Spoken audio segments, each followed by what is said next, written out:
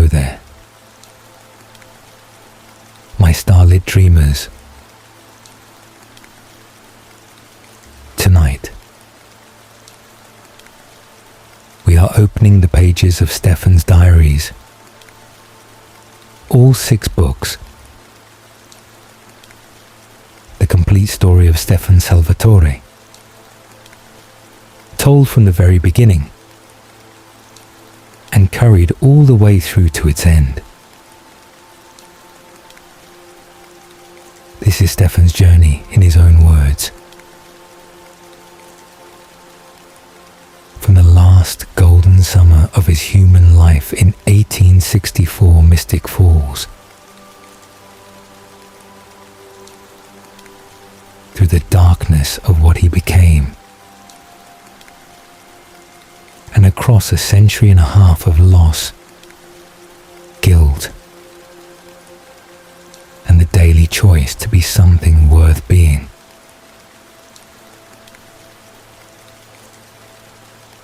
If there is a Vampire Diaries story you would love to fall asleep to next,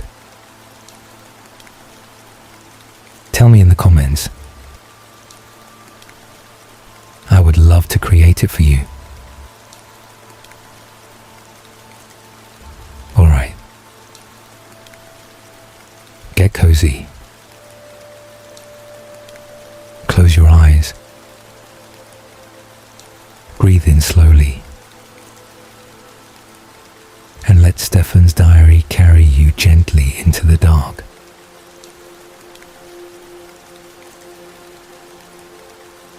The summer of 1864 was the most beautiful season Stefan Salvatore had ever known. He would not understand that until it was over, until everything it contained had been taken from him and replaced with something he had no language for yet. Something older and colder and permanent in ways that summer never was. But in the living of it, in the long golden afternoons and the warm Virginian nights filled with the sound of crickets and the distant call of owls from the tree line, it felt simply like the world as it was supposed to be. Felt like home in the fullest and most uncomplicated sense of that word. Before he learned that home was not a place but a collection of people and feelings that could be dismantled with startling speed when the right forces chose to dismantle them. The Salvatore estate sat on the northern edge of Mystic Falls, a town that carried itself with the particular dignity of a place that believed deeply in its own importance. The house was white-columned and broad-porched, the kind of structure that announced wealth without needing to speak it aloud. Its presence on the landscape a statement of permanence and belonging that had been made before Stefan was born and was expected to outlast him by generations. The grounds around it were extensive, rolling away from the house in all directions into fields and orchards and the edge of a forest that Stefan had spent the better part of his childhood exploring. Building in those woods the private interior geography that every solitary and bookish child constructs when the outside world does not quite fit the dimensions of the one they carry inside. The fields had once been fully productive, managed by a workforce that the war had reduced considerably. The war was present everywhere that summer in the way that large and terrible things are present, even when they are not directly visible. Felt in the absences it had created, in the men who were gone, and the women who waited for letters that sometimes arrived and sometimes did not, and occasionally arrived carrying the worst news a family could receive. Mystic Falls was a town in the Confederacy, which meant it had staked its identity and its economy on a position that the events of the preceding 3 years had been dismantling with increasing momentum. But Mystic Falls tried, with the considerable determination of a community that had never seriously entertained the possibility of being wrong about anything fundamental, to conduct itself as if the war was something happening at a comfortable distance, something that would resolve itself favorably before it arrived at the town's doorstep in any truly devastating form. Stefan was 17 years old that summer, and he kept a diary not because anyone told him to, but because he had always believed, in some quiet and unexamined way, that the truth of a life should be written down, that if something happened and no one recorded it, the happening became somehow less certain, less real, more susceptible to being revised by memory into something more comfortable than it had actually been. He had started keeping the diary at 13, initially in a small leather-bound book his mother had given him before she died, and he had continued through 4 subsequent volumes with the consistency of a practice that had become as natural as breathing. He wrote every night without exception, seated at the small desk in his room with a candle burning beside him, describing the day in the precise and slightly formal prose of a boy who had read more than he had lived, and whose inner world was consequently richer and more complex than his outer circumstances had yet required him to be. He wrote about the estate and the town and the war in the way a careful observer records things he does not yet know how to interpret. He wrote about his father with a mixture of admiration and anxiety that he would not have used those words to describe if asked directly, but which lived plainly enough in the diary entries for anyone reading them to identify. He wrote about his longing for something he could not name, something beyond Mystic Falls and beyond the future his father had planned for him, some larger life that he could feel waiting somewhere out beyond the boundaries of everything familiar. His father, Giuseppe Salvatore, was a man of strong opinions held with absolute conviction, a man who expressed love through expectation rather than warmth, who believed that the character of a son was best shaped by the weight of what was required of him rather than by the softness of what was freely given. Giuseppe was respected in Mystic Falls, which was not precisely the same as being liked, though both things were true of him to varying degrees depending on which family you consulted and what history you brought to the question. He sat on the Founders' Council, the body of prominent families that governed the town's most serious and occasionally most secret concerns, and he took that responsibility with a gravity that Stefan did not yet fully understand, because he did not yet know what the council was actually responsible for. Giuseppe had plans for Stefan, orderly, specific, thoroughly considered plans that moved Stefan from the present moment through university and law and eventually into a position within Mystic Falls society that would extend the Salvatore name's prominence into the next generation. These plans were not cruel and were not even unreasonable, but they had been constructed entirely without reference to Stefan's own sense of what he wanted, because Giuseppe had not yet understood that Stefan's sense of what he wanted was a factor worth consulting. Stefan had not yet found a way to explain this to his father that did not sound, in the moment of speaking it, like ingratitude. Damon Salvatore arrived home in June, on furlough from the Confederate Army, and the house rearranged itself around his presence the way houses do when the person they have been waiting for finally returns. Damon was 20 years old and had gone to war with an eagerness that Stefan had found both admirable and faintly terrifying. The eagerness of someone for whom conflict was not disaster to be endured, but an arena in which to discover exactly what he was made of. What the war had made of him was harder to assess. He was sharper in some ways than Stefan remembered, more precise in his movements and his judgments, but the essential Damon was unchanged underneath. Charismatic, reckless, magnetic, possessed of an easy confidence that coexisted with a genuine willingness to push at the edges of whatever room he was in until he found the place where it gave way. Stefan had always found his brother both irritating and deeply compelling in equal measure, which was perhaps the most honest summary of the relationship available.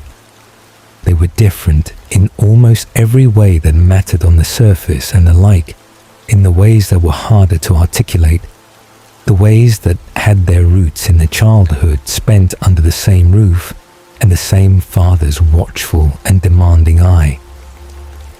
Damon processed the world through action and sensation. Stefan processed it through observation and reflection. These were not compatible methods, but they were complementary ones, and the brothers had developed over years a conversational shorthand that allowed them to communicate efficiently across the considerable gap between their respective temperaments. They rode together in the mornings, out along the fence lines of the property and into the woods beyond, where the summer heat was filtered through the canopy of oak and hickory into something softer and more bearable, the air carrying the smell of pine resin and creek water, and the particular earthiness of Virginia woodland in high summer. They argued about books and horses and the war, argued with the easy vigor of people who are genuinely interested in each other's opinions, even when, especially when, they disagree about them entirely.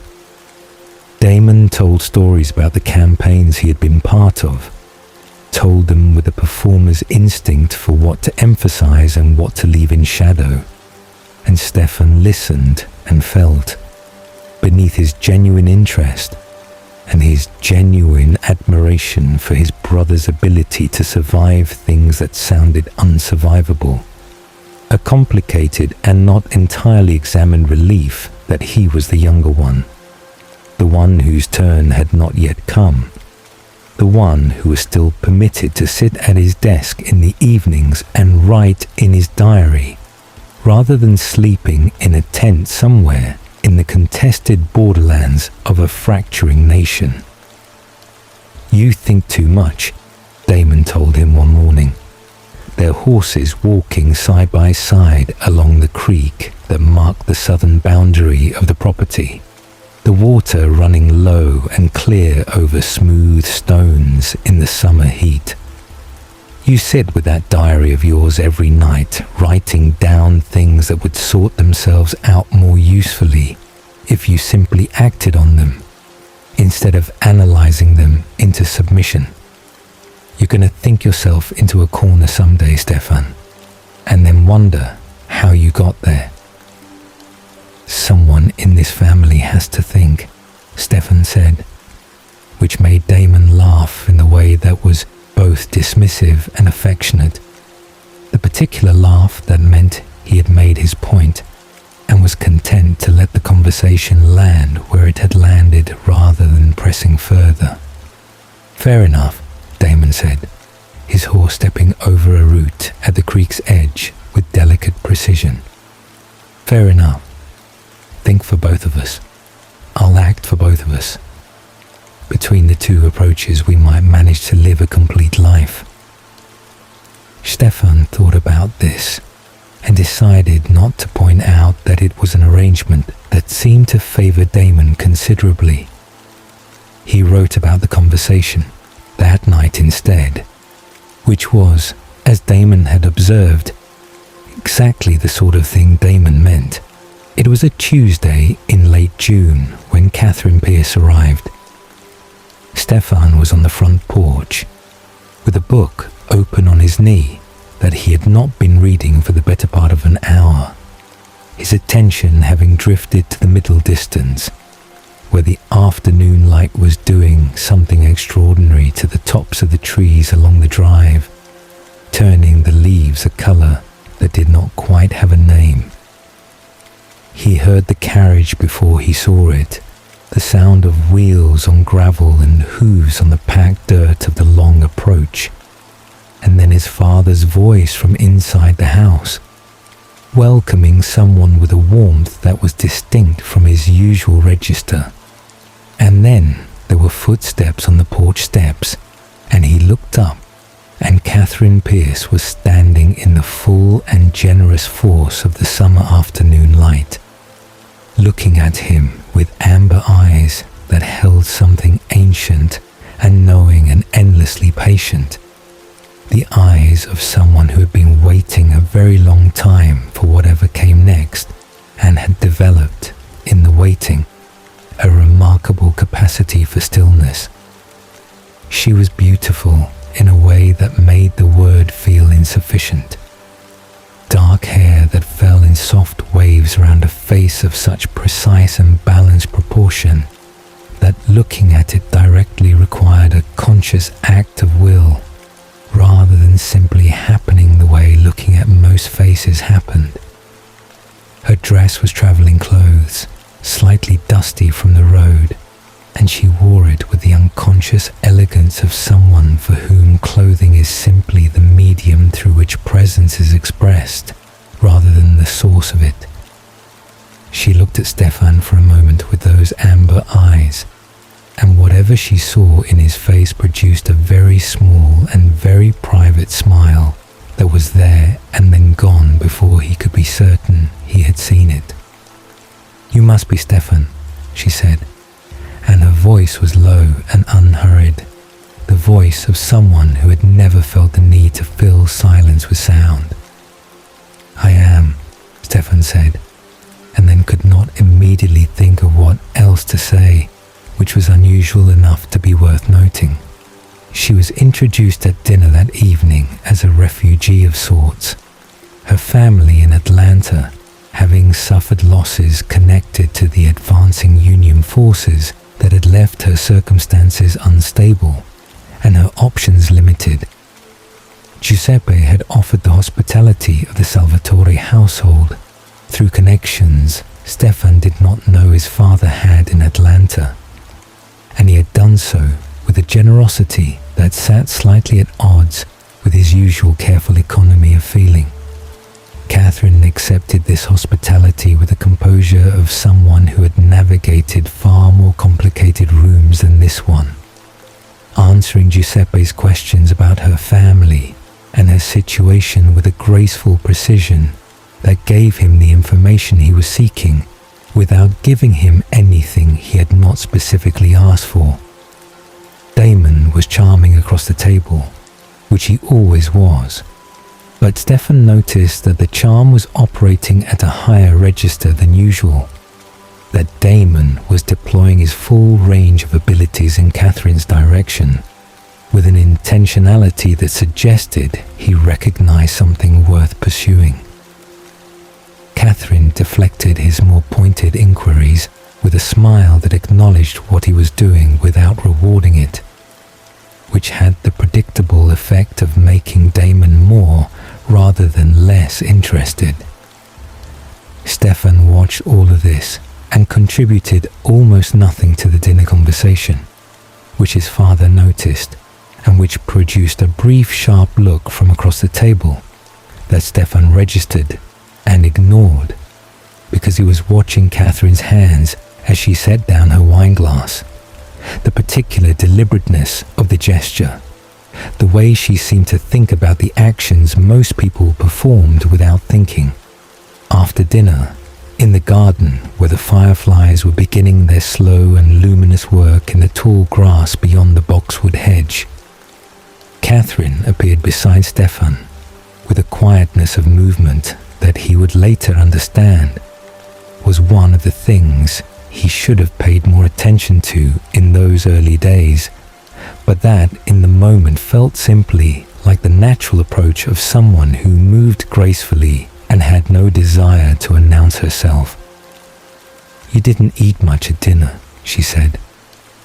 "I was distracted," Stefan said, and felt immediately foolish for the admission, because it was too honest by the standards of polite dinner table conversation, too revealing of a state he had not intended to reveal.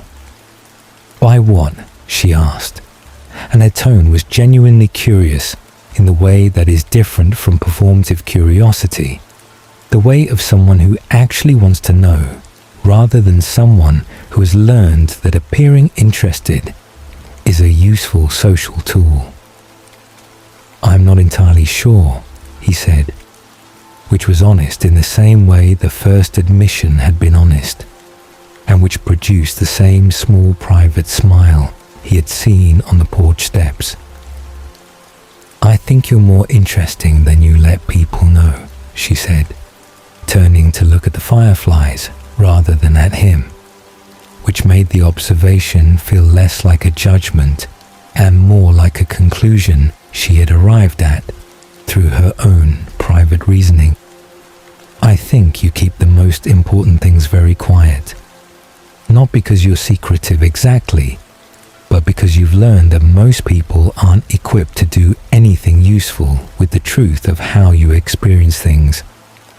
Stefan said nothing for a moment, because there was nothing to say to something that was so precisely and uncomfortably accurate.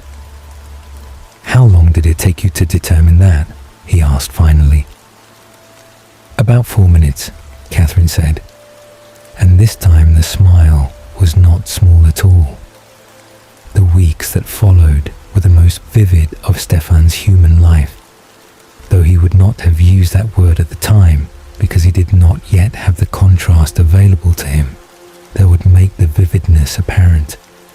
He would understand it later, looking back from the other side of everything that happened, that those weeks were vivid the way things are vivid when they are the last of their kind, when some part of the organism knows what the conscious mind does not yet know and is paying attention with a heightened intensity that registers in memory as color and detail and specific sensory truth long after the ordinary moments of ordinary days have faded into an undifferentiated past.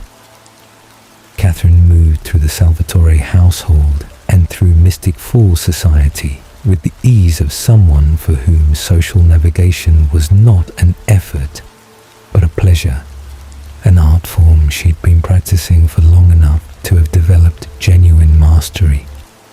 She charmed Giuseppe, whose affection for her was genuine and paternal and slightly puzzling given how rarely he extended such warmth without clear motivation.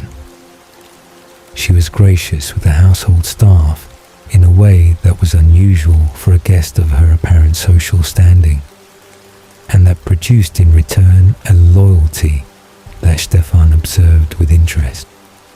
And she spent time with both brothers, separately and together, moving between their company with a naturalness that made each of them feel, when alone with her, that he was the one she had genuinely chosen, the one whose presence she was in because she wanted to be, rather than because the social choreography of the household had placed her there.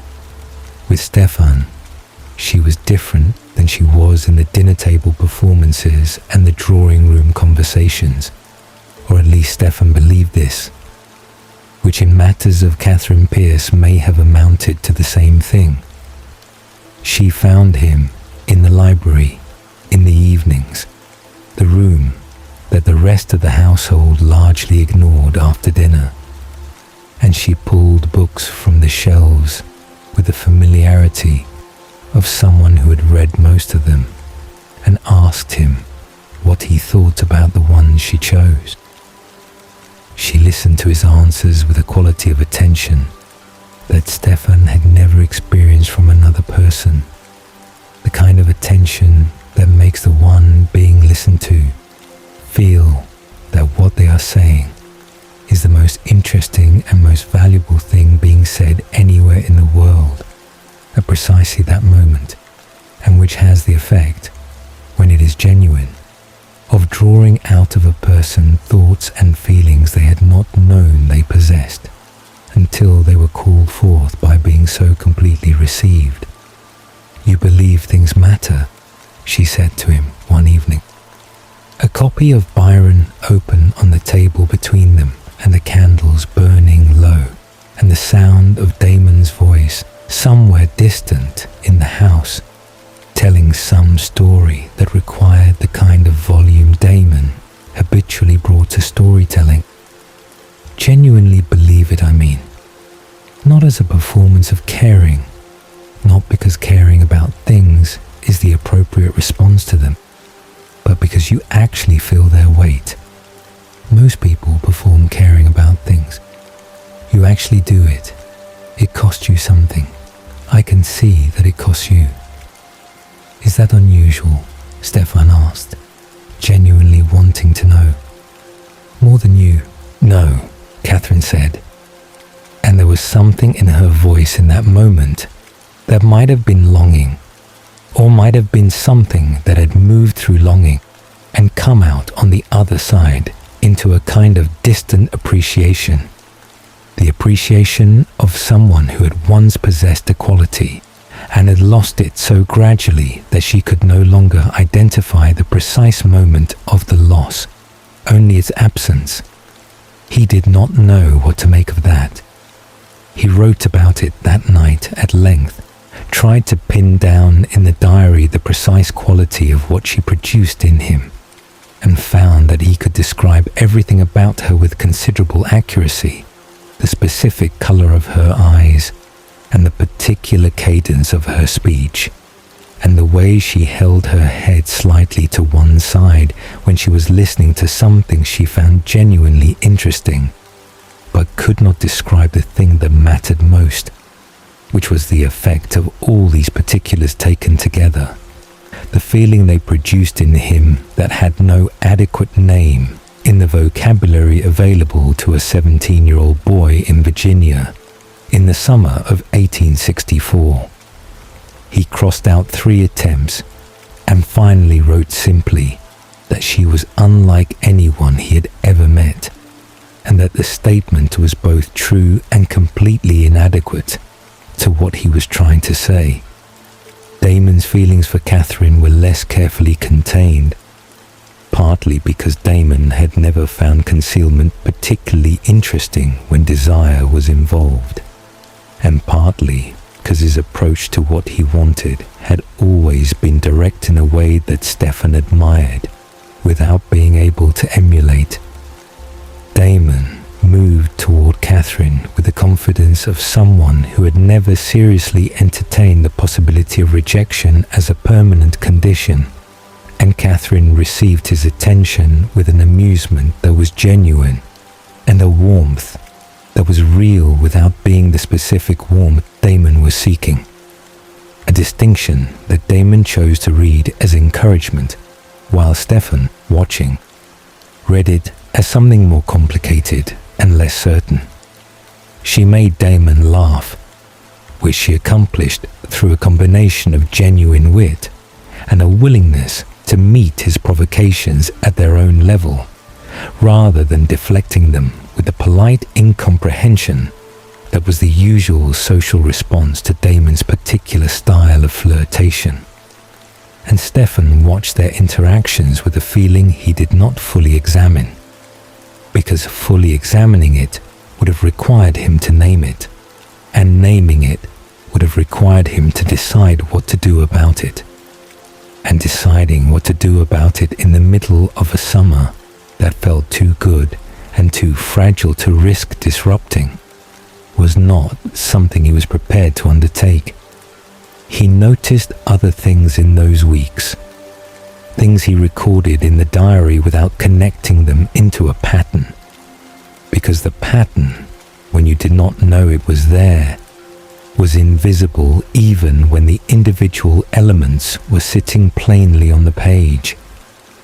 Catherine did not join them for the afternoon rides, claiming a sensitivity to the intensity of the midday Virginia sun that required her to keep to the cooler hours of morning and evening. She was present at every dinner, but ate with a deliberateness that Stefan occasionally found himself watching. The way she seemed to approach the physical act of eating as a performance of something she understood perfectly well in theory, but did not find natural in practice. Her stillness, in the evenings on the porch when the fireflies drifted through the dark field beyond the garden, was not the stillness of relaxation or contentment, but something qualitatively different. The stillness of a creature that does not fidget because fidgeting serves no purpose. The absolute motionlessness of something that is always watching even when it appears to be resting. He wrote about each of these things in isolation. He did not write about them as a set of related observations pointing toward a single conclusion, because the conclusion was not one he was equipped to reach with the information available to him. He had no framework for what Catherine Pierce actually was. He had only the individual pieces sitting in his diary entries across the weeks of that summer, like scattered fragments of a picture he did not yet know he was supposed to be assembling. What he did understand, with a clarity that requires no analysis and no framework and no prior experience of anything resembling it, was that by the middle of July, he was entirely and irrevocably in love with Catherine Pierce. The feeling had arrived without announcement, had installed itself in him with the confidence and permanence of something that understood it was here to stay and had no interest in negotiating the terms of its residency. He turned it over in his diary entries the way you turn a significant stone in your hand, examining it from every angle, trying to understand both its weight and its precise dimensions, trying to determine whether it was the kind of thing that would grow, or the kind of thing that would ease with time, or the kind of thing that was simply what it was, fully formed from the first moment, not subject to the modifications that more ordinary feelings underwent. He knew that Damon felt something that occupied at least part of the same territory. He knew it at a level below the one where he kept his daylight thoughts, the level where you know the things you cannot afford to examine directly, because examining them would require you to make decisions about them. He told himself, in the brief moments when he allowed himself to approach the question, that the situation was navigable, that it would resolve itself one way or another through the natural movement of events, that he did not need to intervene or clarify or make any declaration that would disturb the summer's precarious and beautiful equilibrium. The town of Mystic Falls conducted itself around the Salvatore household with the usual rhythms of a community that organized its social life around the obligations and pleasures of the prominent families. There were dinners at the Fell house, where Honoria Fell presided over a table that extended to accommodate every important name in town, and evenings at the Forbes house, where the conversation was lighter and the wine was more freely poured, and a gathering at the Lockwood estate on the hill, where the paper lantern strung between the old oak trees produced, on the right summer evening with the right quality of light, something genuinely magical. Catherine attended all of these events, presented to Mystic Falls society as a guest of the Salvatore family, a young woman of good family temporarily displaced by the misfortunes of war.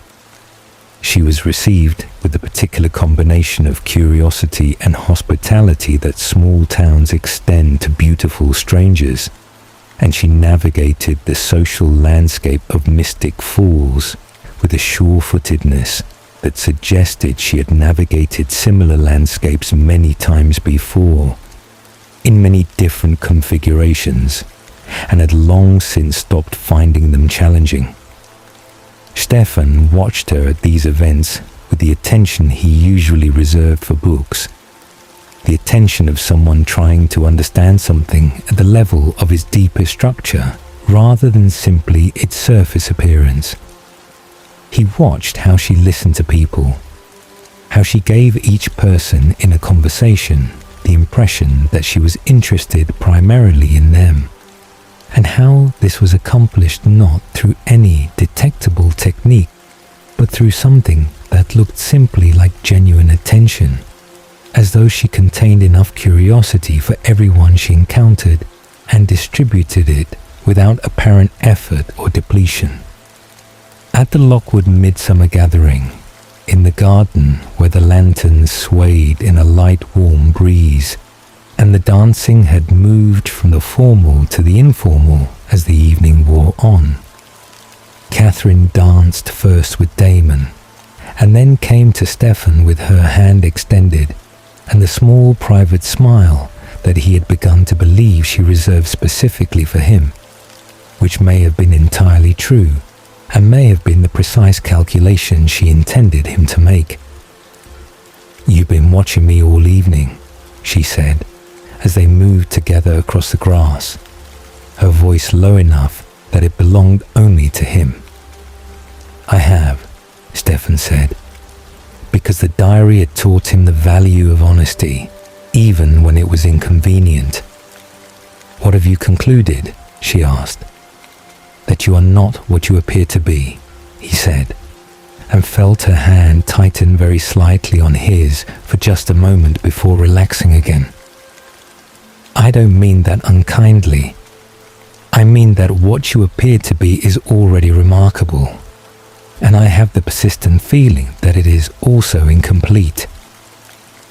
Catherine looked at him for a long moment as they turned at the edge of the dancing, the lanterns moving in the breeze above them, and the expression on her face was something he had not seen there before.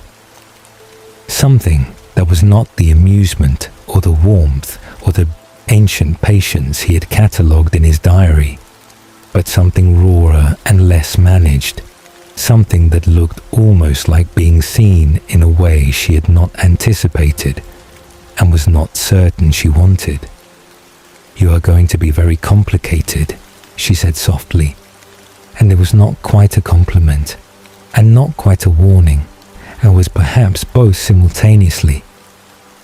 Walking home under the stars that night, Stefan composed the opening of his next diary entry in his head before he reached his desk. He would write that the summer had reached some kind of turning point, though he could not have said precisely what had turned or in what direction. He would write about the lanterns and the dancing and Catherine's expression in that unguarded moment, because the diary was for truth, and that moment had contained more truth than most of the summer taken together. He would write that he was happy, which was a simple enough thing to say, and that the happiness felt balanced on the edge of something he could not yet see clearly, some change that was gathering itself in the middle distance with the patience of something that was not in any hurry, because it knew that it was coming regardless of whether he was ready for it. He was happy, and the happiness was the most beautiful and the most precarious thing he had ever held. The days that followed the Lockwood gathering moved with the particular quality of time that is both ordinary and charged, the quality of days that look like any other days from the outside, but are, on the inside, building towards something that has not yet revealed its shape. Stefan felt it the way you feel a change in weather, before the sky gives any outward indication of what is coming, felt it in the quality of his own attention when Catherine was in the room, in the way the hours between seeing her felt longer and more hollow than they had any logical reason to feel, in the diary entries that were growing longer and more searching as the summer deepened toward August, each one reaching further into the question of what she was and what she meant, and failing, each time, to arrive at an answer that felt complete. Catherine had begun to seek him out with a regularity that could no longer be attributed to coincidence or the natural circulation of people through a shared household. She appeared in the library when he was there, materialized in the garden in the early evenings when the heat had eased enough to make the outdoors bearable again, found him on the porch in the blue hour before dinner, when the light turned the fields to gold and the air smelled of dry grass and the distant creek. She asked him questions during the long afternoons that seemed designed not to gather information so much as to keep him talking, to extend the time in which his voice was the primary sound in the room, as though the sound of it was something she had decided she wanted access to and was quietly arranging to have. He noticed all of this and recorded it in the diary with a careful neutrality that was entirely at odds with what he felt while he was writing it, because the diary was for truth, and the truth was that her deliberate seeking of his company produced in him a warmth that had long since moved beyond the manageable, and that he had stopped trying to reason himself out of, having determined that the reasoning was not working and the feeling was not going anywhere. Damon noticed too. Stefan could see it in the particular quality of his brother's attention at the dinner table, the way Damon's eyes moved between Stefan and Catherine with the assessing precision of someone calculating distances and angles and concluding that the distances were smaller than he had previously estimated. Damon said nothing directly about it, and Stefan did not invite him to, and there was between them an understanding, unspoken, and therefore neither confirmed nor denied, that Catherine had become a subject that neither of them was quite ready to make explicit, because making it explicit would require them to convert the situation from something fluid, and therefore theoretically still resolvable without major cost, into something specific and fixed and demanding of a response that would have consequences neither of them wanted to initiate. Stefan wrote about this dynamic in the diary with the honesty he brought to everything he committed to its pages. He wrote that he was aware of the problem. He wrote that being aware of a problem and knowing what to do about it were not the same thing, particularly when the problem was one you did not entirely want solved, because the most straightforward solution involved removing the source of the problem from your life. And the source of the problem was also the thing you looked forward to most consistently in any given day. It was on a Wednesday evening in early August. The sky outside the library windows a deep and luminous blue that had not yet committed fully to darkness, that Catherine finally said the thing that Stefan had been circling toward, without quite arriving at, for the better part of 2 months. She had been reading, or performing the appearance of reading, seated in the chair across from Stefan's, with a volume of Keats open in her lap, that she had not turned a page of in over an hour.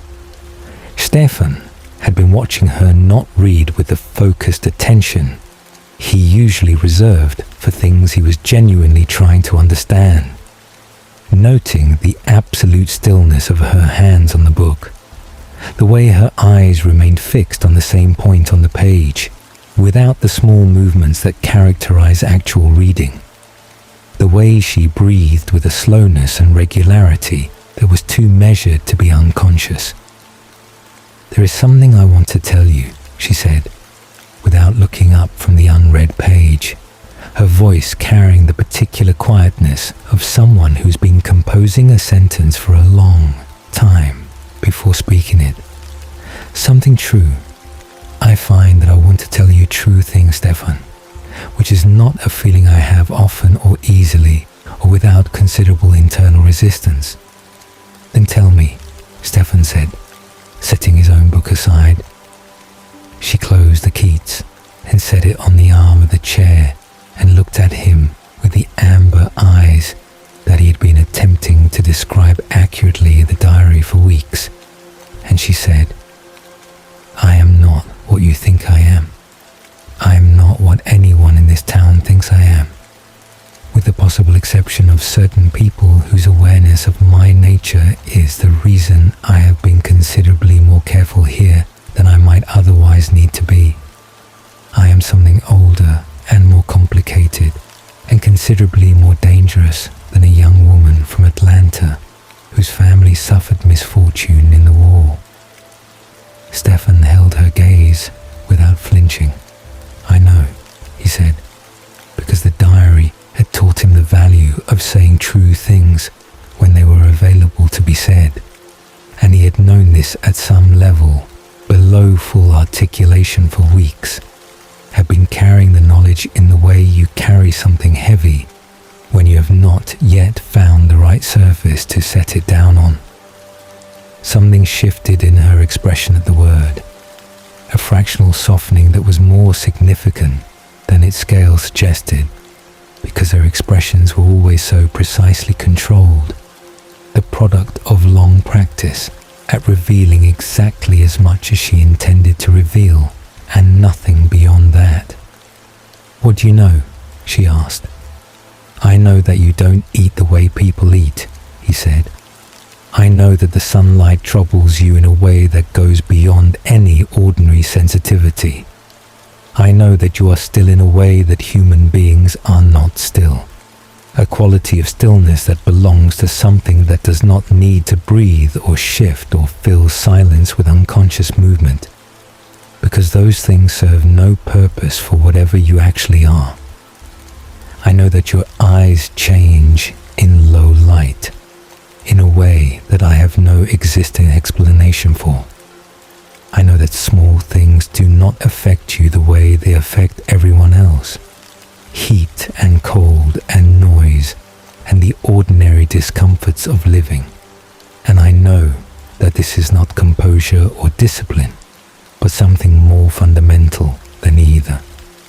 He paused, feeling the weight of all of it assembled together, the individual observations he had recorded separately in the diary finally being spoken aloud as the connected whole they had always been. "I don't know what that means.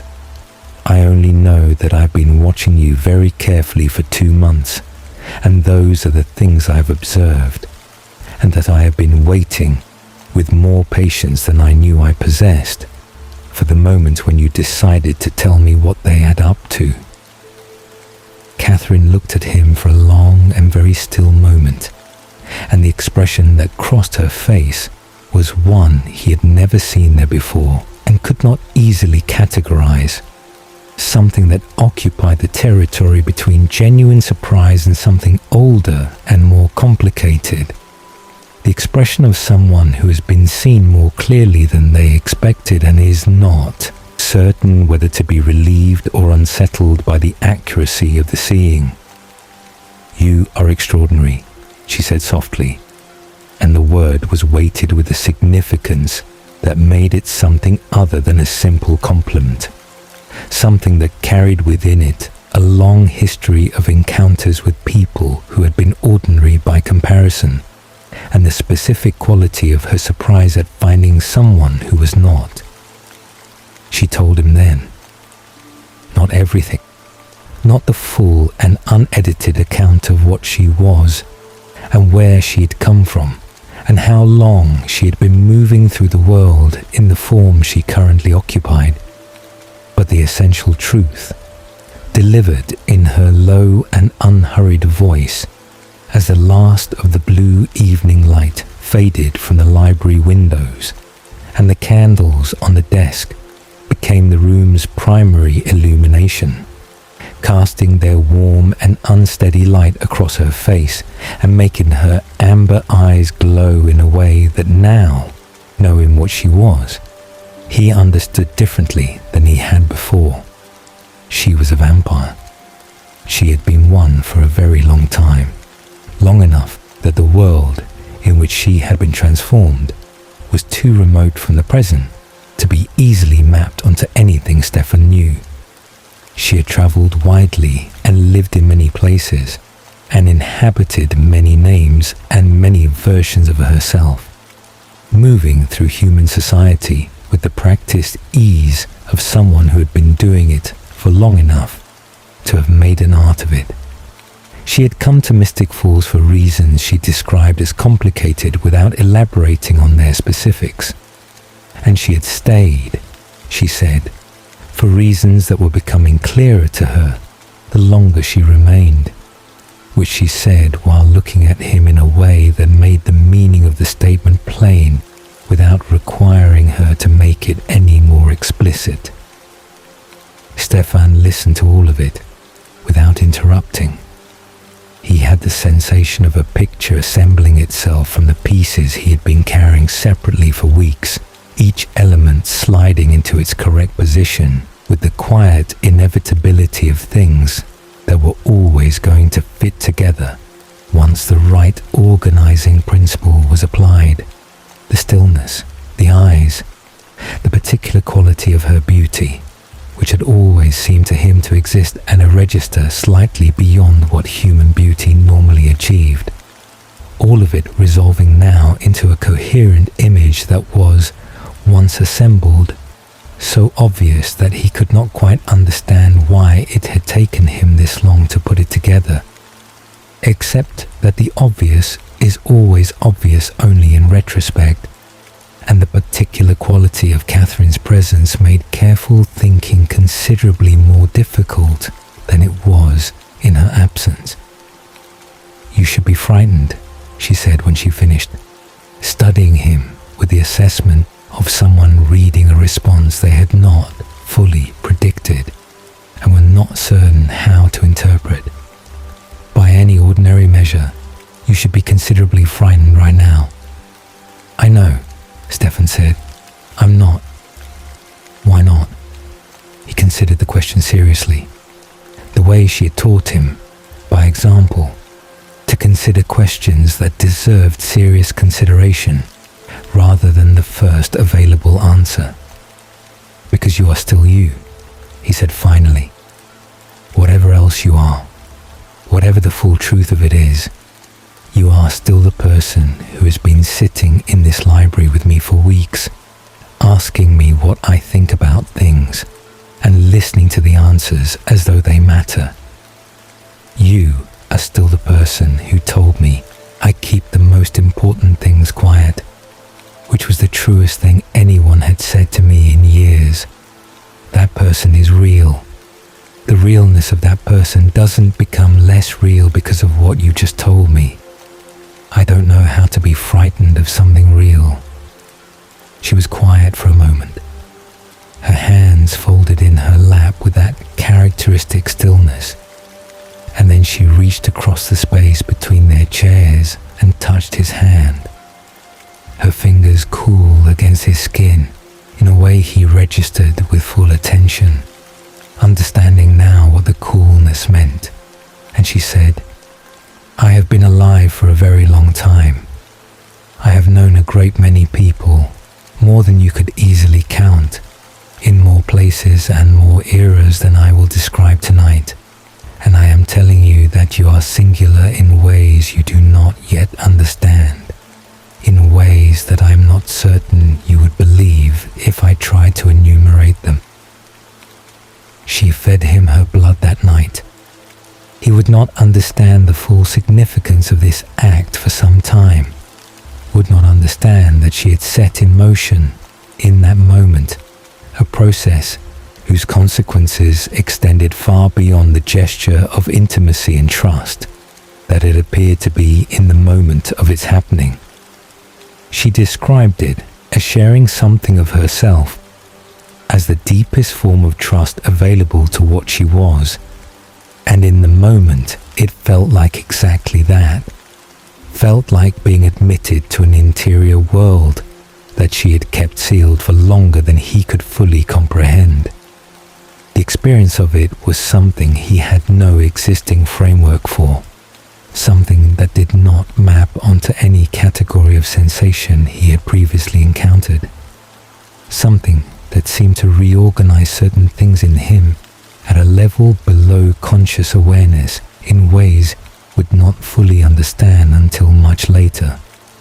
He wrote about it afterward in the diary at considerable length, and then read back what he had written and crossed it out, which was the only time in the history of the diary that he had crossed something out because it felt too private even for these pages rather than because he had expressed it inadequately.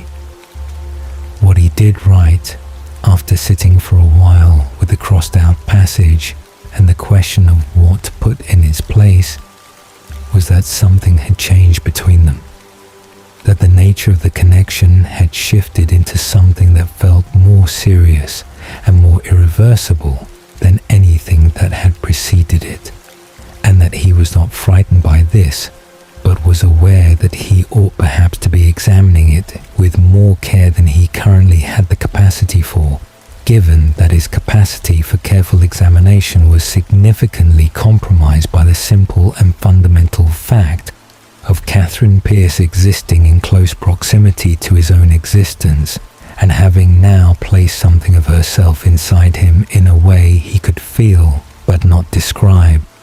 Damon discovered the truth not long after, though the manner of his discovery and the emotional context in which Catherine revealed herself to him were different from Stefan's experience in ways that Stefan was not fully privy to, and could only partially reconstruct from what Damon said, and, more informatively, what Damon did not say in the days that followed. Damon was not a person who was easily shaken, had never been someone whose composure was readily disturbed by the unexpected, and the fact that he was visibly altered by whatever had passed between him and Catherine in the privacy of their own conversation told Stefan more about the weight of the revelation than any description Damon might have offered. What was clear was that Damon received Catherine's nature not with Stefan's quiet and considered acceptance, but with the full and unmodulated intensity that Damon brought to everything that mattered to him.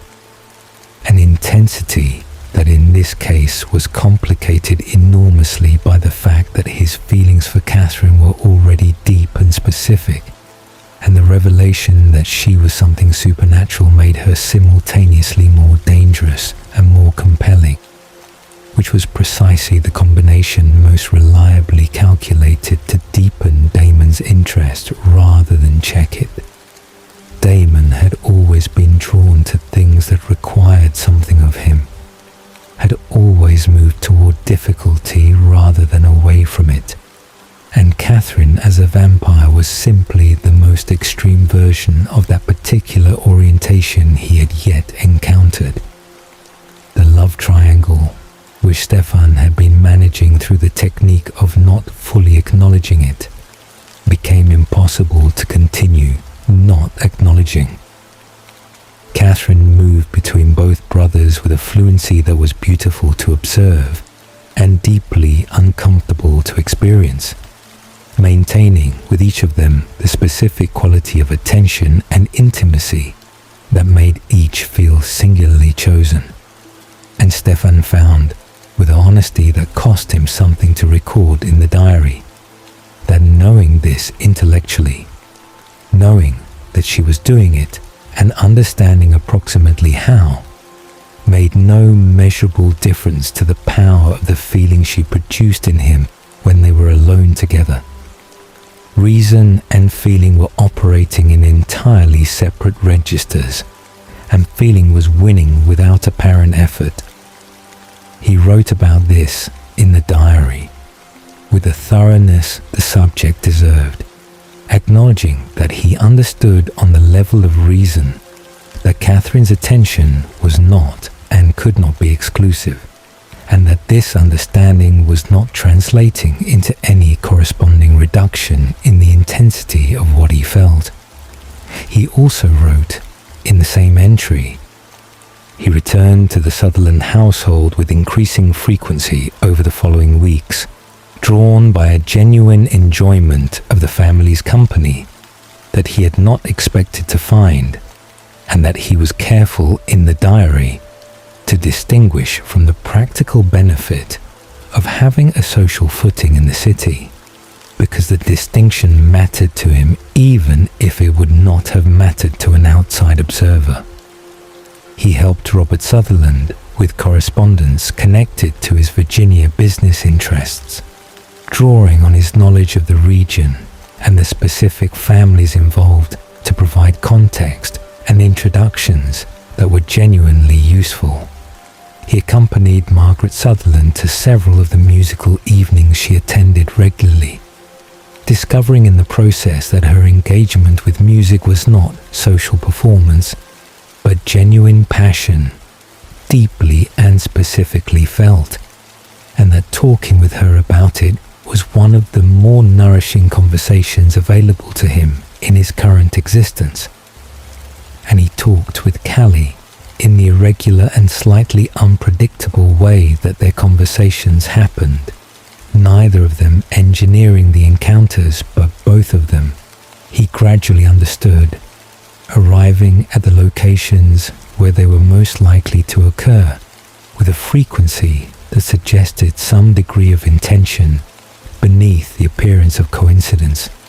She was reading her way through the Sutherland's considerable library with a systematic thoroughness that he recognized and respected, and their conversations were consistently about books, which meant they were about everything that books are about, which meant they were about the full range of human experience rendered into language and examined at a remove that made it possible to engage with it honestly.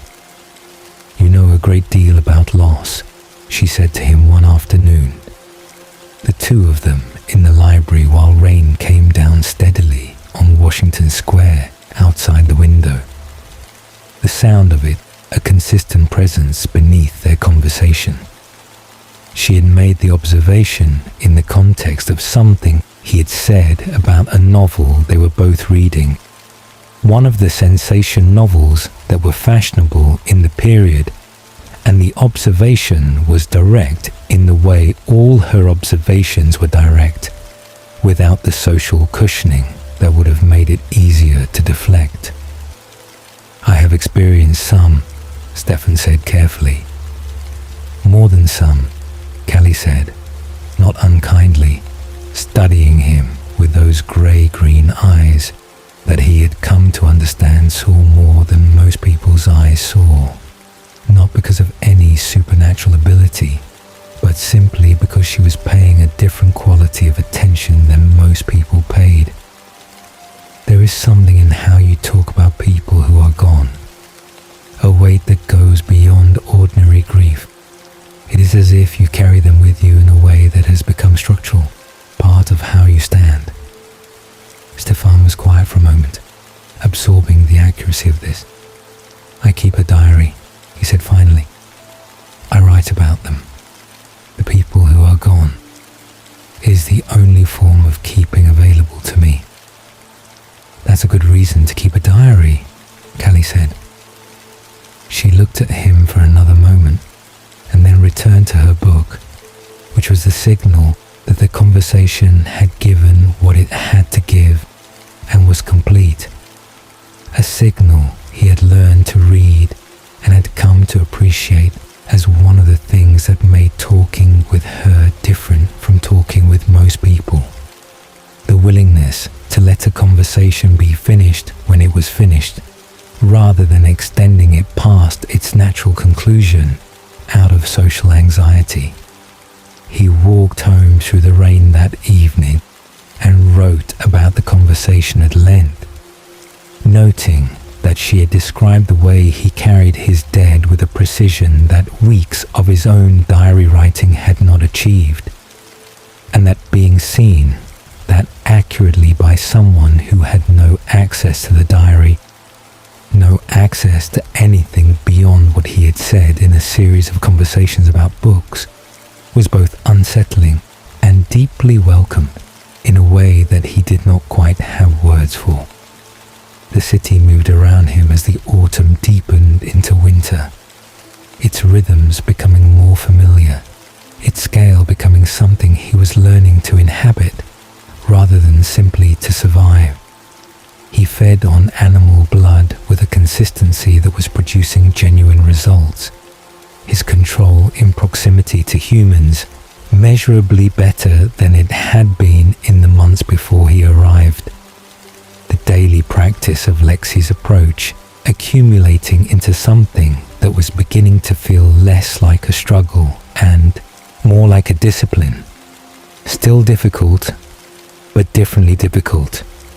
The difficulty of something you have chosen rather than something being done to you. He was not at peace. He was not certain that peace was available to him, or that it was even the right word for what he was working toward.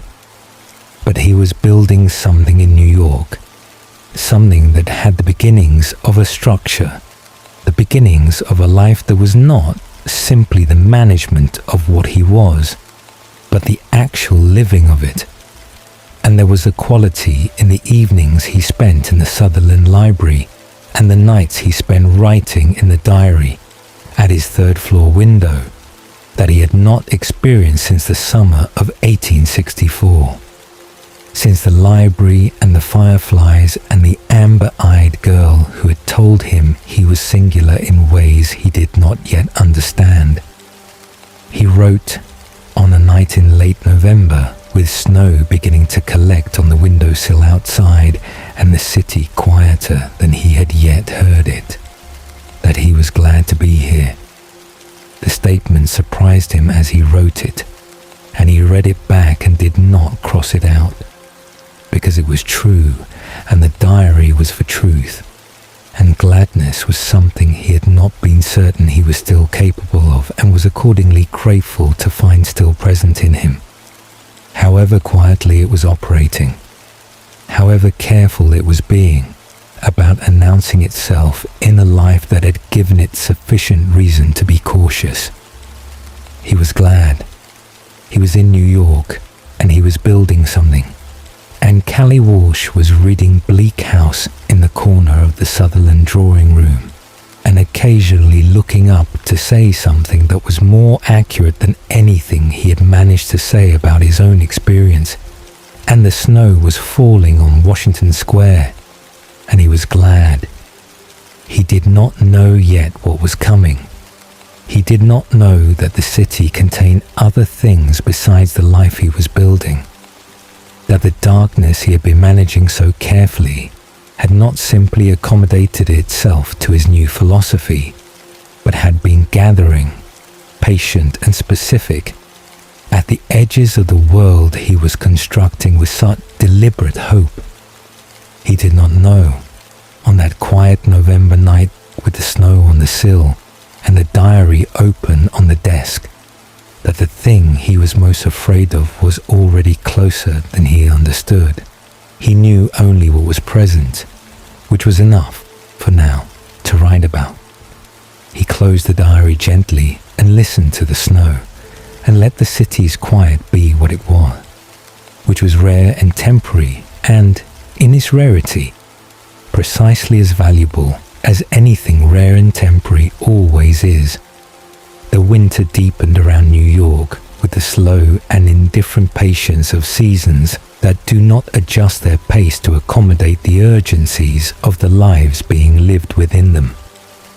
December came in cold and deliberate, laying snow across Washington Square and the rooftops of the boarding houses and the wide commercial avenues that the city's mercantile life moved along without pause, regardless of weather or war, or any of the other large and disruptive forces that periodically reminded the people living inside history that history was indifferent to their personal arrangements.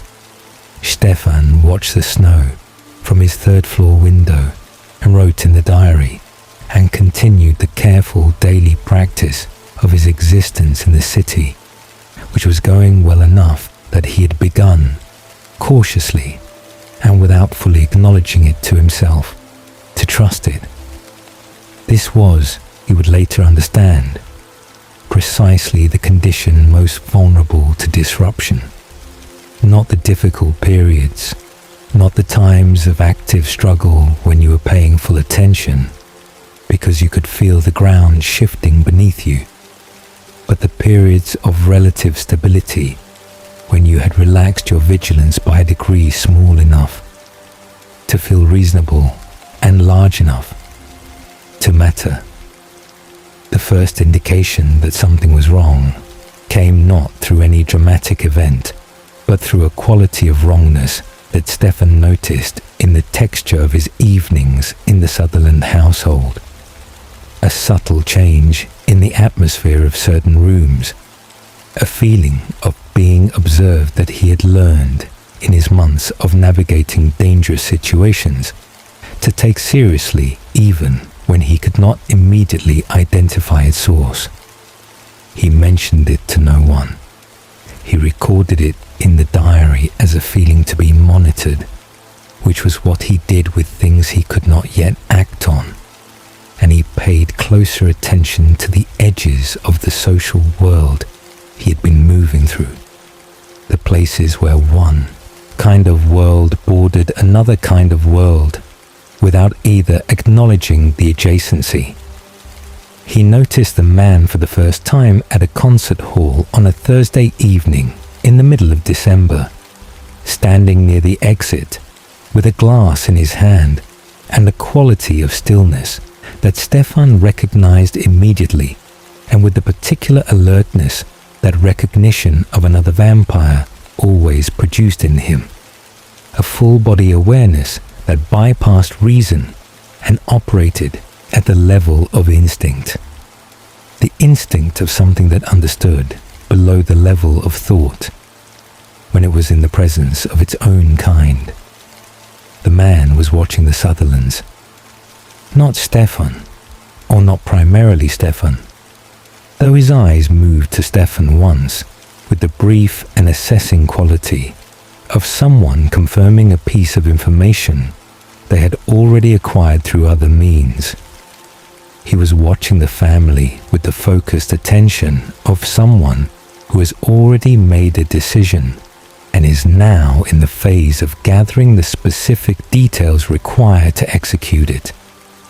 He was well dressed and apparently relaxed, which meant nothing, because vampires were always apparently relaxed when they were planning something, the stillness of their nature making genuine agitation invisible to human observers and only partially legible to other vampires depending on what they were choosing to project.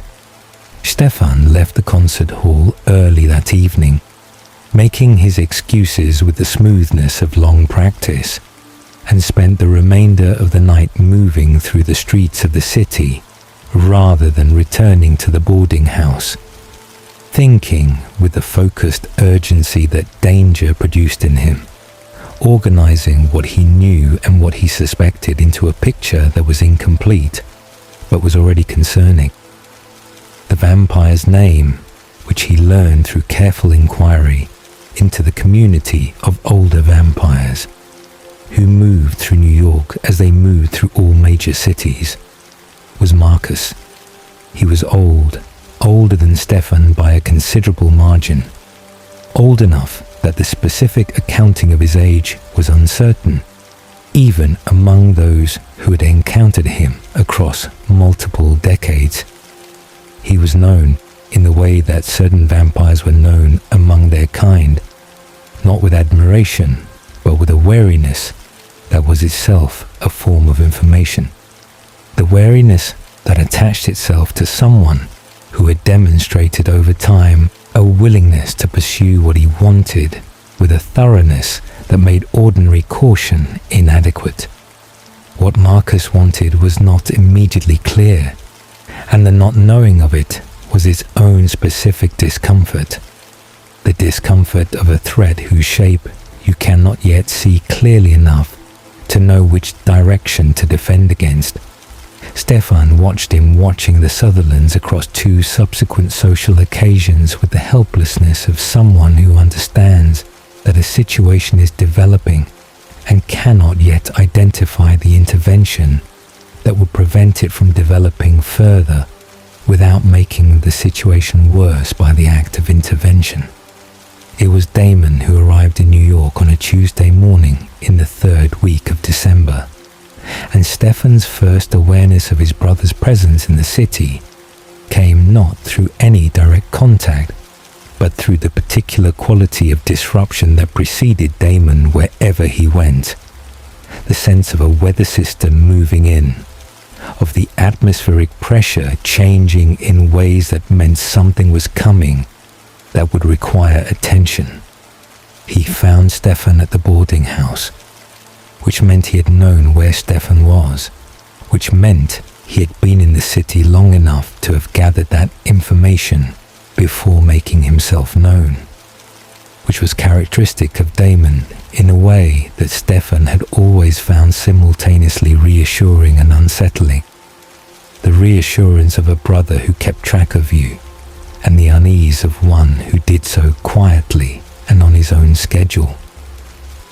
"You look better than the last time I saw you," Damon said, standing in the doorway of the 3rd floor room with the ease of someone who has not been calculating for weeks whether this meeting was going to happen and how, even though Stefan understood that he had been doing exactly that.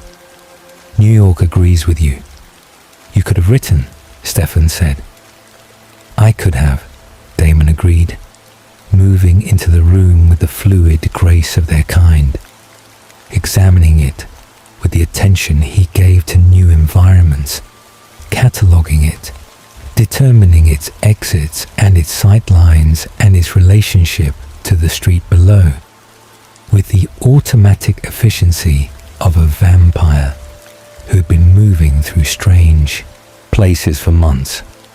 "I chose not to.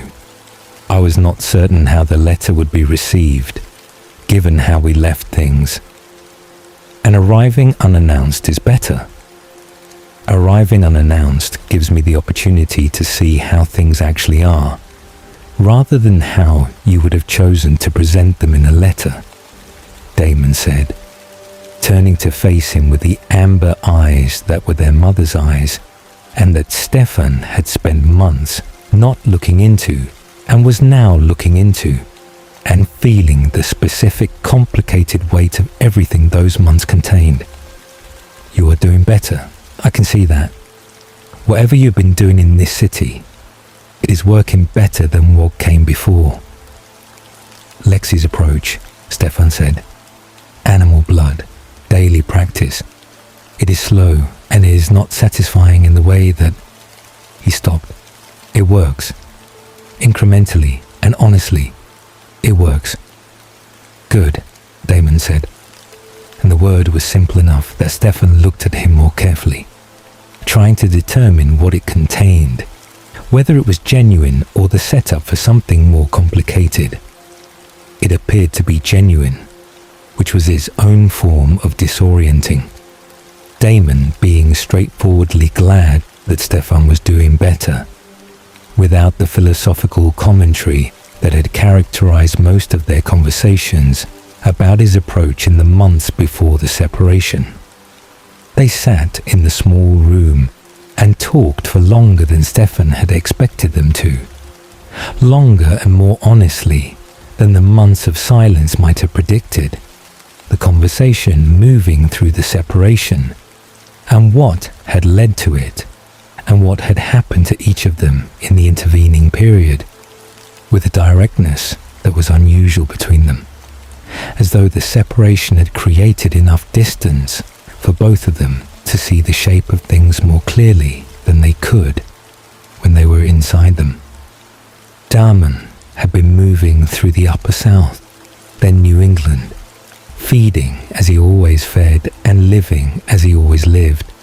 But he had also, he admitted, with a casualness that Stefan understood required something from him to produce, been thinking about what Stefan had said in Georgia before the rupture, about people still mattering, about consequences landing on others instead of on yourself.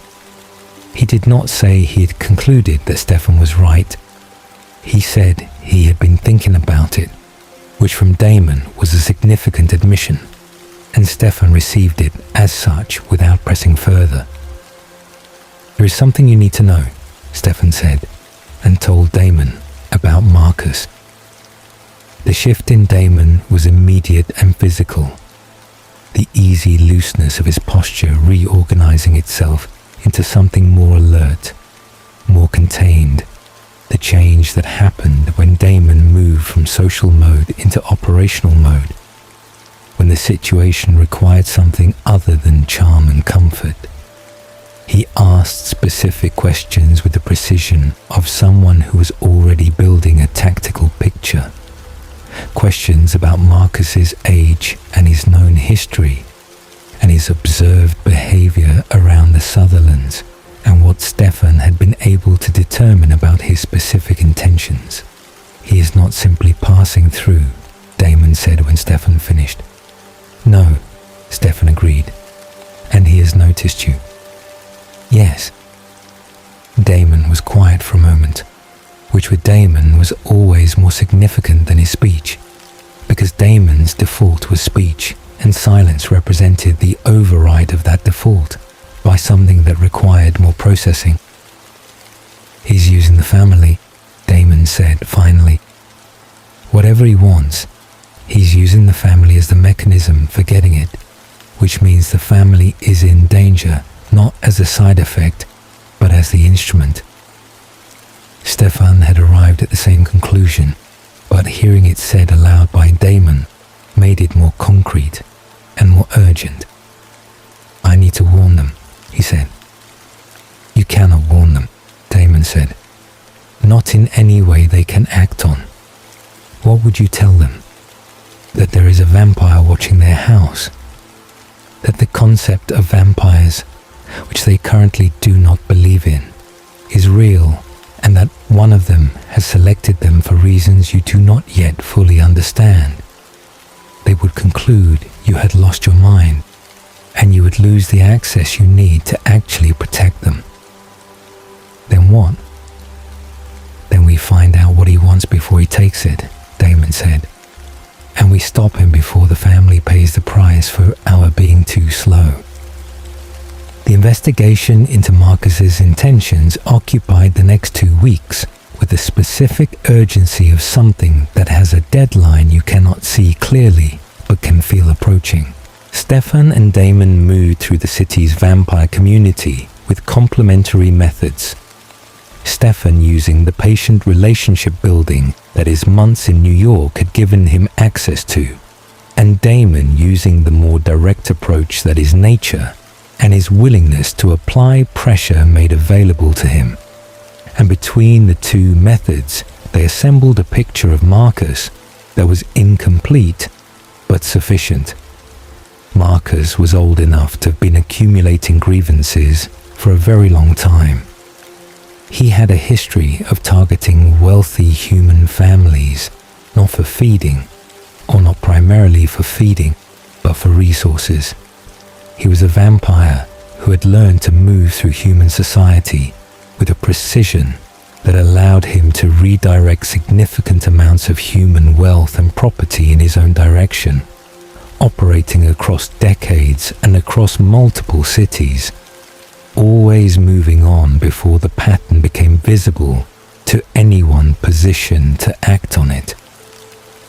The Sutherlands had something he wanted, specific enough that he had been in the city watching them for weeks before Stefan had noticed him.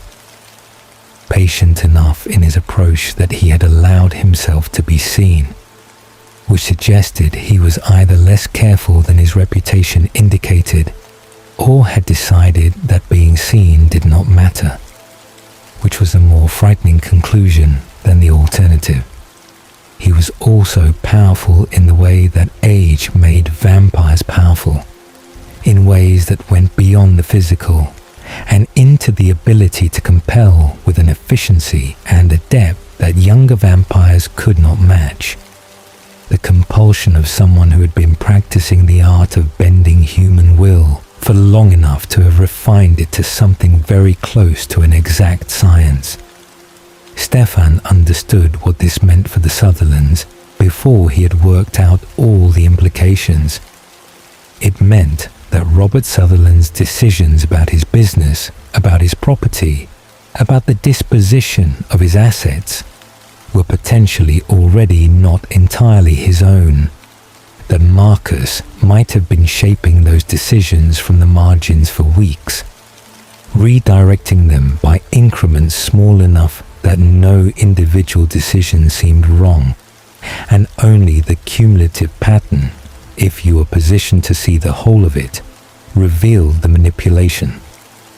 He told Damon, and Damon confirmed it, with the bluntness of someone who had reached the same conclusion independently.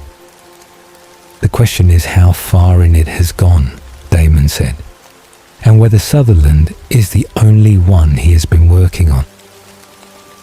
Callie.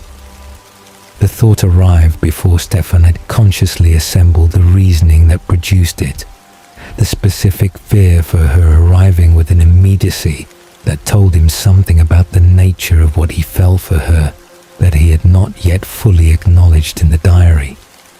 He knew that Marcus had noticed her in the household, had seen the attention Marcus paid to her at the concert hall, a quality of attention different from what he paid to Robert Sutherland, more interested, more personal, which he had filed not yet adequately analyzed.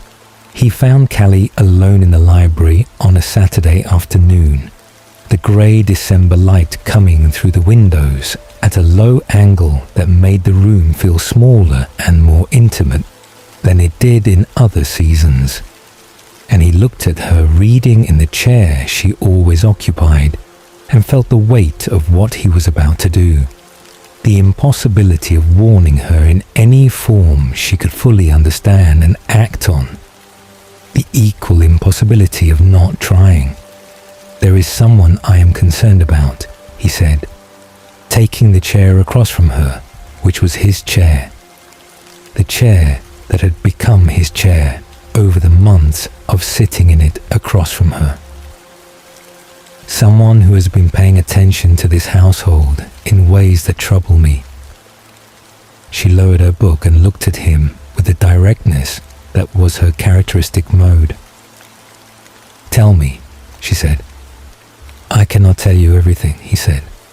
"There are things about the situation that I cannot explain fully without..."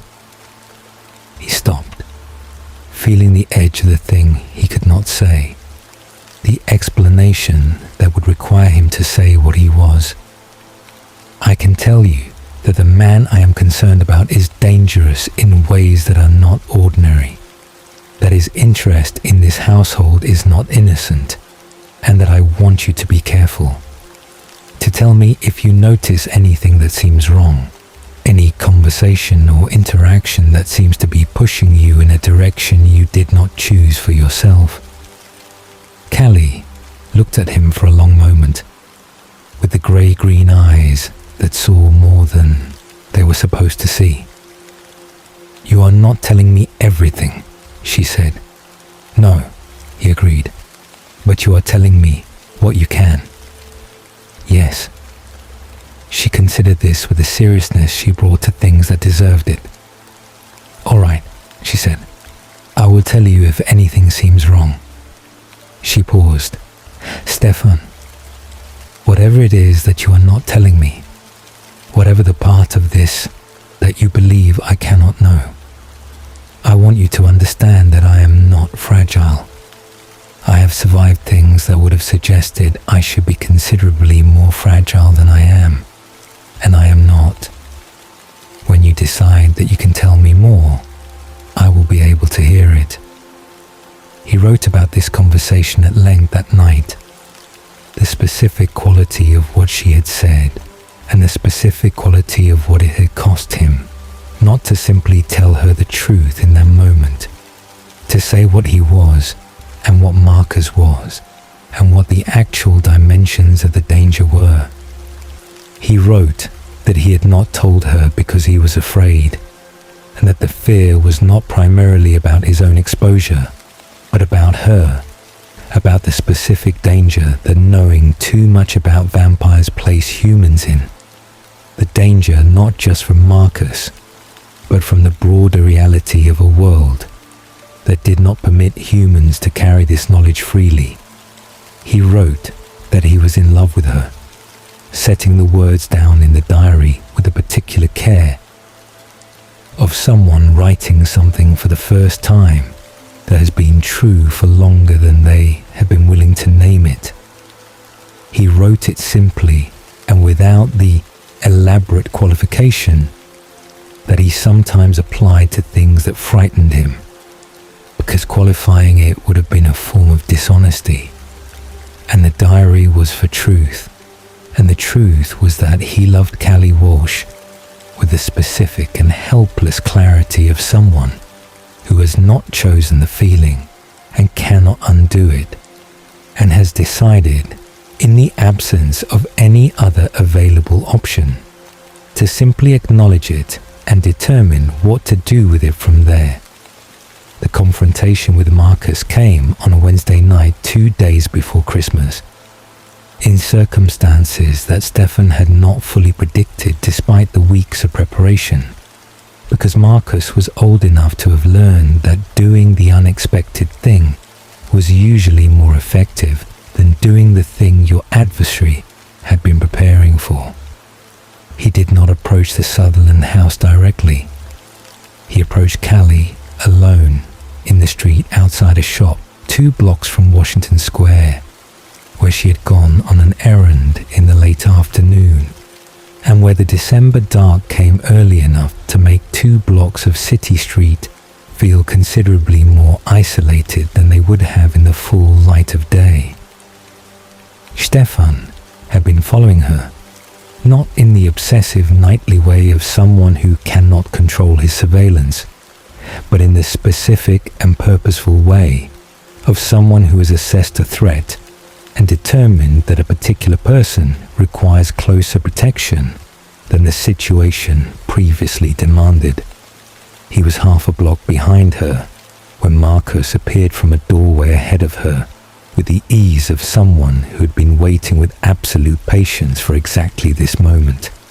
And Stefan was running before the conscious thought to run had fully formed, moving at the speed his nature made available to him when he chose not to constrain it to human pace.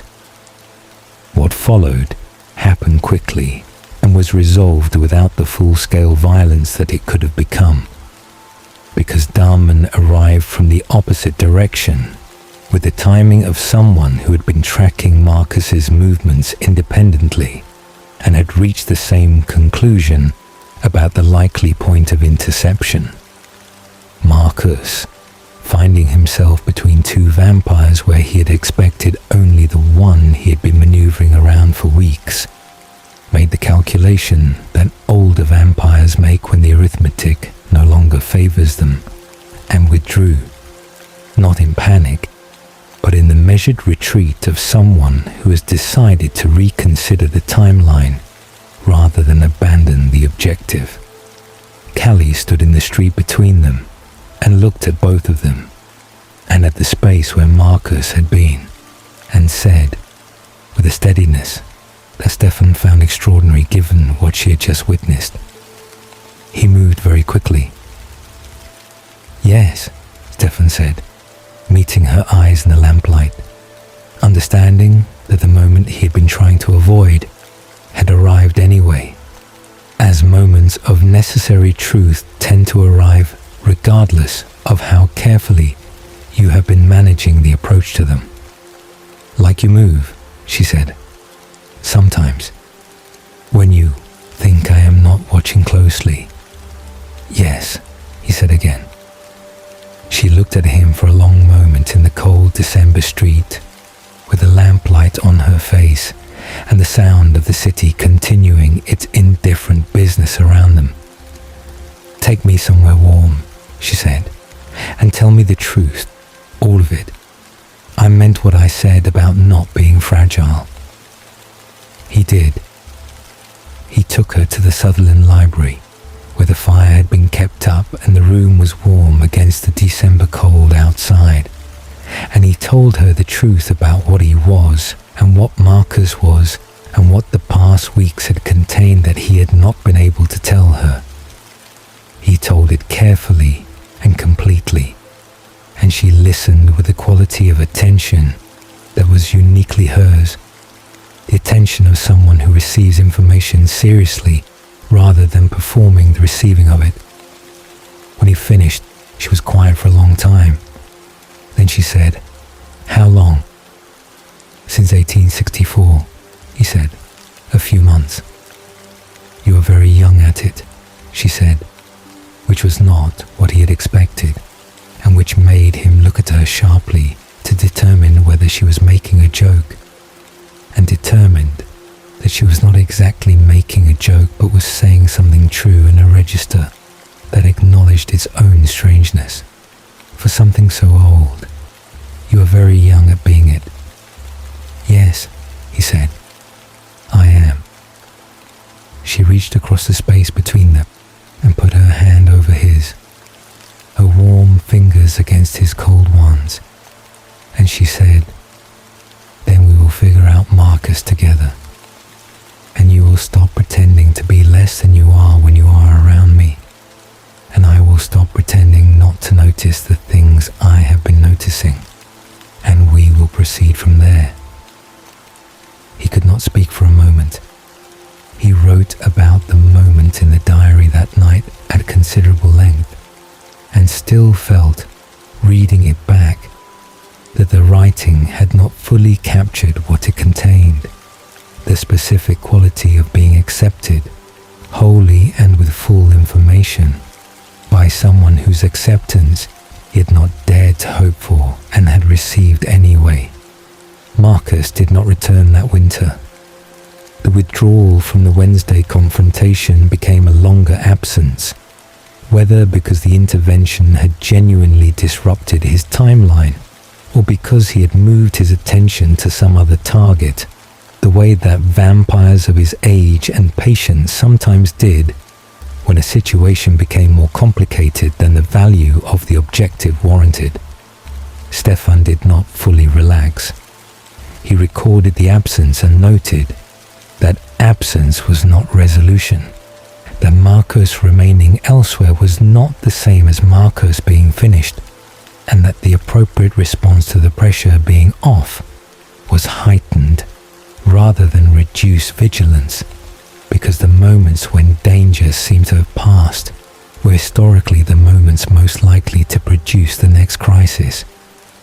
But the winter continued, and Marcus did not come back, and Callie sat in the library and read and talked to Stefan with the full honesty that the truth had made available between them. And there was something in those weeks that he wrote about with a care that tried to match its value, something that was quietly and specifically the best thing his vampire existence had yet contained.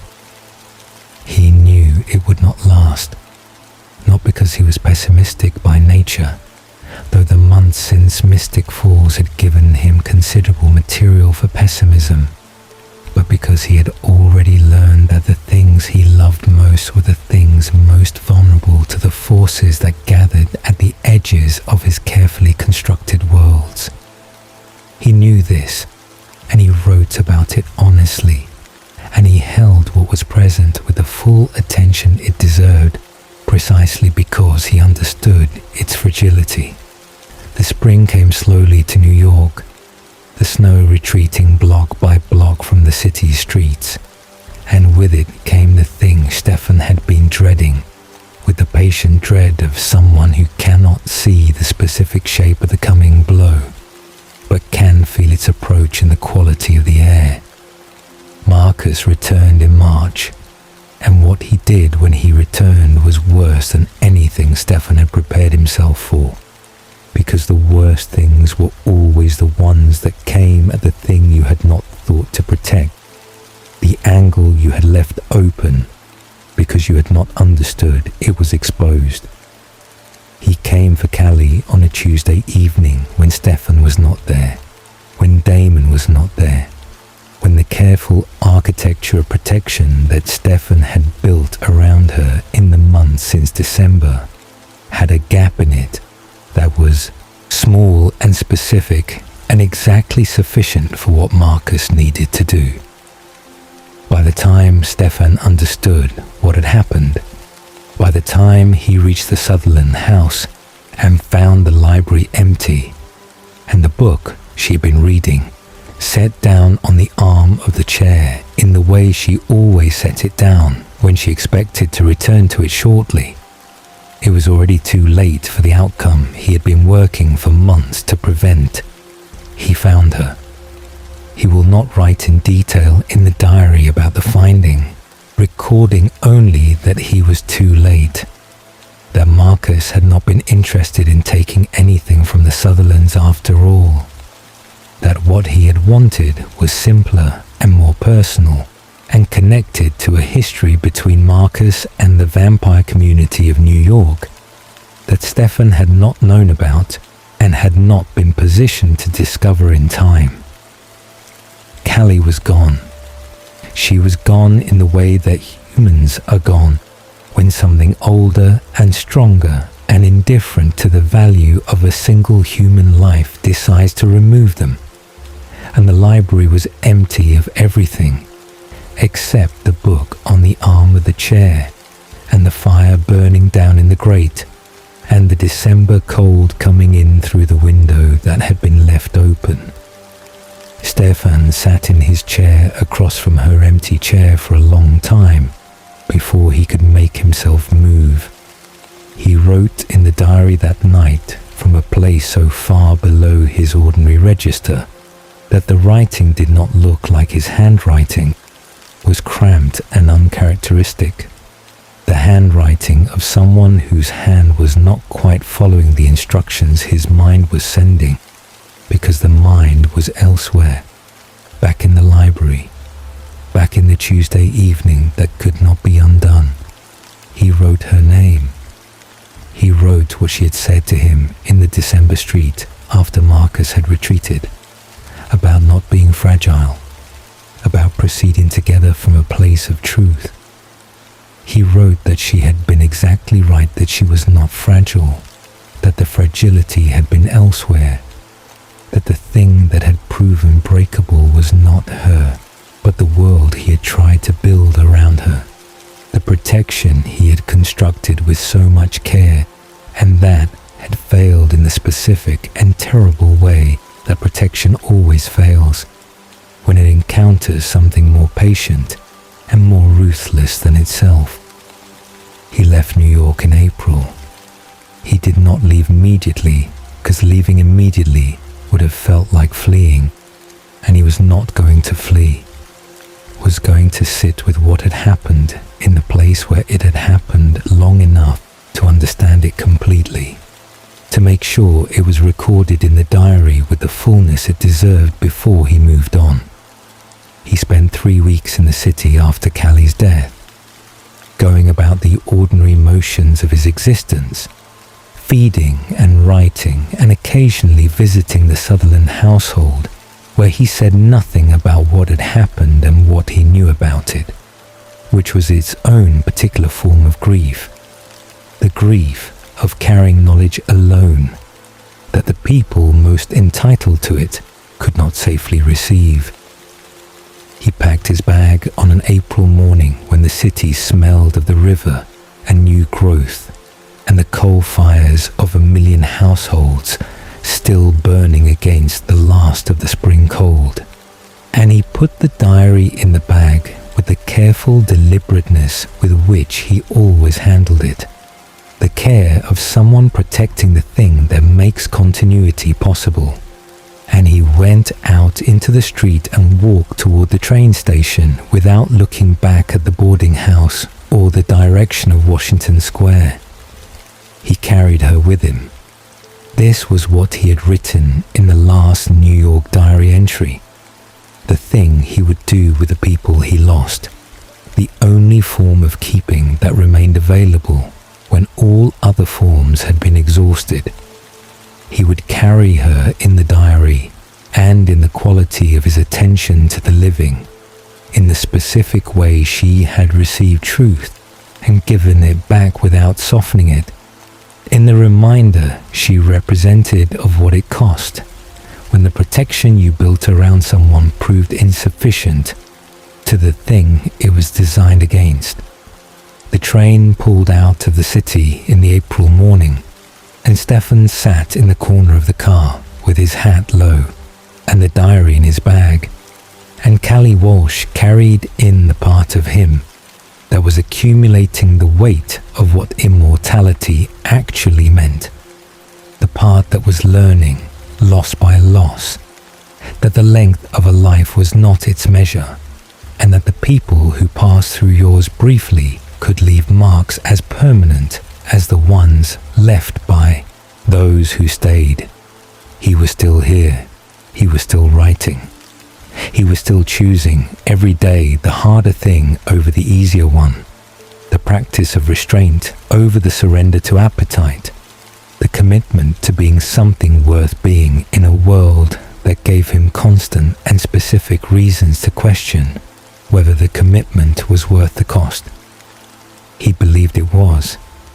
He wrote this in the diary as the city fell away behind the train and the spring countryside opened ahead of them. Believed it not with the easy confidence of someone who has not been tested, but with the battered and specific conviction of someone who has been tested repeatedly and has reached the conclusion through evidence rather than faith. It was enough. For now, on an April train moving away from New York and toward whatever came next, it was enough. New Orleans received Stefan Salvatore the way it received everyone who arrived there with something to escape, which was with open arms and no questions, and the specific generosity of a city that had always understood that people came to it because they needed something the place they had left could not provide. He arrived in the summer of 1870, 6 years removed from Mystic Falls, and what felt like several lifetimes removed from the person who had sat at a desk in a Virginia library, writing about fireflies, and the girl with amber eyes, and the city met him at the station with heat and noise, and the smell of the river, and the particular music that seemed to rise from the streets themselves, as though New Orleans generated sound the way other cities generated commerce, as a fundamental expression of what it was rather than as a product of any deliberate effort. He had been moving through the years since New York with the patient momentum of someone who has accepted that forward is the only available direction, and has organized his existence around moving in it as honestly as he can manage. The animal blood practice had held, imperfectly but consistently, through the years between the two cities, through the towns and the roads and the periods of solitude that had punctuated his movement south and west. He had not killed anyone since the early months after the transformation, a fact he recorded in the diary periodically, not with pride, but with the sober acknowledgement of someone tracking a commitment that requires daily renewal and is therefore never fully secured, never something that can be checked off a list and set aside. The losses had continued. This was the other thing the years between New York and New Orleans had contained, the accumulating evidence that Callie had not been an exception, but an illustration of a rule, that the people he allowed himself to care about were subject to the specific vulnerability of being mortal in a world that also contained things that were not mortal, and that did not always distinguish between people who were protected and people who were available. He had learned to hold his human connections more carefully in the years since New York, with a deliberateness that was not coldness but its opposite, a heightened attention to the value of what was present precisely because he understood its fragility in ways that the people he was connected to could not. New Orleans in 1870 was a city in the complex and painful process of reconstruction, navigating the aftermath of the war and the upheaval of reconstruction with the particular resilience of a place whose identity had always been constructed from the coexistence of things that should not have been able to coexist. The old Creole families and the new arrivals, the freed community building the institutions of a new life, alongside the remnants of the structures that had oppressed them. The Americans from the North and the Europeans and the Caribbean, and the extraordinary mix of cultures that had been layering themselves into the city's identity since its founding. All of it continuing its complicated negotiation in the heat and the music and the streets that smelled of the river and the rain and the food that came out of the kitchens of 1,000 different households. For a vampire, the city had a particular quality that Stefan had not encountered in any of the places he had been since leaving Virginia. It was not that New Orleans was unaware of the supernatural. It was almost the opposite of that. The city's relationship with the unseen world was woven into its cultural fabric in ways that were both more open and more nuanced than anything he'd encountered elsewhere. A legacy of the African and Caribbean traditions that had taken root alongside the European ones, creating a popular understanding of the world that made room for things outside the ordinary in ways that the Protestant culture of Virginia and the mercantile pragmatism of New York had not. This did not mean that vampires were known or accepted in New Orleans any more than they were elsewhere. It meant that the city's imagination contained a space for them, that the idea of something living in the shadows of the human world was not as categorically impossible to the people of New Orleans as it was to the people of most American cities. He found rooms in the Faubourg Marigny, the neighborhood across Esplanade Avenue from the French Quarter, where the Creole population had established a community of distinctive culture and architecture. The houses low and wide and painted in colors that the sunlight turned into something between a painting and a dream. His landlady was a woman named Celestine, perhaps 60, who had lived in the same house her entire life, and who regarded Stefan with the assessing pragmatism of someone who had rented rooms for long enough to have developed reliable instincts about the people she admitted to her household, and whose instincts, where Stefan was concerned, apparently concluded that whatever he was not going to be a problem. Damen was already in the city. This was not a surprise precisely, because Damen had a way of being wherever the most interesting things were happening, and New Orleans in this period was genuinely interesting in ways that extended beyond its appeal to a vampire's appetite, though it had that appeal in abundance. Stefan had known from the occasional letter that had passed between them in the years since the rupture and the partial reconciliation that had followed it, that Damon had been moving south for some time, and that New Orleans was among the destinations he had been considering. Finding him there when he arrived felt less like coincidence than like the two of them following the same gravitational pull toward the same point, which was something that happened between brothers who had been shaped by the same forces, even when they had responded to those forces in entirely different ways. Their reunion had the quality of reunions between people who have been through something together that cannot be adequately summarized, who have accumulated enough shared history to make the ordinary social mechanics of reconnecting feel slightly beside the point. They met at a tavern near the river on Stefan's third evening in the city, and Damon was sitting at a corner table with a drink and an expression of someone who had been expecting this meeting and had arranged himself accordingly. And Stefan sat across from him, and they looked at each other for a moment with the accumulated weight of everything between them. And then Damon said, "You look tired." And Stefan said, "I am tired."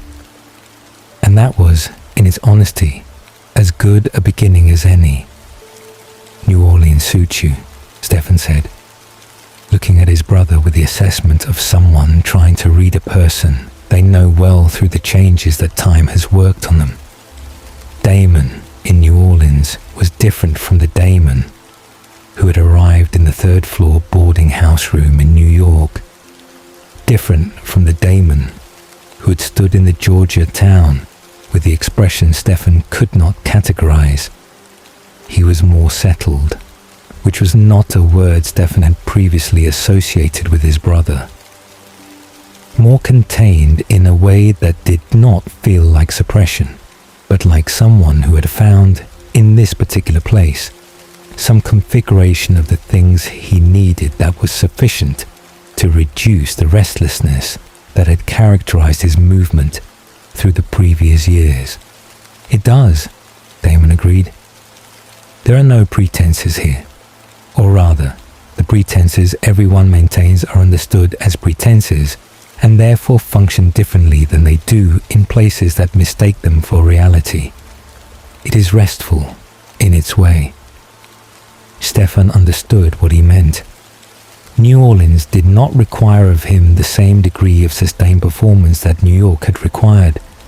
The careful maintenance of an entirely constructed identity that had to be rebuilt from scratch every time the social situation shifted. The city's tolerance for complexity, for people who did not fit neatly into available categories, created a margin of ease that he had not realized he had been missing until he felt its presence. He settled into the city with a gradualness that felt more natural than his settling into New York had felt. More organic, less like the execution of a strategy, and more like water finding its level. He wrote in the diary in the early mornings before the heat became the primary fact of the day. Sitting at the narrow table by the window in Celestine's house, with the sounds of the neighborhood coming up from the street, the particular music of New Orleans mornings, the carts and the voices, and the distant sound of someone playing an instrument in a courtyard somewhere nearby, with the casual fluency of someone for whom playing and breathing occupy the same level of effort. He continued the animal blood practice, and the city made it easier in some respects and harder in others. Easier because the proximity to the waterfront and the markets provided reliable access in ways that a more purely residential city would not have. Harder because New Orleans at night was the fullest and most alive version of itself. The streets populated and vibrant and full of the specific warmth of human life in concentrated form. Music and laughter and the particular sound of people choosing to be present in the moment they were in, and moving through all of that with the thirst A constant companion required a quality of self-management that the quiet boarding house streets of New York had not demanded to the same degree. He was managing it. He recorded this in the diary with the careful accuracy he applied to assessments of his own condition, neither overstating his control nor understating it, because either error would have been a form of dishonesty that made the diary less useful as the instrument of self-knowledge it was intended to be. He was managing it, and it was hard, and he was doing it anyway, and the doing of it felt different in this year than it had in the years immediately following the transformation. Felt less like fighting a battle he was losing and more like maintaining a practice that had become genuinely his own, a commitment that had moved from the realm of aspiration into the realm of identity. Damon moved through New Orleans with the enjoyment of someone in an environment they have specifically sought out because it suits what they are. Feeding as he always fed and living as he always lived. But the feeding was less aggressive in this period than it had been in the Georgia years, less freighted with the philosophical challenge it had previously seemed to contain. He was not following Stefan's approach, was not committed to animal blood or to the daily practice of restraint that Lexi had taught and that Stefan had made his own. But he was also not the Damon of the Georgia town, was not making points through his feeding, was not using his nature as an argument. He was simply living in the way that New Orleans encouraged, fully in the present of what each night contained. They spent time together in the city in a way they had not spent time together since the early weeks after the transformation, before the philosophical differences had calcified into the rupture, and the rupture had calcified into years of separation punctuated by cautious reconnection. They went to the music halls and the taverns along the river and the quadroon balls that were among the city's most distinctive social institutions, moving through the city's nightlife with the ease of two young men whose appearance and manner opened most doors, and whose abilities opened the rest. Stefan moved through these evenings with the careful management of someone who is enjoying himself, while remaining aware of the specific risks that enjoyment in proximity to large numbers of humans contains. Damon moved through them with the unconditional pleasure of someone who has decided that the present moment is sufficient justification for everything required to be in it. There was a woman named Cora who entered their orbit in the second month of Stefan's time in the city, introduced through a connection of Damon's that Stefan did not inquire about too specifically.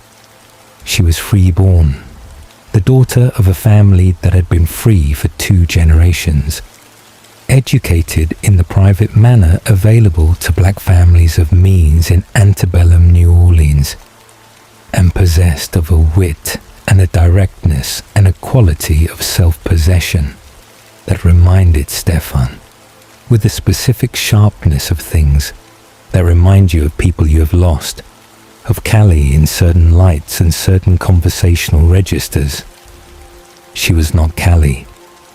He was careful to record this distinction in the diary with the precision it deserved, careful not to allow the resemblance to do work that was actually about the grief he was still carrying rather than about Cora herself, who was a distinct person with her own specific qualities that had nothing to do with the person she reminded him of.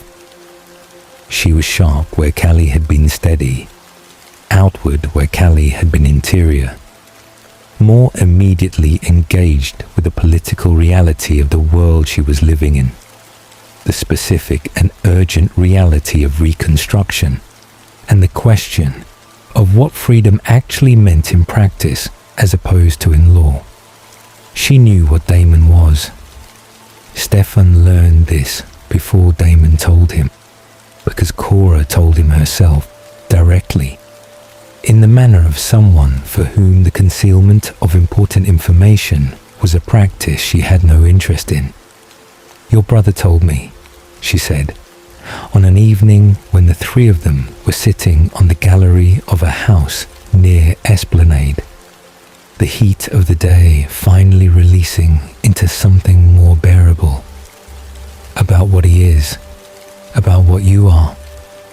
He said you would want to know that he had told me, because you are the kind of person who needs to know what the people around you know." Stefan looked at Damon, who received the look with an expression of studied neutrality that was itself a form of communication, the expression of someone who had made a decision and is aware it will require explanation, and has decided to let the explanation unfold at its own pace. "He knows you well," Stefan said to Cora. "He does," Cora said.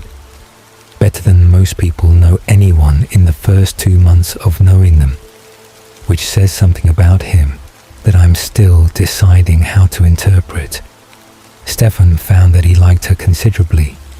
He recorded this in the diary with the caution that experience had taught him to apply to the feeling of liking people, the awareness that liking people and being able to protect them were not the same thing.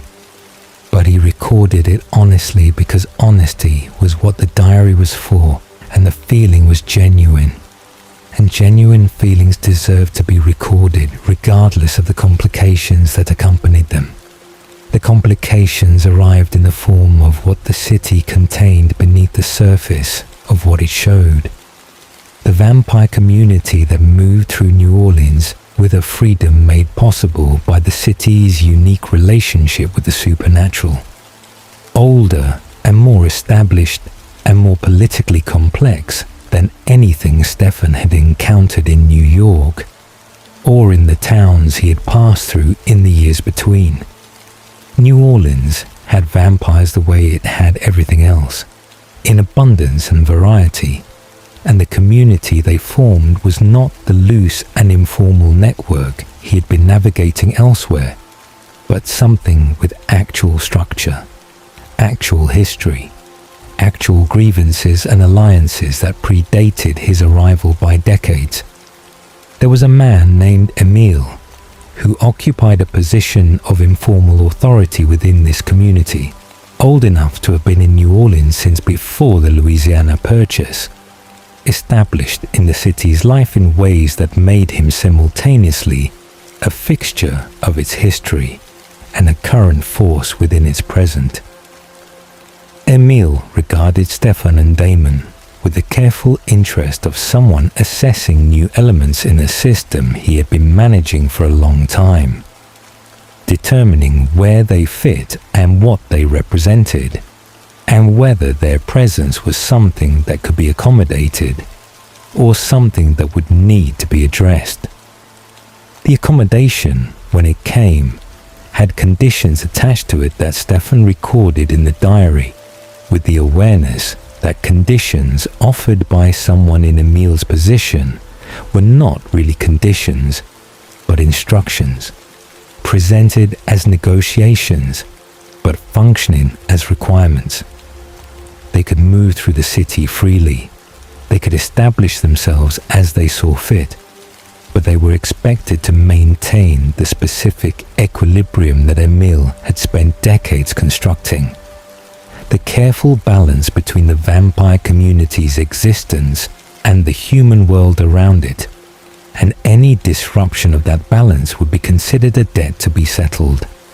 Stefan accepted the conditions because they aligned with his own principles and because refusing them would have been both pointless and unwise.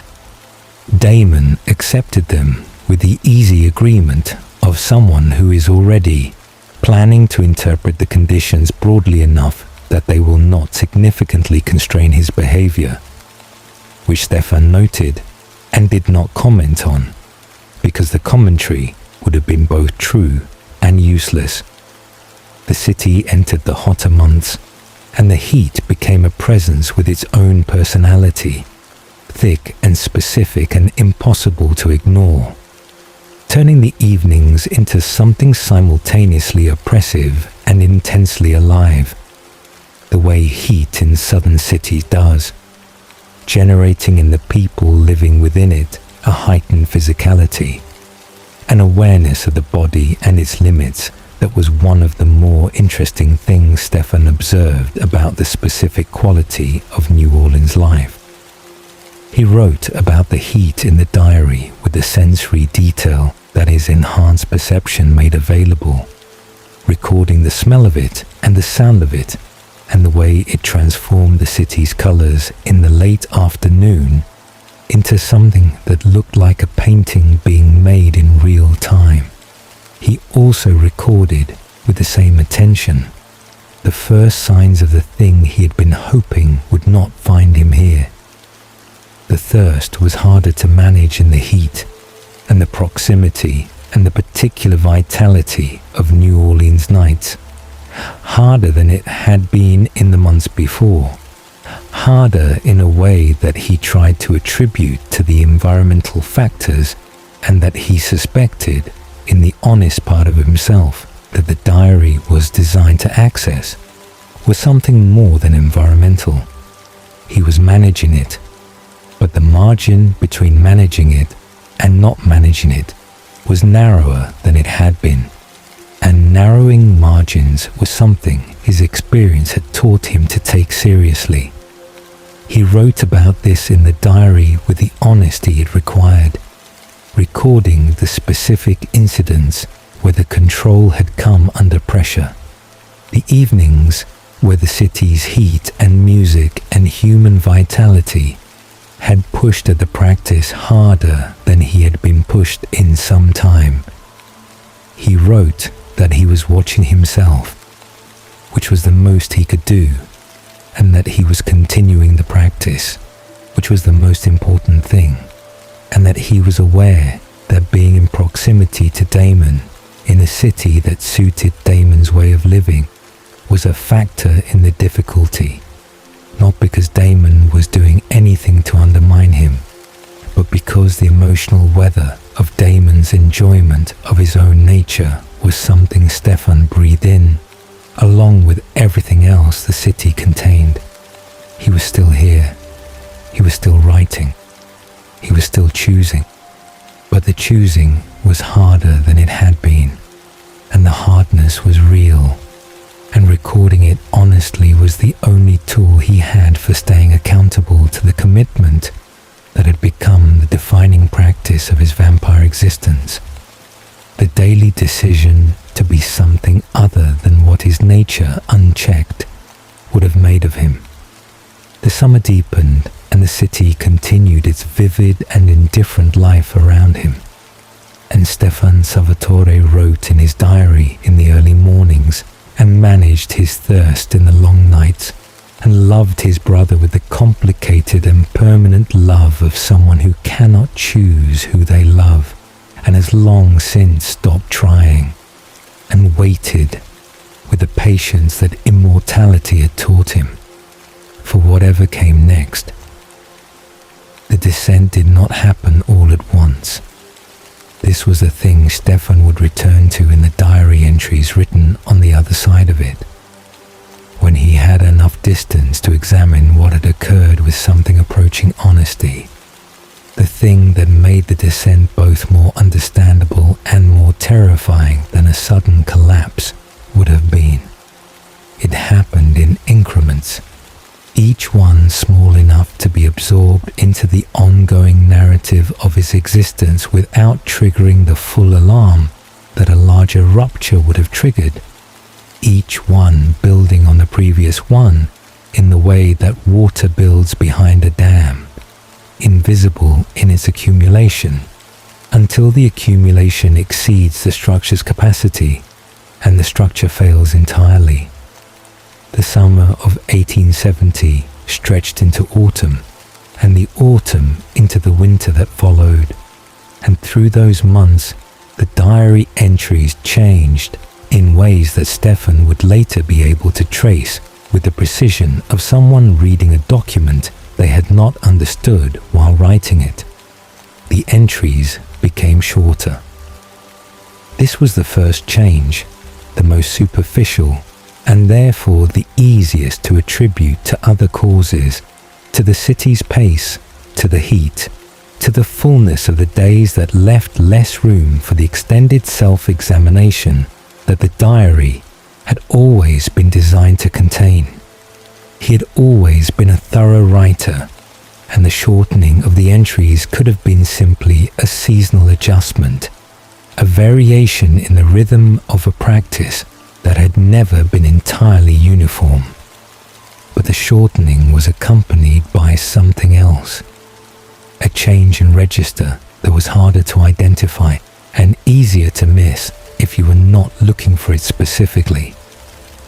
The careful self-analysis that had characterized the diary since Mystic Falls, the honest accounting of how the thirst was being managed and where the control was holding and where it was under pressure, began to give way to something more surface level, more descriptive and less interrogative, as though the writer had decided that the observation of events was sufficient and that the examination of what the events meant about the state of the person experiencing them was a project that could be deferred.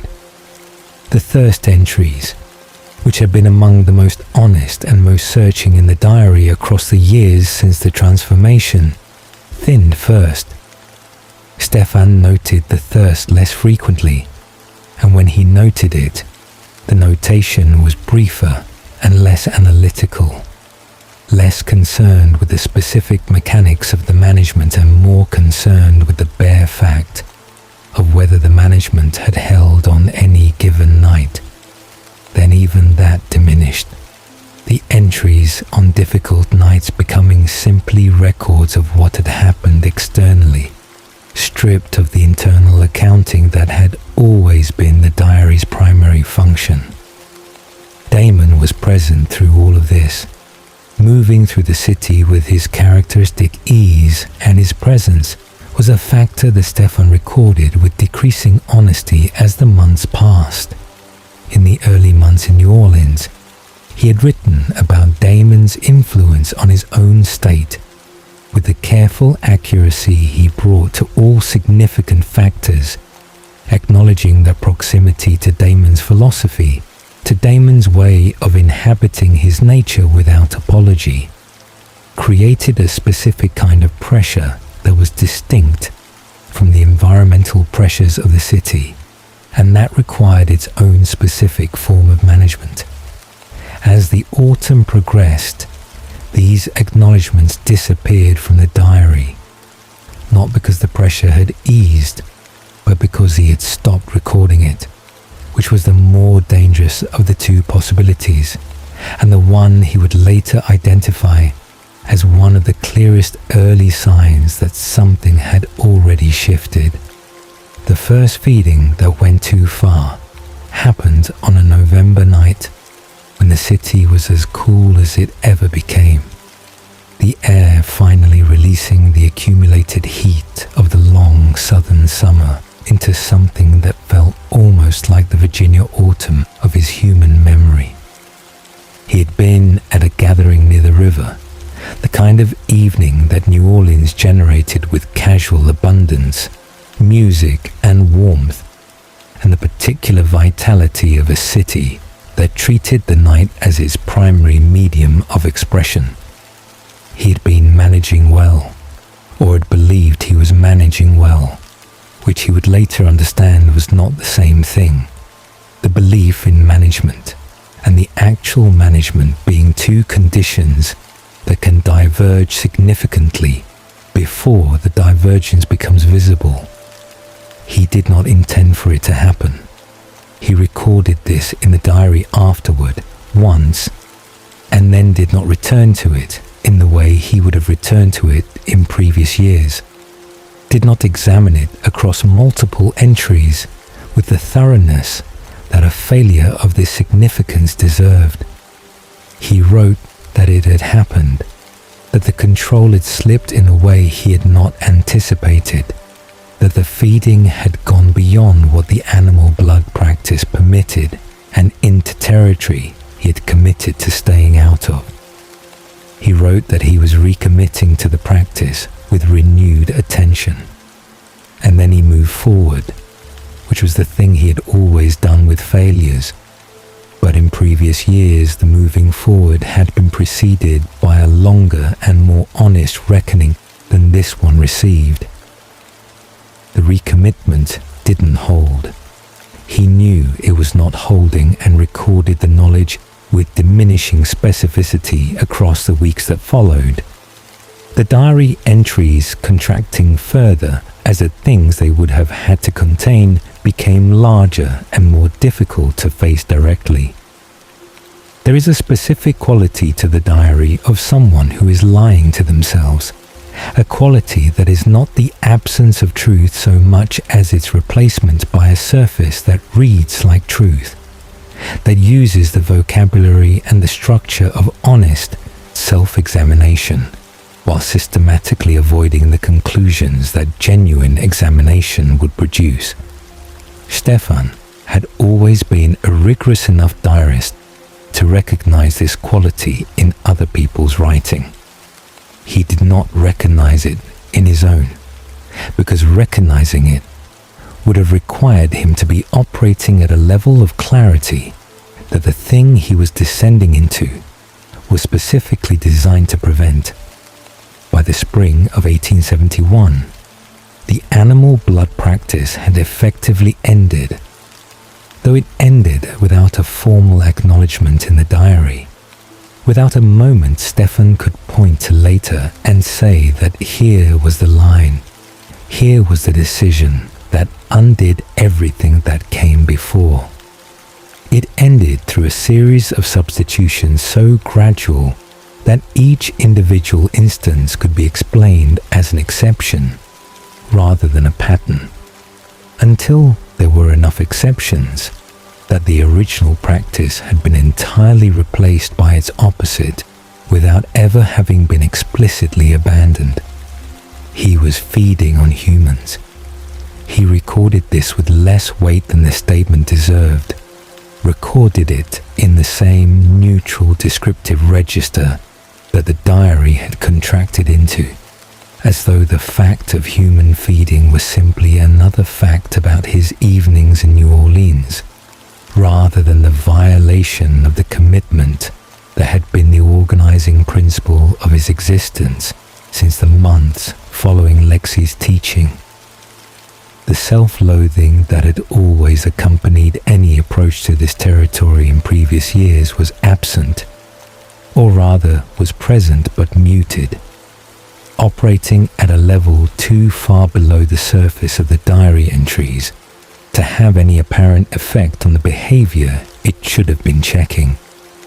Damon noticed the change, and his noticing of it was recorded in the diary in a way that revealed more than Stefan intended about the degree of his own self-awareness at this point. Damon said, on an evening in April when they were sitting in a courtyard near Celestine's house with the sound of the city drifting over the wall, "You seem better." And Stefan wrote this down, wrote Damon's observation and his own feeling in response to it, which was that he did indeed feel better, felt more settled and less conflicted, and less exhausted by the daily effort of managing the thirst into submission. And he wrote all of this without appearing to notice that the reason he felt better was precisely what should have been alarming him most. The specific violence of the Ripper period arrived by degrees, each degree preceded by a rationalization that Stefan could construct with the facility of someone who had always been good with language and who had, in the months of descent, redirected that facility from honest self-examination into the production of explanations that were technically coherent and fundamentally dishonest. He was in a city full of people who preyed on each other, he was taking from those who had excess to give. He was operating within a system of violence that predated his arrival and would continue after his departure. Each rationalization was a stone in a wall being built between himself and the knowledge of what he was doing, and he built it with the craftsmanship of someone who did not yet fully understand that he was the one being walled in. The name came from outside, from the community of vampires that moved through New Orleans and observed what was happening with the particular attention of those who understood what the pattern of what he was doing meant, in ways that Stefan's self-constructed narrative prevented him from seeing.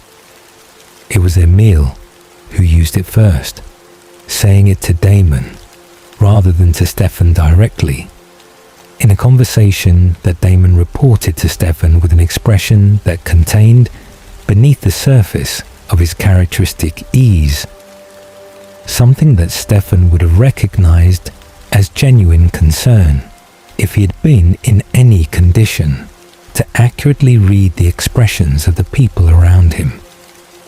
"He calls you the Ripper," Damon said. "The way you feed, the way you leave things. He says it is becoming known." Stefan looked at his brother and felt, in the place where the alarm should have been, something closer to indifference, a flatness in his response to the information that was itself information, if he had been in any state to receive it. "Emil has been in this city since before the territory was American," he said. "He has seen everything. Let him call it what he wants." Damon was quiet for a moment, with the specific quality of Damon's silences that Stefan had been able to read since childhood, the silence of someone choosing between what they want to say and what they have determined it is useful to say. "I am not certain this is going well," Damon said finally, which was, for Damon, a considerable understatement, and which Stefan received with the same flatness he had brought to Emil's naming. He wrote about the conversation that night in fewer than 10 lines, which told its own story. He wrote that Damon was being overcautious, that Emil was being territorial, that the concern others were expressing about his behavior was the concern of people applying standards that did not account for the specific circumstances of his existence in this period. He wrote these things and believed them, or inhabited the space where believing them was easier than the alternative, which was understanding what they actually revealed about the distance he had traveled from the person who had made the commitment by the river in North Carolina, who had written in the diary that he was still here and still choosing. The diary entries from the height of the Ripper period were the only entries in all the volumes Stefan had accumulated since 1864 that he would later consider destroying.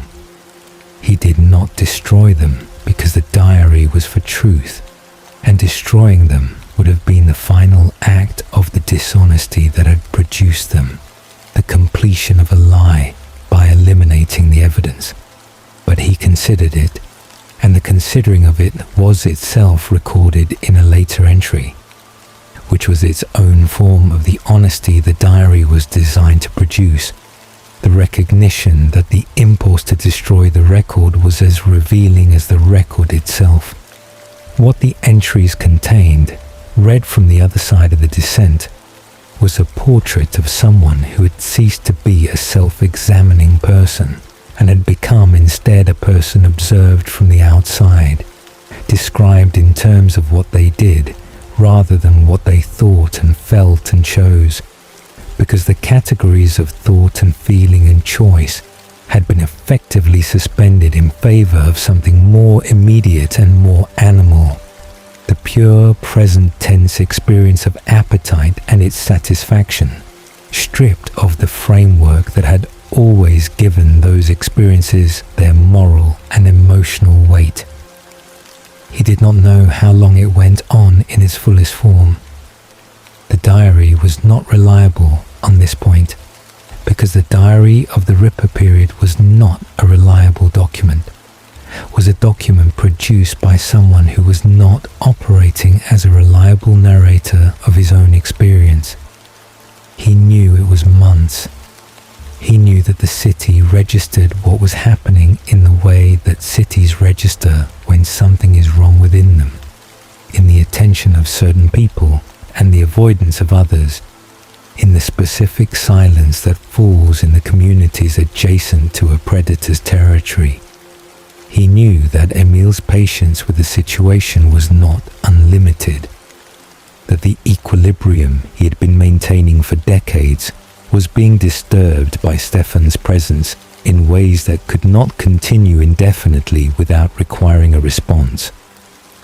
Cora was the one who came to him when it was at its worst, which he recorded afterward with the full weight of what her coming meant, the courage it required to approach something that had made itself into the specific kind of danger that Stefan had become in those months. She came to the house near Celestine's where he had been staying, came in the middle of the afternoon when the heat kept the streets quiet and the city was in the drowsy half-life it inhabited between the morning and the evening, and she sat across from him in the small parlor and looked at him with the direct grey-green eyes that had reminded him of Callie at the beginning, and that now reminded him of something else, of being seen clearly by someone who was not going to pretend that what they were seeing was something other than what it was. "You need to hear something," she said, "and you need to actually hear it, rather than letting it go past you, the way you have been letting things go past you for months." "Say it then," Stefan said. "You have become something that frightens me," she said, without apology, and without the softening that would have made the statement easier to dismiss. "Not in the way that what you are has always been something that a person with sense should be cautious of. In a different way, in the way that a person becomes frightening when they have stopped being accountable to any version of themselves that the people who care about them can recognize." Stefan said nothing, which was not agreement and was not dismissal, was something closer to the absence of the energy required to mount a defense. "You were someone who kept a diary," Cora said. "Damon told me about the diary, about what it meant to you, about what you used it for. When did you last write in it honestly?" He cannot answer this, which was itself the answer. "There is someone who came looking for you," Cora said, shifting in the way of someone moving to the part of the conversation that contains the information they actually came to deliver. "A woman. She has been in the city for 3 days, and she asked Emil about you, and Emil sent her to Damon, and Damon sent her to me." He knew before Cora said the name. He knew in the way that the body knows things before the mind has caught up, felt the specific quality of recognition that preceded the information and was, in its own way, more significant than the information itself, because it meant that some part of him had retained enough continuity with who he had been to respond to the approach of someone connected to that person. "Her name is Lexi," Cora said. Lexi did not come gently. This was the thing Stefan had perhaps needed most, and would not have recognized he needed if she had arrived in any other form. She came in the late afternoon of the day after Cora's visit, and she walked into the room where Stefan was, and she looked at him with the eyes that had always seen exactly what was there rather than what was convenient to see, and she said, with a directness that hadn't diminished in the years since North Carolina, "This is worse than I would have believed if I had not seen it myself."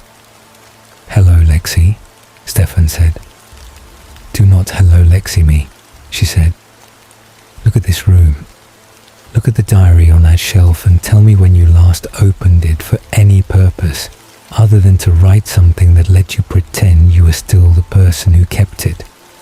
Look at yourself and tell me what you see." "I see what I am," he said. "No," she said, sharply enough that it functioned almost as a physical correction. "You see what you have allowed yourself to become, which is not the same thing, and which you know is not the same thing. Or you would not still have the diary on the shelf at all. You would have thrown it away. The fact that you have not thrown it away tells me something is still present in you that can be reached. And I've come a very long way to reach it, and I'm not going to be polite about it." What followed was not a gentle recovery. He recorded it afterward, when he could, with the honesty that the diary had always required, and that the Ripper period had suspended. And what he recorded was that Lexi's intervention was one of the most painful experiences of his vampire existence, more painful in some ways than the transformation itself, because the transformation had been something done to him while this was something he had to do to himself. The active and conscious work of dismantling a structure that had been providing a form of terrible comfort and replacing it with the cold exposure of accountability. She stayed in New Orleans for 6 weeks. She hunted with him every night, forcing the return to animal blood with the implacable patience of someone who had done this before and knew that the early weeks were the worst, and that the worst had to be endured rather than avoided if the practice was going to hold. She sat with him while he wrote in the diary, not reading it, but present. Her presence a form of external accountability that substituted for the internal accountability that the Ripper period had suspended, and that could not be immediately restored simply by deciding to restore it. He wrote about the people he had hurt during those months with the thoroughness that the diary had always brought to the recording of his failures. He wrote their descriptions and what he remembered of them and what he had done, and the writing of it was one of the most difficult things he had ever done. Not because the facts were difficult to set down, but because setting them down required him to be fully present to them in a way that the Ripper period's dissociation had prevented. To feel the weight of each one rather than moving past it in the smooth and frictionless way the descent had enabled. "You are not the worst thing you have done," Lexi told him one evening, near the end of her stay, the two of them sitting in the courtyard in the heat with the sound of New Orleans drifting over the wall. "But you are responsible for the worst things you have done. And that is a different statement. And both things are true simultaneously and have to be held simultaneously if any of this is going to mean anything." "I know," Stefan said, which was the truest thing he had said in months. True, not in the surface way of someone producing an appropriate response, but in the way of someone who had done the actual work of arriving at a knowledge they would rather not have, and had arrived at it anyway, because the diary demanded it. Lexi left when she was satisfied that the practice had re-established itself sufficiently to be self-sustaining, or as self-sustaining as it ever was, which was never entirely, which was always a daily choice rather than a settled condition. She left with the specific manner of someone who cares deeply about a person and is determined that the most useful form that care can take in this moment is departure, the removal of the external support that has been substituting for internal capacity long enough that the internal capacity needs to be tested without it. Damon remained. He'd been present through the intervention in the way that Damon was present through things that mattered, adjacent and attentive without being intrusive, respecting the specific form that Lexi's help took while making his own presence felt in the smaller and less dramatic ways that brothers make their presence felt. The morning after Lexi's departure, he appeared at the house near Celestine's with 2 cups of coffee that he could not drink, and that he held out to Stefan with an expression that contained more than it showed. And Stefan took one, and they sat in the courtyard in the early morning quiet and did not speak for a long time, which was his own form of communication, and one that required nothing beyond the willingness to remain. "I should leave New Orleans," Stefan said eventually. "Probably," Damon agreed.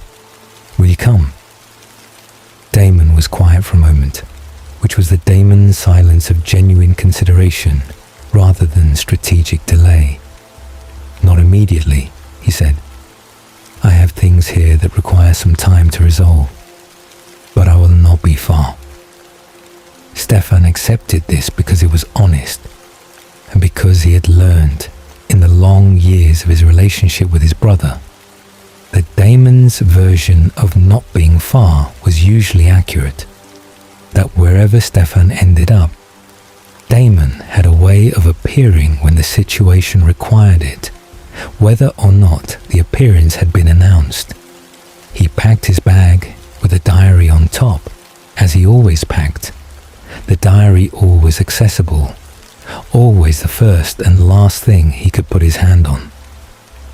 He wrote his final New Orleans entry at Celestine's narrow table in the early morning, the city audible outside the window in its waking sounds, the particular music of New Orleans mornings that he had loved from the first day, and that he had stopped hearing during the Ripper months, and that he could hear again now, each sound distinct and specific and present in the way that the world is present when you have returned to yourself after a period of being someone else.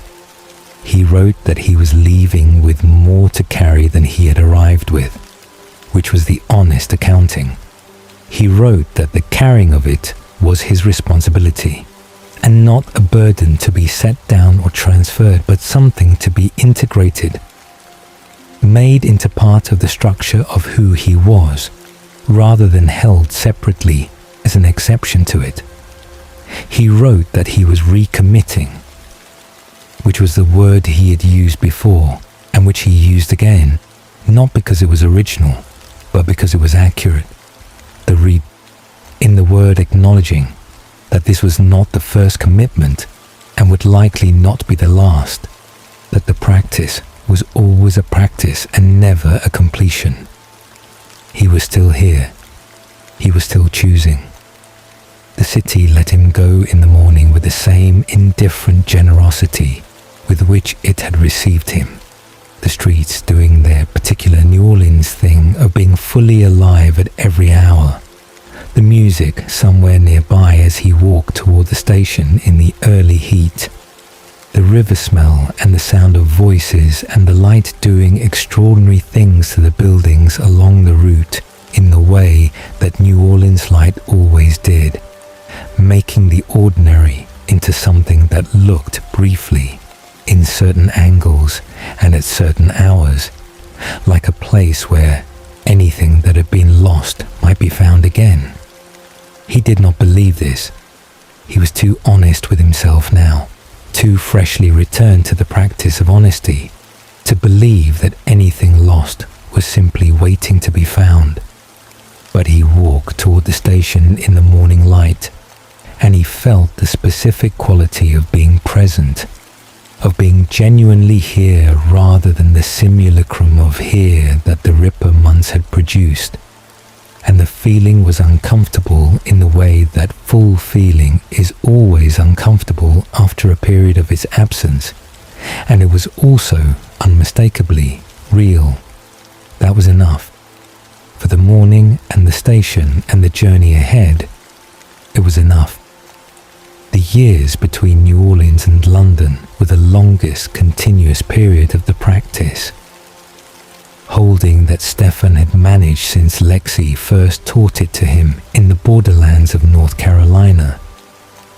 This was not a statement about the ease of those years, because ease had never been a feature of the practice, and he had long since stopped expecting it to be, had learned through the specific education of repeated failure and partial recovery that ease was not the point and had never been the point, that the value of the commitment was precisely located in its difficulty, in the daily fact that it cost something and was chosen anyway. It was a statement about consistency, about the specific quality of a commitment that had been tested at its absolute worst in New Orleans and had failed and had been rebuilt from the rubble of that failure into something that had acquired in the rebuilding a durability it had not possessed before. The Ripper period had done something to him that he had not anticipated failure to do. It had made the practice more rather than less his own, by forcing him to understand with a completeness that success alone could never have produced exactly what the practice was protecting against, exactly what he became in its absence, exactly what it cost when the daily choosing stopped. He moved through the decades after New Orleans with the patient momentum of someone who has made peace, not with what they are, because that peace was never fully available, and he had long since stopped pretending otherwise, but with the necessity of continuing regardless. He traveled, settled in places that offered what he needed and left when the leaving became indicated, either by the approach of the scrutiny that inevitably accompanied any extended stay in a single location, or by the more internal signal of a situation becoming something that exceeded what he currently had to give. He crossed the Atlantic in the early 1880s, finding Europe different from America in ways he had anticipated from his reading and in ways he had not. The age of certain cities and certain communities giving the world he moved through a texture and density of accumulated history that the American landscape had not yet had sufficient time to develop. He spent time in Paris and in Vienna and in smaller cities that suited his needs for the kind of anonymity that places of a certain scale and certain cultural complexity provided to a solitary young man with a great many books and irregular hours. He saw Damon periodically through these decades, in the irregular and unannounced pattern that had become the characteristic rhythm of their relationship since the rupture, and that had not fundamentally altered despite the various adjustments the relationship had undergone in the years following New Orleans. Damon appeared when he appeared, and they spent time together in whatever city they happened to be sharing. And then Damon moved on, and Stefan continued his own trajectory, and neither of them made demands about the frequency or the duration that would have converted the pattern from a choice into an obligation. This configuration, Stefan had come to understand, was the one that allowed the relationship to survive what it had been through. The mutual acknowledgement that the connection existed independently of whether they were in the same city, that it did not require constant maintenance to remain real. London arrived in his life in 1914, which meant it arrived simultaneously with the specific and enormous fact of a world about to go to war with itself on a scale that made every previous conflict Stefan had witnessed seem, if not small exactly, then at least bounded by a comprehensibility that this new war very quickly exceeded. He had arrived in England before the fighting began, drawn initially by the specific quality of the city in the years of the late Edwardian period, its complexity and its contradictions, the vast wealth existing in close proximity to the vast poverty that characterized every major city, but that London managed with a particular visibility. The contrast written into the geography of the place in ways that made it impossible to move through the city without encountering. He settled in a set of rooms in Bloomsbury, near the British Museum, in a neighborhood that suited his needs in the practical ways that mattered. Proximity to books and to the kind of quiet intellectual anonymity that academic neighborhoods provided, where a solitary young man with irregular hours and a great many books was understood to be simply a scholar and therefore required no further explanation. The war changed London with a speed and thoroughness that he had not fully anticipated, even with the accumulated experience of previous conflicts available to him. The city did not retreat or contract. It became more intensely itself, more concentrated in its specific identity, the awareness of what was happening across the channel, present in every conversation and every newspaper and the face of every person on every street.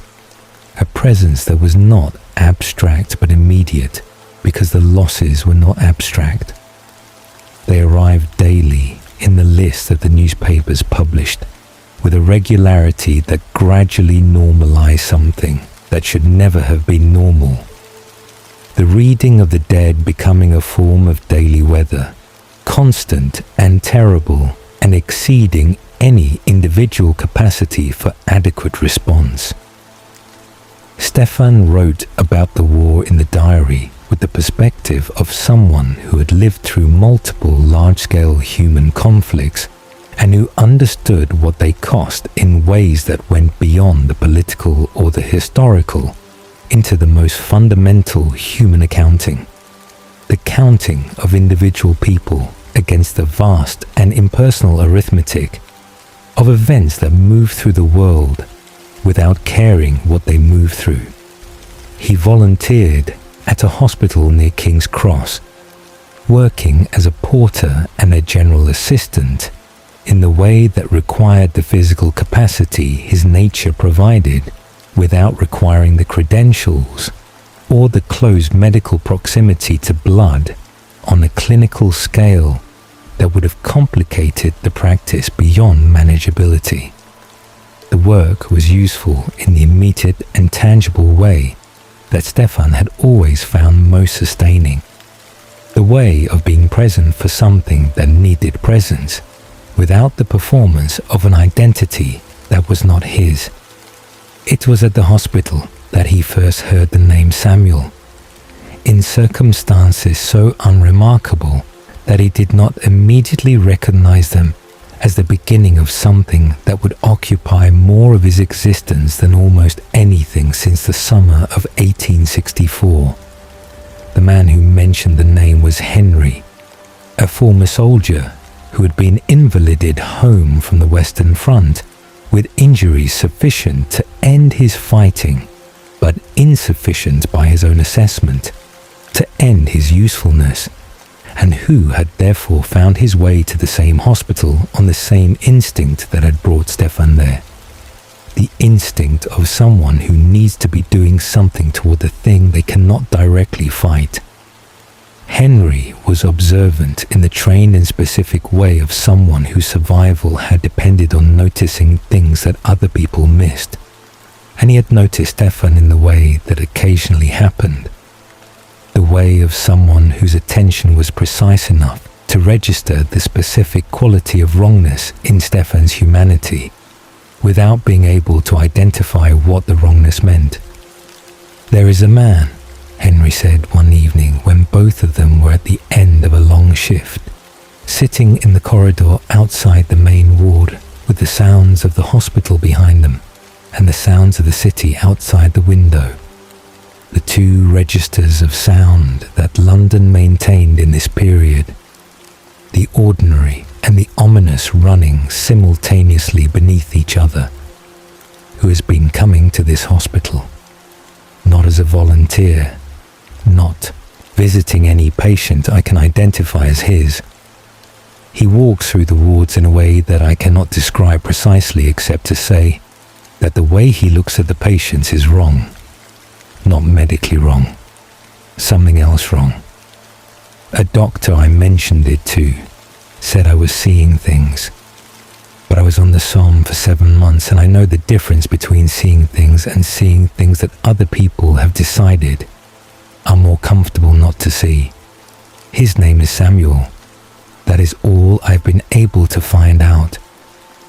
Stefan looked at Henry with the full weight of his attention, which was considerable, and felt the specific alertness that had developed in him across the decades as one of the more useful products of long experience, the capacity to recognize significant information before the reasoning that explained its significance had fully assembled itself.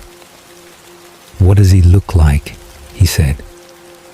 Henry described him, and what he described was not someone Stefan recognized from any previous encounter, but was someone he recognized in type with a certainty that required no external confirmation.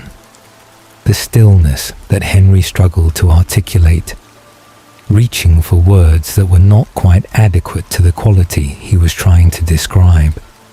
The eyes, which Henry said looked at everything including the people in front of him, as though they were landscape rather than persons, as though the distinction between animate and inanimate objects was one that he applied selectively rather than as a matter of course. The quality of his movement through the ward, which Henry said was like watching someone who had memorized how people move and was executing the memorization rather than simply moving. "He's like you," Henry said, and the words landed in the corridor between them with the weight of something that had been building toward being said for some time, something that Henry had been carrying for weeks and had finally determined could not continue to be carried without being set down.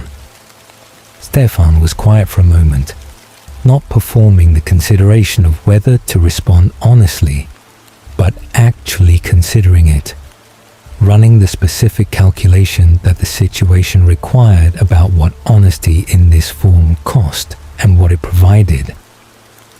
"You are right to be concerned," he said finally. "The man you are describing should not have unrestricted access to patients who are not in a position to protect themselves from whatever he is doing to them. I will look into it.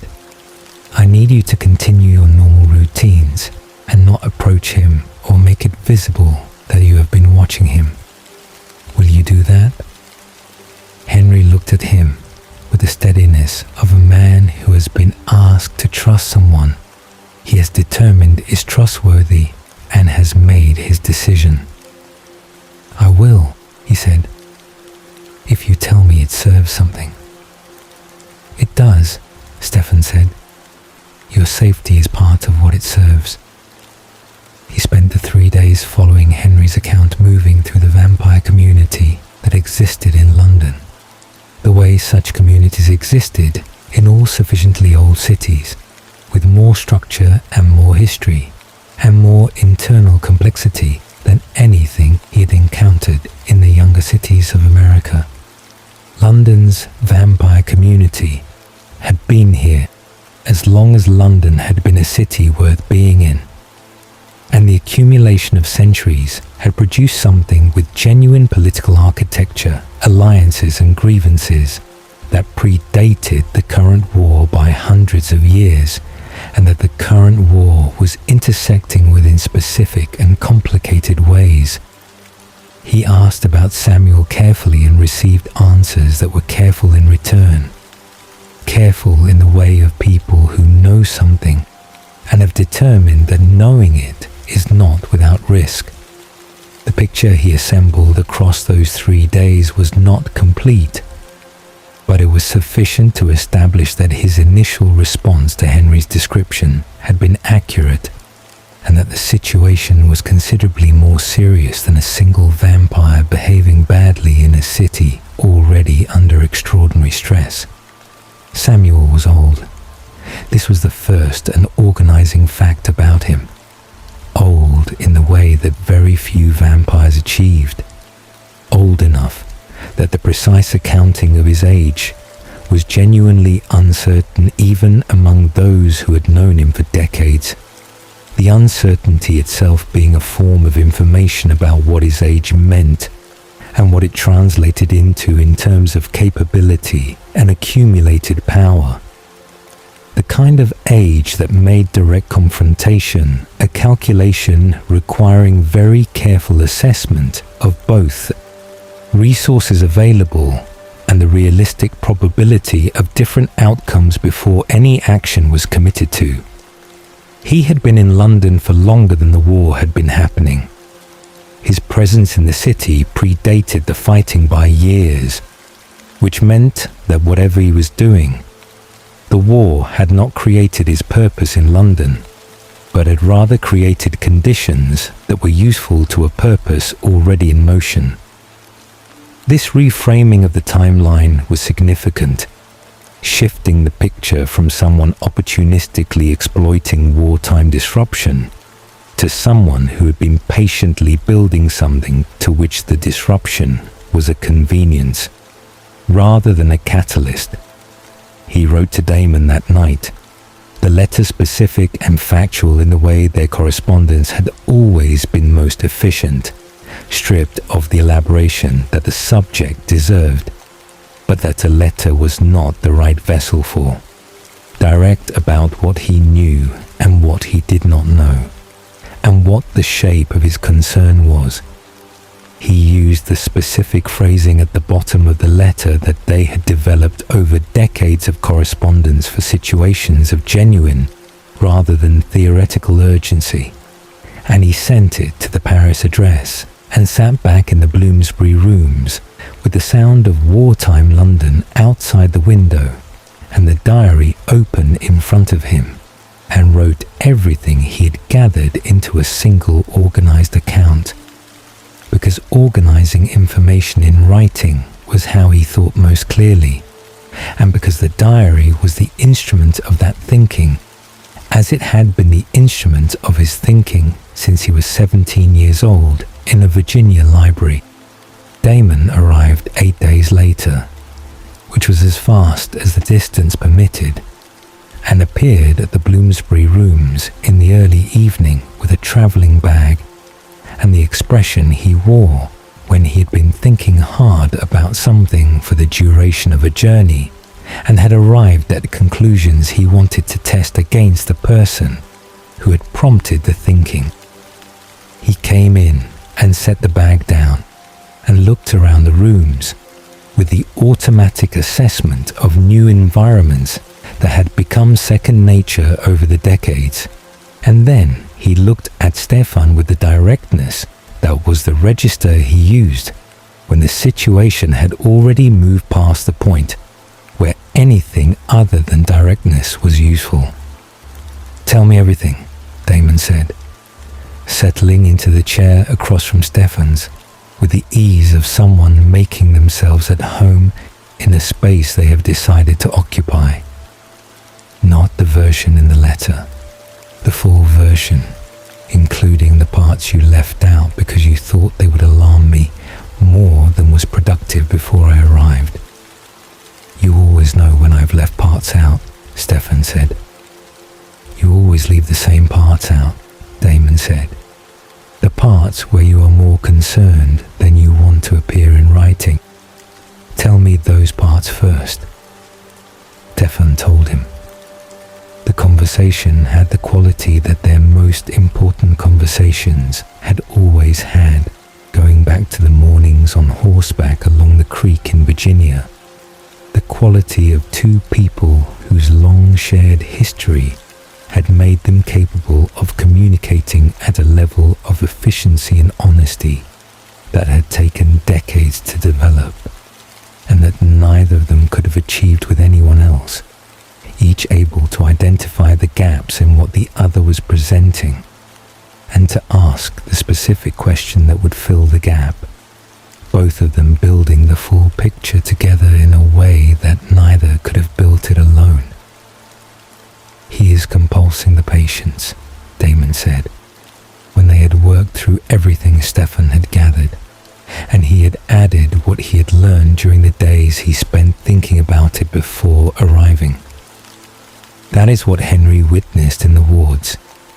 He is compulsing people who are already in states of significant psychological and physical vulnerability, people whose capacity to resist has been compromised by exactly the kind of damage that wartime produces in abundance. The question is the purpose of it." "I have been considering two possibilities," Stefan said. "The first is that he is building a network, creating through the compulsion a distributed system of people who will take specific actions when triggered, people who will not remember being instructed and will not understand why they are doing what they find themselves doing. The second is that he is extracting something, information, access, resources that the people he is touching can provide him with. Those are not mutually exclusive," Damon said, which was the same conclusion Stefan had reached, and hearing it confirmed by Damon's independent reasoning settled it into something more certain. "In fact, if he is as old and as patient as what you have described suggests, the most alarming possibility is that both are true simultaneously, that the extraction of information and the building of the network are the same project viewed from different angles." "There is something else," Stefan said, "something I did not put in the letter." Damon waited. "He knows we are here," Stefan said, "or rather, he has made himself visible to us in a way that a vampire of his experience and patience would not do accidentally. The timing and the manner of Henry's account, the way the information reached me specifically, the specific ward where the compulsion is most visible. It is too precisely positioned to be coincidence. Either he came to London because we were here, or he has decided that knowing we are aware of him is useful to whatever he is building." Damon was quiet for a moment, turning this over with the particular quality of his silence that Stefan had learned over decades to read as genuine processing rather than strategic pause. "That makes us part of it," he said finally. "Whatever he is doing, we are not incidental to it. We are specific to it." "Yes," Stefan said, "that is what I believe." "And that changes the calculation," Damon said, "because it means that staying away from the situation is not a neutral option. He has already included us. The question is not whether we are part of this, but what role he has assigned us, and whether we are going to play that role on his terms or our own."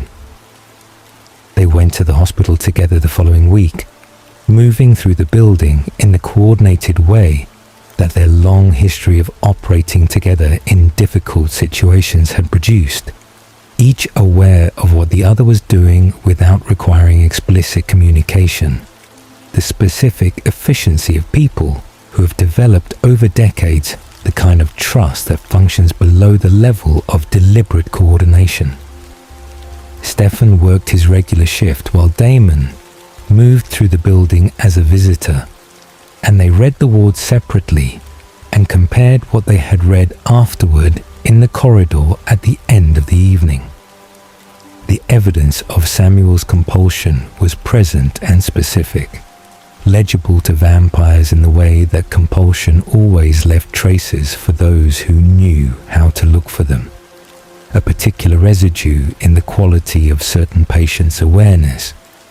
A slight structural wrongness in the way they engaged with their surroundings that was distinguishable from the wrongness produced by injury or by the psychological aftermath of combat. 3 patients in the main ward showed it clearly. 2 more in the ward adjacent. "He was here within the last day," Damon said quietly, keeping his voice below human hearing. "And he was precise. This is not exploratory work. He knows exactly what he is building, and he has been building it for long enough to have refined the technique considerably." 5 patients in 2 wards, Stefan said. "In this hospital alone. If he has been working across multiple hospitals in the city over multiple years, the number of people in his network could be very large. Large enough to do significant damage if activated simultaneously," Damon said. "Or large enough to provide him with access to enough of the city's institutions, its financial structures, its bureaucracies, to accomplish something that would require an enormous amount of direct action to accomplish through any other means." Henry found Stefan at the end of the shift, waiting with the contained urgency of someone who has been holding something for as long as they can and has reached the end of their holding capacity. "He was here last night," Henry said. "I saw him. I know you told me not to watch him, but I was not watching him specifically. I was doing my rounds and he was simply there in the corridor outside the ward where I had been working. And he looked at me." He paused. "He knows that I've noticed him. I could see it in the way he looked. He was telling me that he knew." Stefan felt the cold, particular alertness of a situation accelerating beyond the pace he had been managing it at. "Did he speak to you?" "No," Henry said. "He just looked, and then he left." "Henry," Stefan said, with the specific gravity that he used when he needed someone to understand that what he was saying was not a suggestion. "I need you to leave the hospital. Not permanently, but for the next several weeks. I need you to visit a relative, take a rest, do anything that removes you from this building and from this neighborhood for enough time that your absence from his pattern of awareness becomes established. Can you do that?"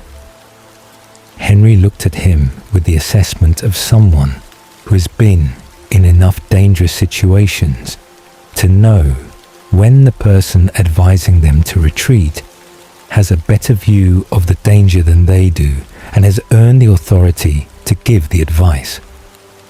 "My sister is in Bath," he said. "Go to Bath," Stefan said. "Write to me when you arrive. I will write to you when it is safe to return." Henry left the following morning, and Stefan recorded his departure in the diary that night with the specific weight of it. The awareness that sending Henry away was a form of protection, and also an acknowledgement that the situation had reached a stage where the people adjacent to it who were not capable of defending themselves needed to be removed from its proximity, which was itself a statement about the stage the situation had reached. He wrote about Samuel at length that night, organizing what he knew into the clearest possible account, and then writing beyond the account into the territory of what he suspected and what he feared, which was the diary's proper function, the place where the organized facts ended and the honest uncertainty began. He wrote that Samuel frightened him in a way that was specific and different from the fear that previous threats had produced, that the fear was not primarily about physical danger, though physical danger was certainly present in any situation involving a vampire of Samuel's age and demonstrated capability. The fear was about scope, about the patience and the precision, and the long timeline of something that had been in motion for years before Stefan had arrived in London, and that incorporated their arrival into itself without disrupting its trajectory, the way a river incorporates a tributary, absorbing it and continuing in the same direction it had always been going. He wrote that he believed Samuel wanted something specific from him and from Damon, that their presence in the situation was not accidental and not merely convenient but designed, that they had been drawn here or allowed to find their way here as part of a plan, whose full dimensions were not yet visible. He wrote that this belief was uncomfortable because it implied a degree of control over his circumstances that he had always resisted acknowledging, the possibility that the choices he had made in coming to London and in remaining there after understanding the situation were not entirely his own choices, that something older and more patient and operating on a longer timeline had been providing conditions that made those choices feel natural and inevitable. "You cannot know that," Damon said the following morning when Stefan shared what he had been thinking. The two of them at the narrow table in the Bloomsbury Rooms, with the city outside the window, going about its wartime mourning. You can suspect it, and you can act with the assumption of it, which is the appropriate response to a threat of this kind. But you cannot know it, and treating a suspicion as a certainty before it has been confirmed is how people in his position of strength want you to operate, because it produces the paralysis of someone who believes the situation is already beyond their control. "I know the difference between a suspicion and a certainty," Stefan said, slightly sharply. "I know you do," Damon said. "I'm reminding you of it anyway, because you are tired and because the diary suggests you have been sitting with this alone for longer than is useful before talking to someone else about it." He paused. "Show me what you've written. Let me read the whole of it." Stefan had never shown Damon the diary. In the decades of their relationship, through everything they had shared and survived and caused and endured together, the diary had remained the one entirely private document, the place that was not subject to the ordinary negotiations of their relationship, the space that was specifically and exclusively Stefan's own. He looked at Damon and felt the specific weight of what was being asked and what offering it would mean, the vulnerability of it, the specific form of trust it would require. He handed Damon the diary open to the first entry, written after the conversation with Henry. Damon read in the silence of someone reading carefully, which was a silence Stefan had rarely witnessed in his brother. The silence of someone whose attention was fully committed to the page. When he finished the relevant entries, he looked up with an expression that had more in it than his habitual ease, something that was more open than he usually permitted himself to be in Stefan's presence, the expression of someone who has read something that has moved them and has decided not to conceal the being moved. "You write about this better than anyone could tell it," Damon said quietly. "I've had a great deal of practice," Stefan said. "You have?"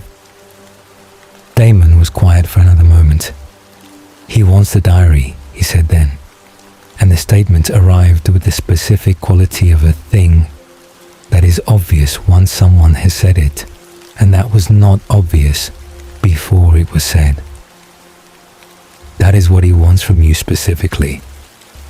The diary is a record of everything you have encountered and everyone you have known, and everywhere you have been across 50 years of vampire existence. It is an intelligence document of extraordinary value to someone who is building the kind of network we are describing, who needs to know who can be trusted and who cannot, which vampires operate where and on what principles, what the vulnerabilities and the strengths of the vampire communities in every city you have passed through look like. It is everything he would need, and it is in one place, and you have been carrying it with you since 1864. Stefan looked at his brother across the table and felt the specific cold clarity of a thing being understood too late and also exactly in time. The two feelings occupying the same moment without resolving into each other. Yes, he said, that is what he wants. Then we do not let him have it, Damon said, which was simple and complete, and the only available response, stated with the directness that was his brother's most reliable quality, the directness that cut through the elaboration of a complicated situation and arrived at the thing that actually needed to be said. Stefan wrote one more entry that night before going to bed. Brief and specific and located precisely in the present moment, rather than the analysis of what surrounded it. He wrote that he was not alone in this situation, which was something he needed to record as a fact, rather than simply hold as a feeling, because recording it made it more real and more reliable, made it something he could return to when the situation became what he believed it was going to become. He was not alone. Damon was in the chair across the room reading, which was unusual enough for Damon to itself constitute a form of statement, and the city was outside doing its wartime thing, and Samuel was somewhere in it doing his, and the diary was on the table where it had always been, where it would remain as long as Stefan Salvatore was the person who kept it, which was to say, as long as he was the person that the practice and the commitment and the long, difficult work of all the years since Mystic Falls had made him into. He closed the diary. He went to sleep in the way that vampires sleep, which is not precisely sleep but something adjacent to it, a state of reduced awareness that the body uses to process what the waking hours have contained. And London continued outside the window, and the war continued beyond the city's edges, and Samuel continued whatever he was continuing, and morning came eventually, as mornings do, indifferent and reliable, and carrying in its ordinary light the beginning of whatever came next. The trap closed on a Wednesday in October of 1915, which was a date Stefan would record in the diary, with the same precision he brought to all dates that marked the boundary between one period of his existence and another, the dates that divided the before from the after, in ways that could not be undone by any amount of retrospective analysis. He had known, in the days preceding it, that something was moving toward him, with the patient inevitability of something that had been in motion for a long time, and had finally reached the stage where its arrival was imminent. He had discussed this with Damon, had taken precautions of the kind that the situation made available, had done the things that could be done with the information and the time he had. It had not been sufficient, which was not a failure of preparation, so much as a confirmation of what he had suspected from the beginning, that Samuel was operating at a level of planning and patience that made adequate preparation in the ordinary sense largely theoretical. The mechanism of it was almost mundane in its construction. A letter arrived, purportedly from a doctor at the hospital, requesting Stefan's assistance with a patient in distress at a private facility across the city. the kind of request that his months of volunteering had made plausible, the kind of thing that the person he had been presenting himself as would have been expected to respond to without extensive questioning. He recognized that it might be a manipulation. He went anyway, because Damon was following at a distance, and because not going would have delayed rather than prevented the confrontation, and because there was something in him, the same something that had walked into the meadow with Catherine in the summer of 1864 and had kept walking toward the truth rather than away from it, that preferred to meet the thing that was coming rather than wait for it to choose its own moment. The facility was in the eastern part of the city, a private asylum housed in a converted Georgian building that had the specific quality of places designed to contain rather than to heal.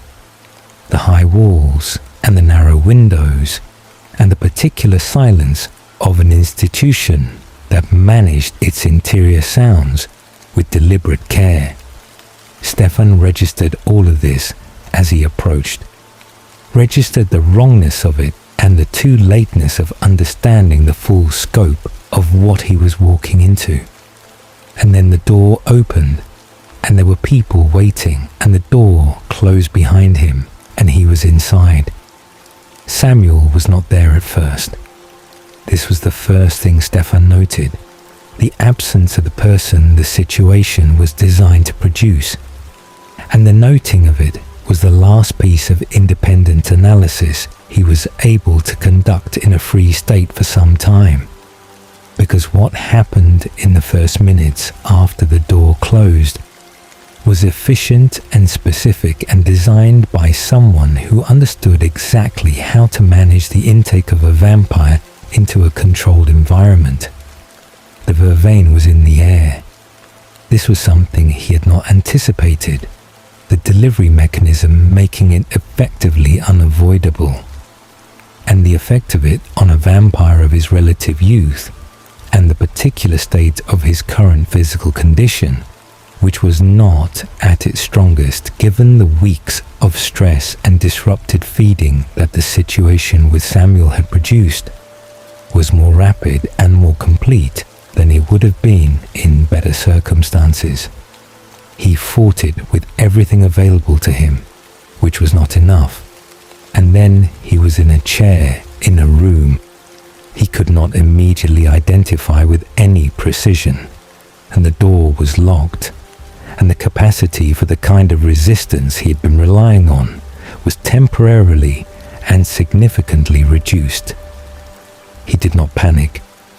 He recorded this afterward with neither pride nor false modesty, simply as a fact about how he had responded in the first hours, the decision that panic was not a productive state and that the most useful thing he could do with the circumstances he found himself in was to assess them as accurately as possible with the reduced capacity he currently had available, and to begin the process of understanding what the situation required.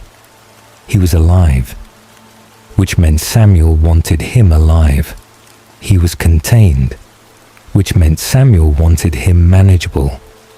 The combination of those two facts told him something about the timeline he was operating within, that whatever Samuel intended to do with him required time and specific conditions, which meant that the situation was not immediately terminal, and that time was therefore a resource he was not entirely without.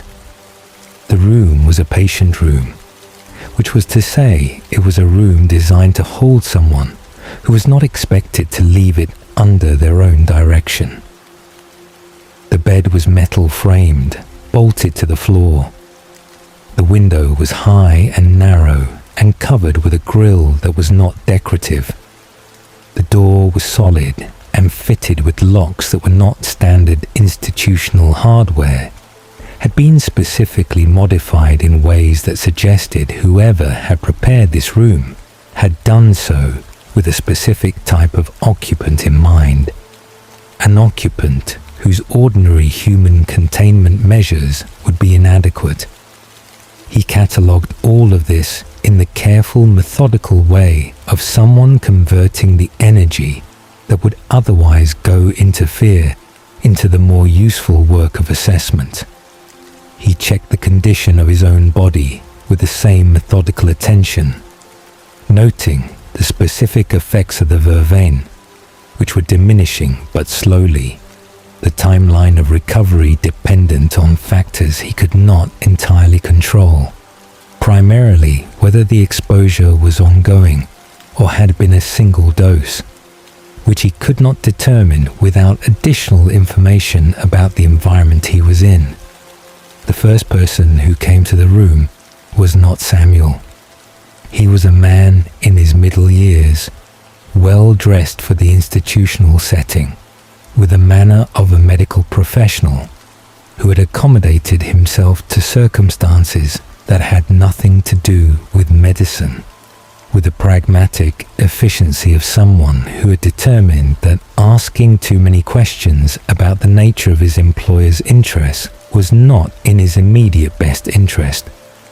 He introduced himself as Dr. Fielding and conducted what was presented as a standard admissions assessment with the specific absurdity of someone performing the normal procedures of an institution whose current use had nothing to do with its normal procedures.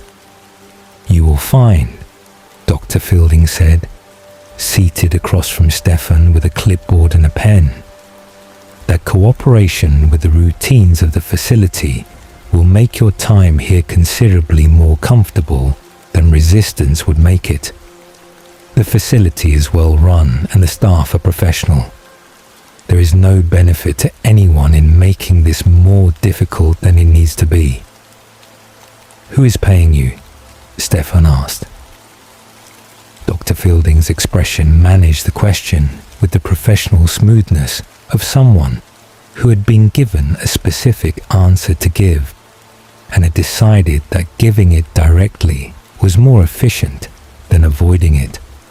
"I provide a service," he said. "The specifics of the arrangement are not relevant to your situation." "They are relevant to mine," Stefan said. "Who knows you are here? Whether anyone is looking for you, whether anyone will find you before my employer's requirements for your presence are satisfied. These are the relevant specifics from my perspective."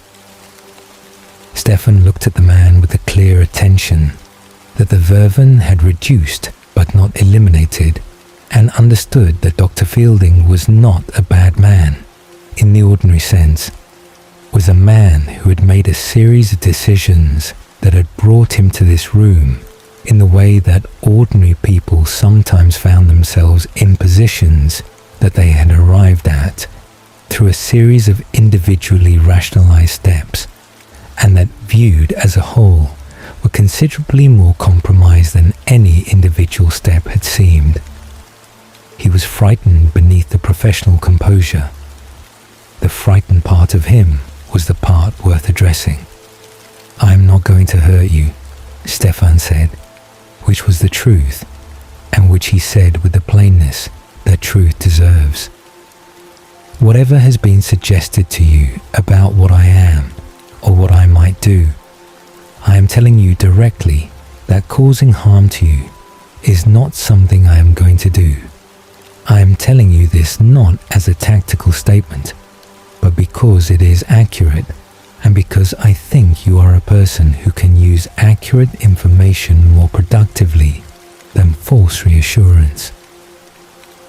Dr. Fielding looked at him for a moment, and something in his composure shifted fractionally. The shift of someone who has been managing their own fear through a constructed narrative and has just received information that makes the construction slightly harder to maintain. He completed his assessment without saying anything further and left, and the door locked behind him, and Stefan was alone again, with the room and the high window and the beginning of understanding what the days ahead were going to require of him. day. Stefan had spent the intervening hours in the careful work of recovery, managing the diminishing effects of the vervain with the patience of someone who understood that the recovery was not something he could accelerate beyond what his body was capable of, that the most productive use of the time was rest and the maintenance of as much mental clarity as the circumstances permitted. He had not slept in the way vampire sleep, had remained in a state of alert rest that preserved the recovery without surrendering the awareness that the situation required. He had also been thinking, which was the activity most available to him and the one most likely to produce something useful, organizing everything he knew about Samuel into the clearest possible structure, and then examining the structure for what it implied about what was going to happen next. Samuel was smaller than Stefan had expected, which was the first thing he noted when the man came through the door.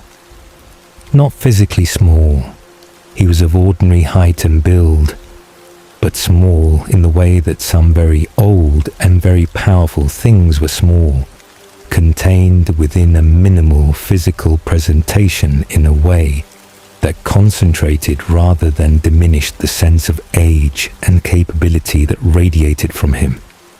He had grey eyes that held the specific quality that very old vampires' eyes held, the quality of having witnessed so much that the witnessing had left its mark in the depth of the gaze, a depth that was not wisdom exactly, but was the accumulation of a quantity of experience that exceeded what any single human life could contain. He sat in the chair that Dr. Fielding had occupied and looked at Stefan with the unhurried attention of someone who has arranged the meeting on his own timeline and is therefore entirely comfortable with however long it takes. "You have been very difficult to position," Samuel said, and his voice had the specific quality of someone for whom English was one of many languages, and who had been speaking it for long enough that the speaking carried traces of everything that had preceded it, a slight formality that was not contemporary. "Not intentionally difficult, I think. You are not someone who moves strategically through the world, but your particular combination of mobility and the practice you maintain has made you harder to reach than most." "The practice," Stefan said, because identifying what Samuel knew and what he valued in what he knew was information.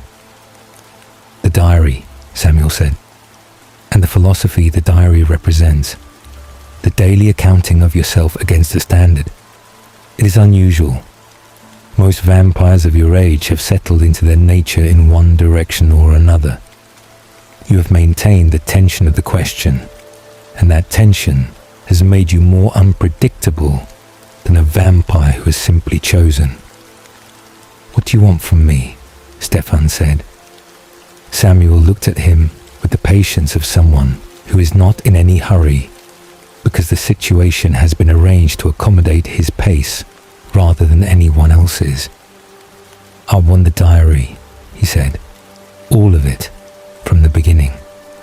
And I want your cooperation in accessing the communities and the individuals you have built relationships with across the last 50 years, your introduction and your endorsement, which will open doors that my own approach has not been able to open." "No," Stefan said. "That is the first response," Samuel said, without any alteration of his tone or his expression. "It is the expected response. We have time for the other responses." The days that followed had a specific quality that Stefan had not experienced before. The quality of sustained psychological pressure applied with a precision that suggested long practice at identifying and targeting the specific vulnerabilities of the specific person in the room.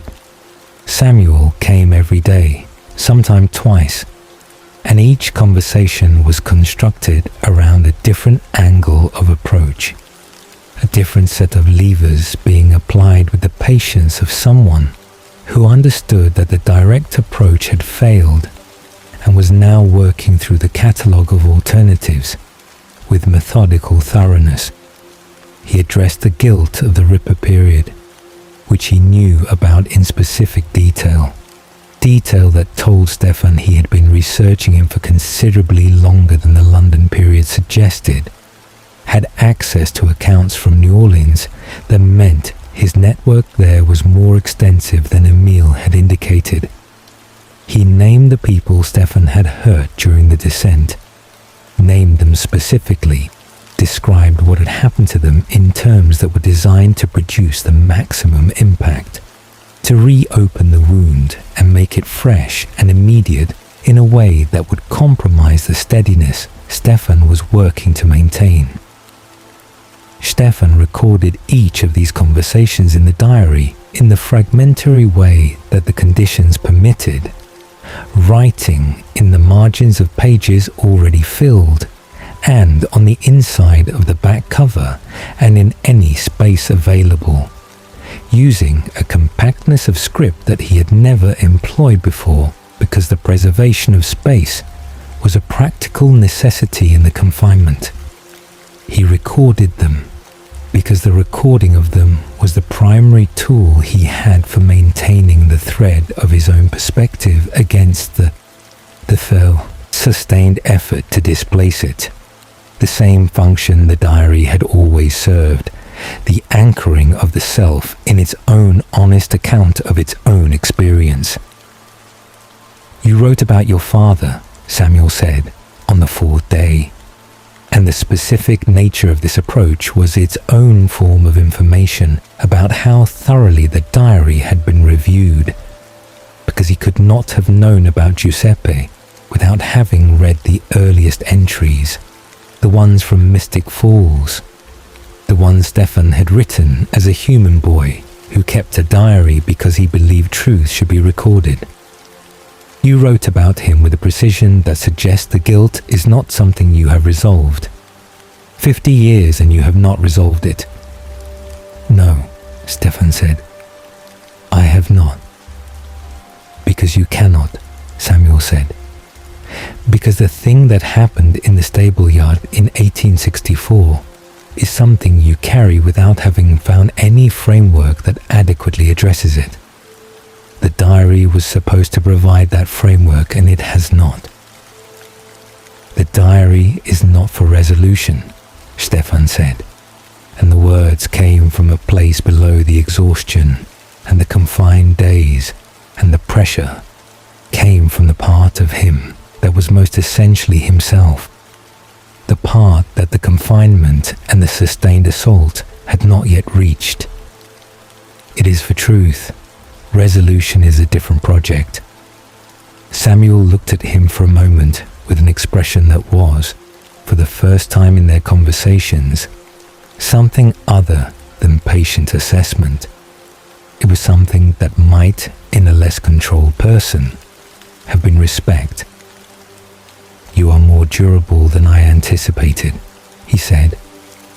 "You are more obvious than you believe," Stefan said. The unexpected alliances came in the form of two people whose presence in the facility was as involuntary as Stefan's own, though for entirely different reasons.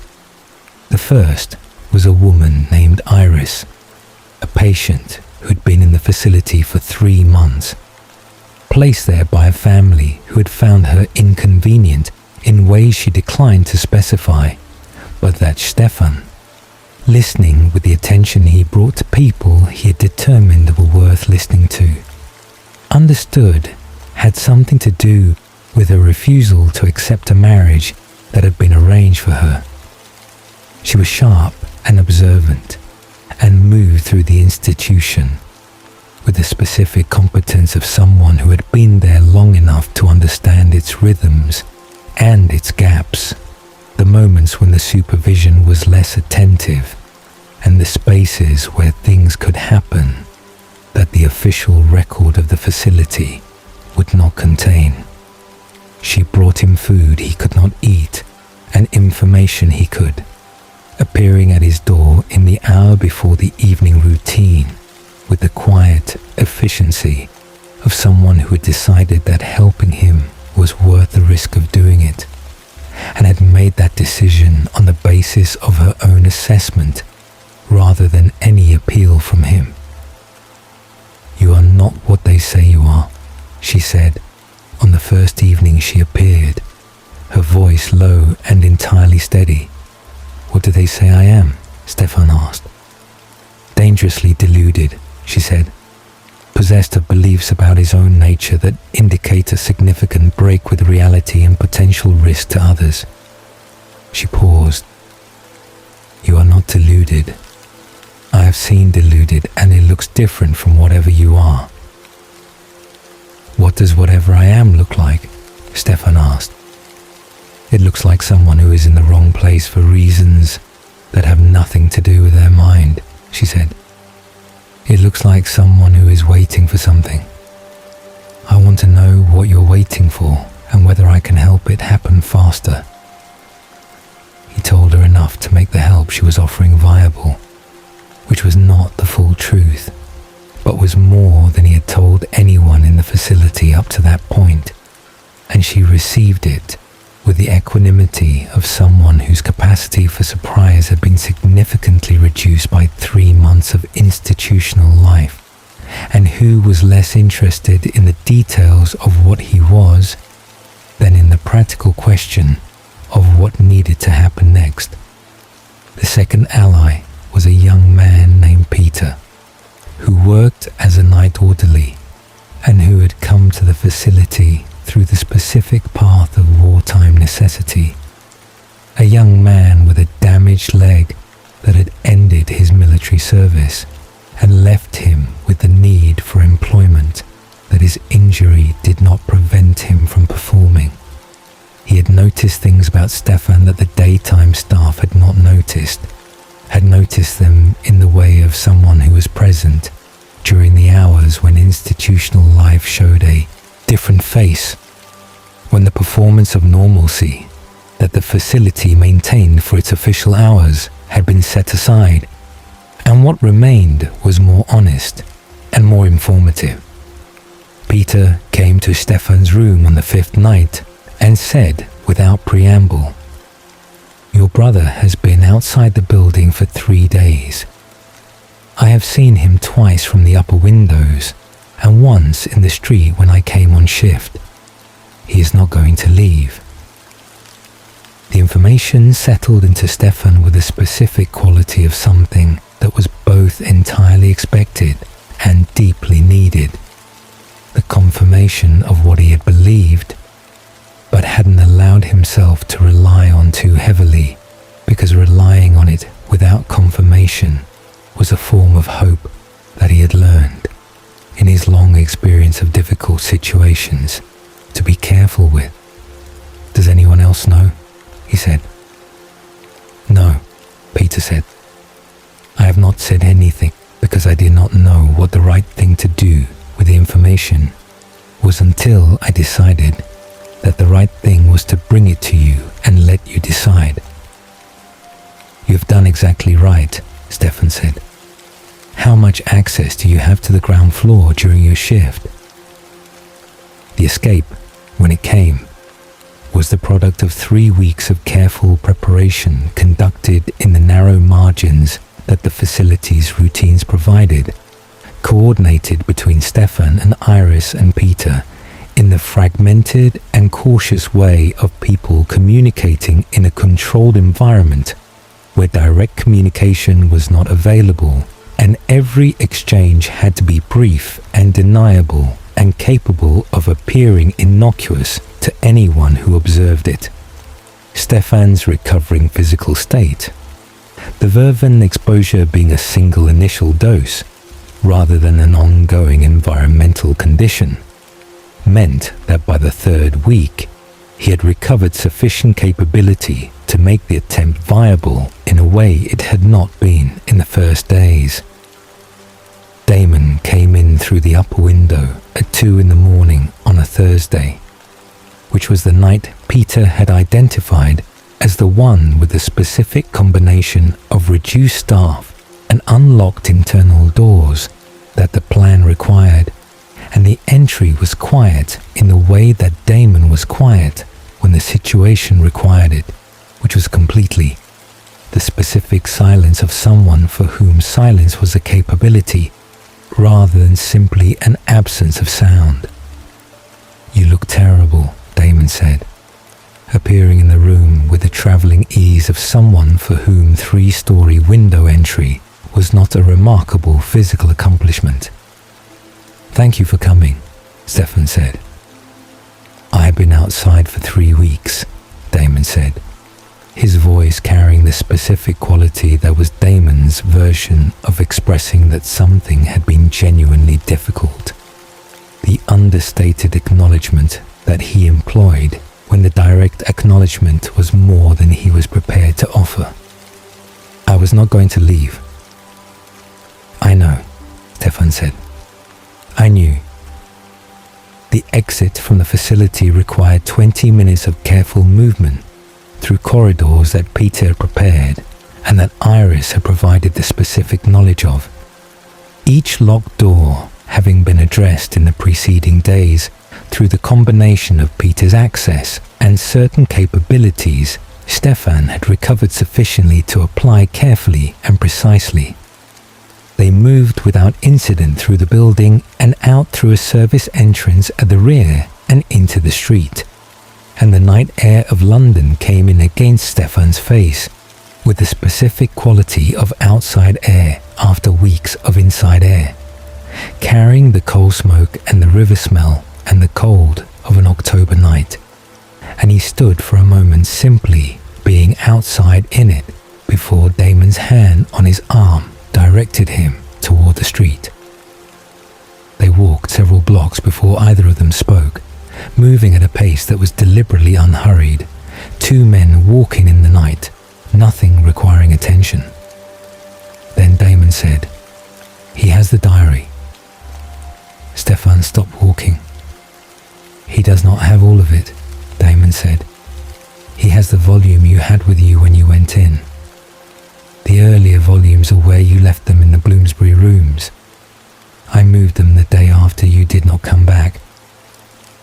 Stefan stood on the London street in the October cold and felt the specific weight of what Damon had just told him, the violation of it, the specific and personal quality of the loss, which was different from any other kind of loss, because the diary was not a possession in the ordinary sense, but an extension of himself, the continuous record of who he had been, and some of it was now in Samuel's hands, had been read by someone who had used the earlier volumes as a weapon against him during 3 weeks of daily conversations designed to dismantle his sense of himself from the inside.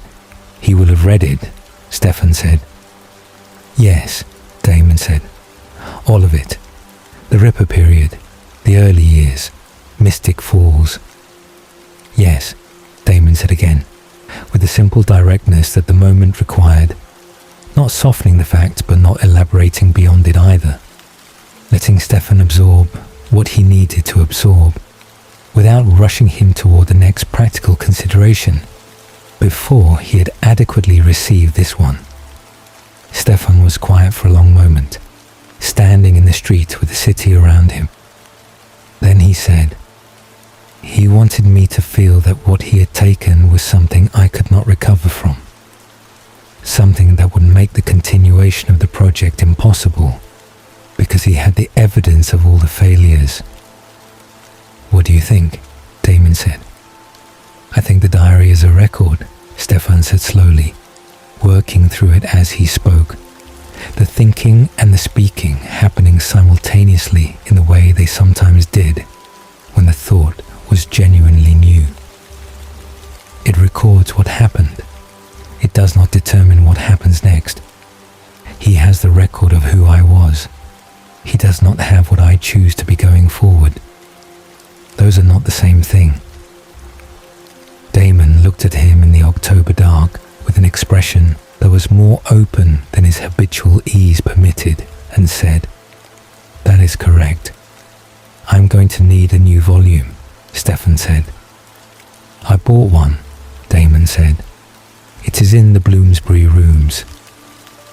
They walked the rest of the way in silence, the kind of silence that needed nothing added to it, and Stefan felt the cold of the October night and the specific quality of being outside and free in it, and thought about the new diary waiting in the rooms, and about what the first entry in it was going to say, what the right first words were for a volume that was beginning after the theft of the previous one, after the asylum and the 3 weeks, and the conversations designed to reduce him to something manageable.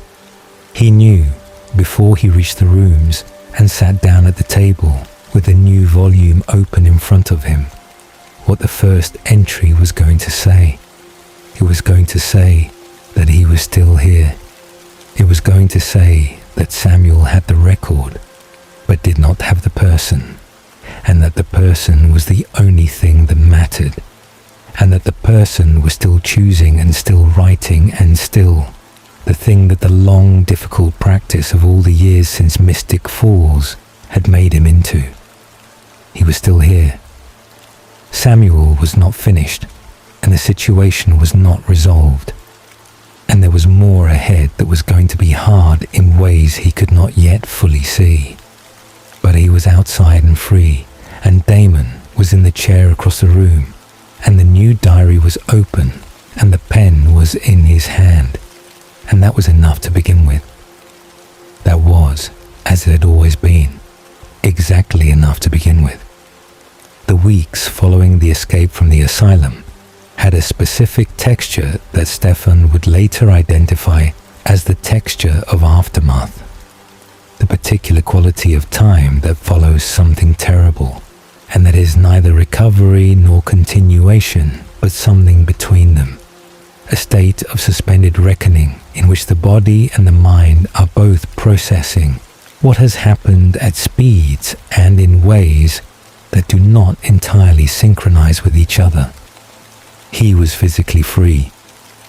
The Vervaine's effects had cleared entirely, his capabilities restored to their full register, the confined weeks behind him rather than around him. But the specific quality of having been held, of having had his most private document read by someone who used it as a weapon, of having spent 3 weeks in daily conversations designed to dismantle the architecture of his self-understanding, did not simply cease to operate because the physical circumstances that had produced it had been escaped. He wrote about this in the new diary with the honesty that the new diary required from its first entry. The honesty of beginning again, with the full knowledge of what the previous volume had contained and what had happened to it.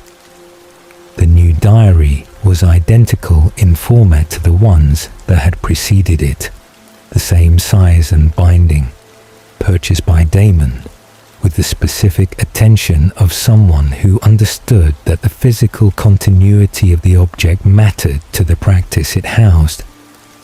And Stefan had filled its first pages in the Bloomsbury rooms on the night of the escape with the particular intensity of someone reclaiming a practice that has been temporarily interrupted by force rather than by choice.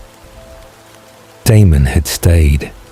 This was the fact that organized the weeks following the escape in the most practical and significant way, Damon remaining in the Bloomsbury rooms, rather than moving on in the way his nature and his history suggested he might, establishing himself in the narrow set of rooms with the easy adaptability he brought to all environments, and settling into a routine of proximity that was different from anything the brothers had shared since the early weeks after the transformation in 1864.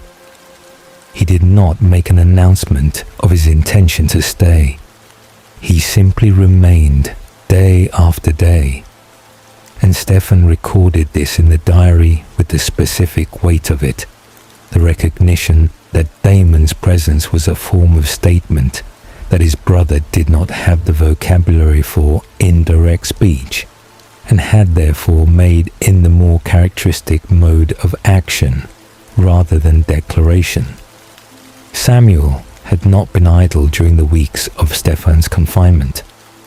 This became clear in the days following the escape as Stefan and Damon began the work of understanding what had been set in motion, while Stefan's attention had been entirely consumed by the immediate situation of the asylum.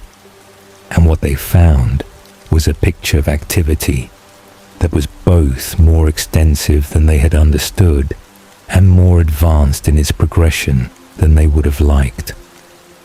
The network of compulsed individuals that Samuel had been building in London's hospitals had been expanded and activated in ways that were becoming visible now in specific incidents across the city, incidents that were individually unremarkable, but that formed, when examined together with the knowledge of what Samuel was doing, a coherent pattern of directed action. "He's moving assets," Damon said, spreading a set of documents across the table in the Bloomsbury rooms on a grey November morning. The city outside muffled by rain. The documents obtained through a combination of Damon's contacts in the city's vampire community and certain information that Iris had provided before Stefan left the facility. Information about specific transactions and specific names that she had accumulated in her 3 months of sharp and systematic observation of the institution's finances.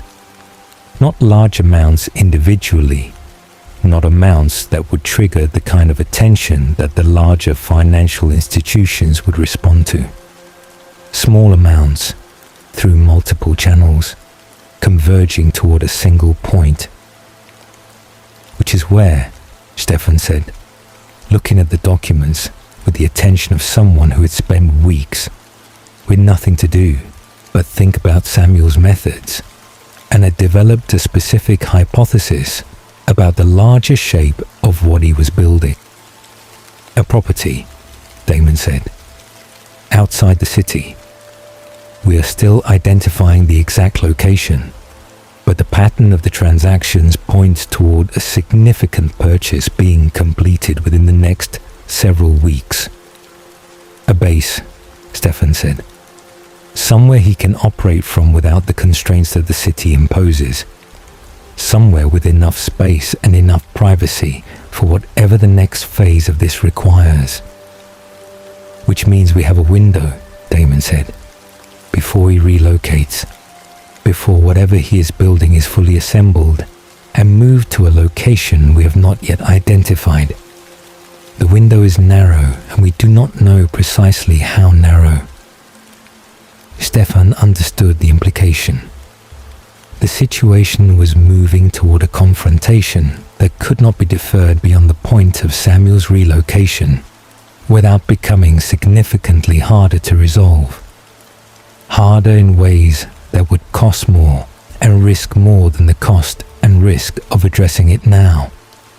While Samuel was still operating within the city, where their knowledge of the terrain gave them at least some compensating advantage against the enormous advantages Samuel's age and capability provided him. The window that Damon was describing was real, and its narrowness was real, and acting within it required a clarity and a decisiveness that the aftermath state Stefan was still partly inhabiting made harder to access than it would have been in better circumstances. He spent 2 days in the specific work of preparation, which was the work of arriving at the clarity the situation required through the tools available to him, primarily the diary and the long practice of honest self-examination that the diary represented.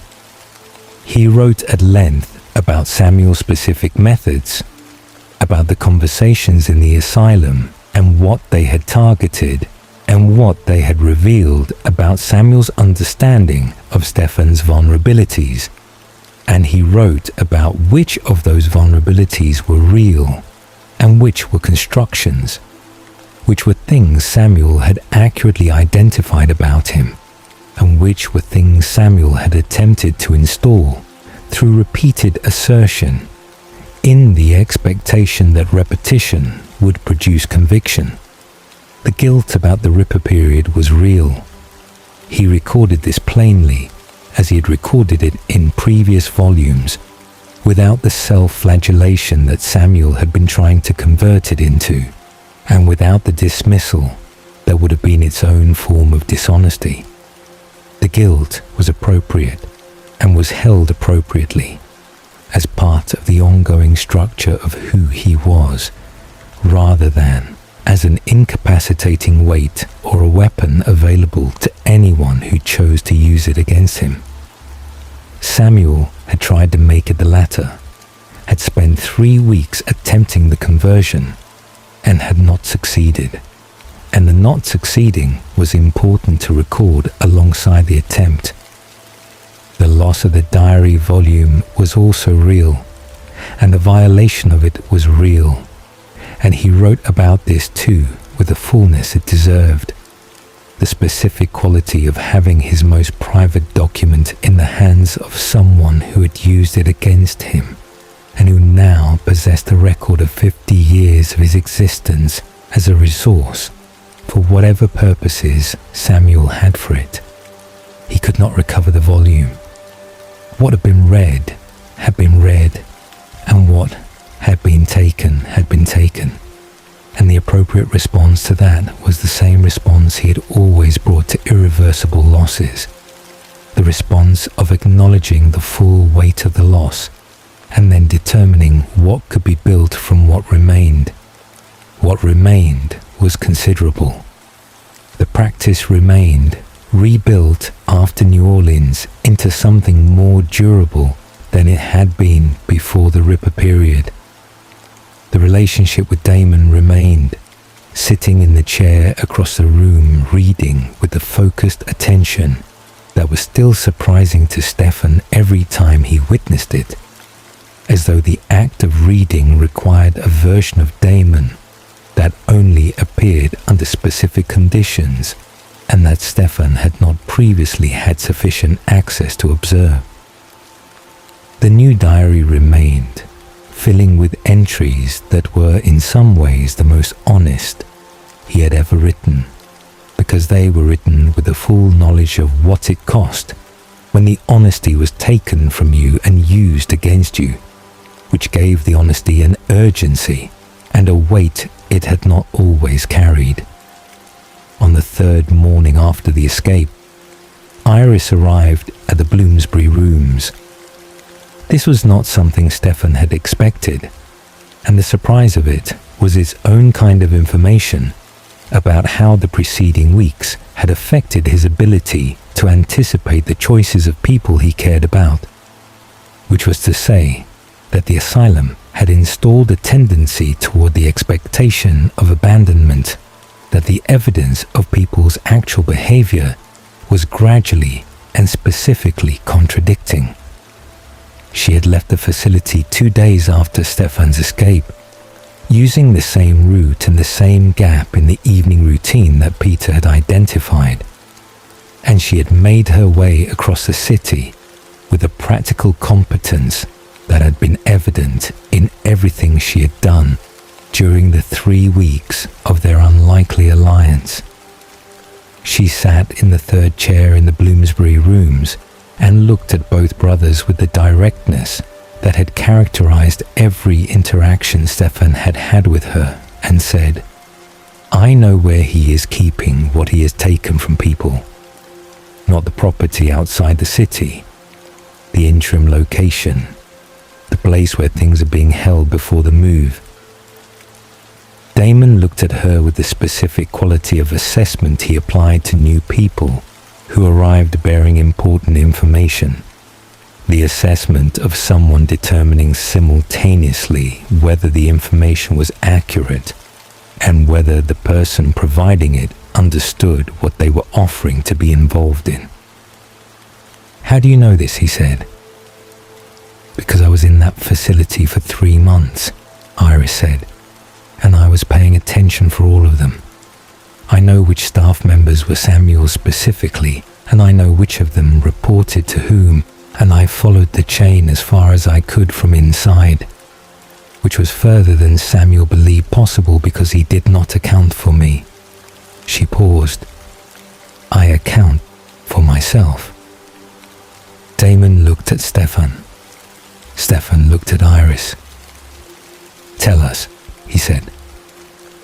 What she described was a property in Whitechapel, a warehouse near the river that had been used commercially until recently, and that had been acquired through one of the smaller financial transactions that Damon had identified in the documents. One of the ones that had seemed too small to represent a significant location, but that, in the context of what Iris described, made sense as an intermediate holding point rather than a destination. She gave them the address and the specific details of what she had been able to determine about its layout and its current use. And both Stefan and Damon listened with the attention of people absorbing tactical information, which was what it was. "You have done something significant," Stefan said to her when she finished. "More than you may fully understand." "I understand it well enough," Iris said. "What I want to know is what you are going to do with it, and whether there is anything further I can usefully provide." "You need to be somewhere that is not London," Damon said, which was his version of expressing concern for someone's safety, stripped of the elaboration that the concern deserved, but carrying its essential content with the characteristic directness. "Not because you are not capable, but because the situation is moving toward a phase where the proximity of people who are not what we are is a complication rather than an asset." Iris looked at him steadily. "I have a cousin in Edinburgh," she said. "Go to Edinburgh," Damon said. She looked at Stefan. "End this," she said. "Whatever he is doing to the people in those hospitals, whatever he is building, end it." "Yes," Stefan said. "That is exactly what we are going to do." She left the following morning, and Stefan wrote about her departure in the diary with the specific care he always brought to recording people who had been genuinely significant to him, the people whose presence in his story he wanted the diary to contain fully, rather than as a passing reference, because the diary was the only way he had to insist that the people who mattered had mattered, to place them in the permanent record against the impermanence of everything else. The night they went to the Whitechapel warehouse was a Thursday, chosen on the basis of specific intelligence about the routines of the location that Damon had gathered in the days since Iris's visit. Intelligence supplemented by what Stefan was able to determine through his own observation of the location across 2 subsequent evenings. The kind of patient watching that he had always been better at than Damon, and that the situation required before any direct action could responsibly be taken. They went in through the riverside, through an entrance that the commercial use of the building had required, and that Samuel's repurposing had not adequately addressed, and they moved through the interior with the quiet efficiency of 2 people who had been through enough together that they could operate in the dark in close coordination without requiring the spoken communication that would have compromised the silence the situation demanded. What Samuel had been accumulating was not only the diary volume and the resources redirected through the compulsion network. There were documents, records of the individuals he had compulsed, their names and their locations and the specific nature of the compulsion each had been given, and the trigger conditions under which it would activate. There were other things too, the specific nature of which Stefan recorded in the diary afterward, rather than describing in real time. Things that spoke to the scale and the patience of what Samuel had been building, and that confirmed the full seriousness of the threat in terms that went beyond anything he had previously understood. They took what they came for, which was the diary volume and the documents that represented Samuel's network, the destruction of which was the most immediately important act available to them. The dismantling of the infrastructure that Samuel had spent years constructing in London's hospitals. The diary volume Stefan held in his hands for a moment in the dark of the warehouse before placing it in his bag, feeling the specific weight of it, the familiar texture of the binding, the knowledge of everything it contained. Samuel had read it. That could not be undone. But Stefan had it back, and having it back mattered in a way that went beyond the practical. The documents they burned, there in the warehouse, efficiently and completely. The fire consuming Samuel's careful records of his network in the specific and satisfying way of something long and patiently built, being undone in a matter of minutes by a different kind of patience. The patience of people who had waited for the right moment and had not acted before it arrived. They were outside and moving before the fire had reached the walls, and the London night received them back with the indifferent welcome it extended to all the things that moved through it.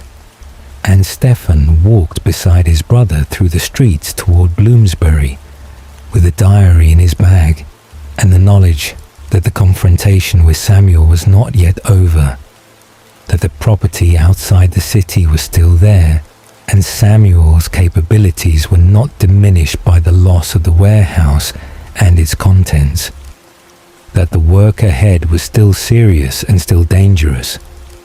But the network was gone. The years of patient construction in London's hospitals, the compulsed patience and the directed actions and the infrastructure of human instruments Samuel had been assembling, were gone, reduced to ash in a Whitechapel warehouse on a November night, and the people who had been compulsed would not be activated, would wake from their compulsion as it faded without ever knowing what they had been made ready to do. Stefan wrote this in the diary when they returned to the Bloomsbury rooms, wrote it with the specific satisfaction of something genuinely accomplished against genuine opposition, and then wrote below it the honest acknowledgement that Samuel was still out there, still old and still patient, and still in possession of capabilities that made him one of the most dangerous things Stefan had encountered in his 50 years of vampire existence. One problem at a time. The diary had always been good for that, for the grounding of the present moment against the anxiety of what was not yet resolved, for the insistence that what had been done today was sufficient to be recorded as what had been done today, that the incompleteness of the larger situation did not cancel the completeness of the specific action. The network was gone. The diary was back. Damon was in the chair. Tomorrow was for what came next. Tonight was for writing it down exactly as it had been, which was the practice, which was what it had always been, which was enough. The property outside London was in Surrey, in the low hills south of the city, where the countryside presented itself with the composed and slightly formal beauty of English landscape that has been managed for so long that the management has become indistinguishable from the nature it shaped. Damon had identified it through the financial trail in the week following the warehouse, confirming with the specific patience that the situation had taught both of them to apply that what they were looking at was genuinely Samuel's primary location, rather than another intermediate point, another piece of infrastructure designed to be sacrificed if the situation required it. The confirmation had taken time that both of them were aware they did not have in abundance, because Samuel's loss of the warehouse and its contents was not something he would have received passively, would not have absorbed as a setback, and continued without adjustment, and the adjustment he made in response to it was itself a piece of information they needed before they could responsibly move toward a confrontation. What Samuel did in response to the loss of the warehouse confirmed something Stefan had been thinking about since the asylum conversations, since the specific nature of the vulnerabilities Samuel had targeted and the specific things he had said about the diary and about the philosophy it represented. Samuel was not simply a predator in the ordinary sense, not simply a vampire of extreme age whose ambitions had outgrown whatever ethical framework had once constrained them. He was someone who had developed, over a very long existence, a genuine and organized worldview about what vampires were and what their relationship to the human world should be. A worldview that made the compulsion network not merely a tool for personal accumulation, but the expression of a principle, the practical application of a belief about how vampires and humans should coexist, that was so far from Stefan's own that the distance between the two positions was not a disagreement, but a fundamental incompatibility. Samuel believed that humans were a resource, not in the crude and immediate way of vampires who simply fed without consideration for consequence, but in the more organized and in some ways more disturbing way of someone who had thought carefully about the relationship and arrived at a system. The compulsion network was not about theft, or not primarily about theft. It was about management, the installation of a kind of influence over human society that would allow vampires of Samuel's vision to shape human decisions at scale without direct confrontation, without the exposure that direct confrontation required, without the visibility that vampire existence had always been at risk of acquiring when individuals acted too obviously on their own appetites. He had written this in the asylum conversations, had said it to Stefan directly in the patient and organized way of someone presenting an argument they have had a long time to refine. You think of yourself as choosing not to prey on humans, Samuel had said, on one of the middle days of the confinement, and you experience this as a moral position. But what you are actually doing is opting out of the fundamental relationship between what we are and what they are.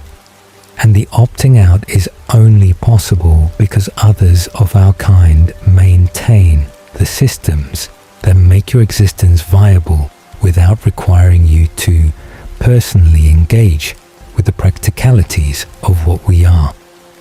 Stefan had not engaged with the argument at the time, had understood that engaging with it on its own terms was one of the things the argument was designed to produce, that the point of the framing was to make the refusal to engage seem like an inability to counter it rather than what it actually was. But he had written about it in the diary in the weeks since, examined it with the honesty he applied to things he disagreed with and wanted to understand properly before concluding, and had arrived at his counter not through a competing philosophical system, but through something more immediate and more concrete, the specific and named individuals in the diary whose humanity had been the evidence against Samuel's abstraction. Callie and Iris and Henry and Cora and all the others. people whose existence contradicted Samuel's framing not through argument, but through the simple fact of being real. He shared this thinking with Damon on the morning they were preparing to go to Surrey, sitting in the Bloomsbury rooms with the early light coming through the window and the city going about its wartime morning outside. And Damon listened with the focused attention he'd been extending to Stefan's diary. Informed thinking more consistently in recent weeks, the attention of someone who had not previously given this mode of thinking the credit it deserved and had revised that assessment on the basis of evidence. "You are going to try to talk to him," Damon said when Stefan finished. "I am going to try to understand whether talking is possible," Stefan said, "which is different. If the confrontation can be resolved without the full extent of what a confrontation between us and someone of his age and capability would require, the attempt to determine whether that is true is worth making." "And if it is not possible," Damon said, "then we do what is necessary," Stefan said. "And I will have made the attempt, because the diary will require me to record whether I made it or not, and I would rather record that I tried and failed than that I did not try, because trying was inconvenient." Damon looked at him for a moment. "That is either very principled or very foolish," he said. "Most principled things are both simultaneously," Stefan said. They went to Surrey on a Friday afternoon, travelling by train and then on foot through the countryside that was cold and grey under the November sky, the trees stripped to their winter structure, the hills low and composed under the even light. The property was set back from the road behind a long drive, a house of the kind that had been built in the previous century by someone with money, and the desire to demonstrate it in the specific way of the English wealthy, substantial without being extravagant, settled into its landscape with the assurance of something that has been in one place long enough to believe it always will be. They approached from the south, through the fields rather than the drive, and Stefan became aware of Samuel's presence in the house from a considerable distance, the specific awareness of another very old vampire that operated at a level below conscious thought, the body's own intelligence responding to proximity before the mind had organized its response. He was also aware of something else, a quality in the atmosphere of the property that was different from what he had encountered at the warehouse or the asylum, a quality that suggested what was present in the house was not simply Samuel alone, but Samuel in the context of whatever the final phase of what he was building looked like. The compulsion was the first thing they encountered that confirmed this.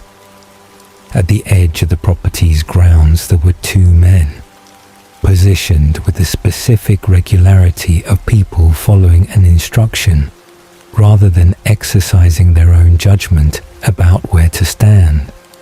And the quality of their awareness when Stefan approached was the quality of compulsed awareness, the slightly unfocused engagement with the external world of people whose attention is partly occupied by something that has been placed inside it without their knowledge or consent. Stefan spoke to them briefly and directly, using his own ability with the specific care that he always used it, the minimum necessary rather than the maximum available, directing them simply to walk to the road and continue walking until they reached the village they had come from, which was sufficient to move them out of the situation without causing them further harm. They went, and he watched them go with the specific feeling that the compulsion of human beings always produced in him, the combination of anger at what had been done to them and relief at the undoing of it, however partial and temporary the relief was in the context of the larger situation. "There will be more inside," Damon said. "Yes," Stefan agreed. The house received them with the silence of a place whose occupant is aware of their arrival and has chosen to allow it rather than prevent it, the specific silence of a trap that has been set and is waiting with the patience of the person who set it. They moved through the ground floor with the care of people who understand that the environment they are moving through has been arranged by someone considerably older and more experienced than either of them, checking each room with the thoroughness that the situation required before moving to the next. The compulsed individuals were distributed through the house with the specific logic of someone who had thought carefully about how to use human instruments in a confined space, each positioned to respond to particular triggers in particular ways. The overall arrangement suggesting a mind that approached the management of human beings with the same organized precision that a military strategist brought to the placement of troops, without the humanity that would have made the analogy uncomfortable to sustain.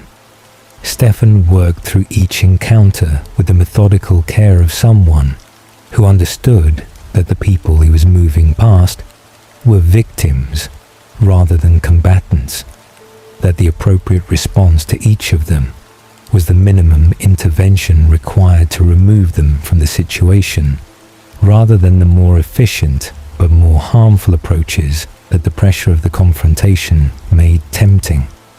Damon moved beside him with a restraint that was both genuine and effortful.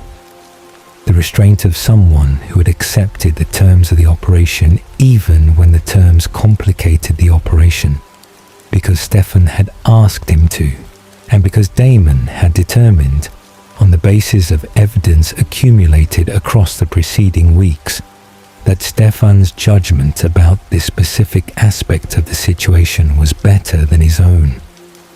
Samuel was in the library on the upper floor. He was seated when they found him, which was itself a statement of the kind he apparently preferred.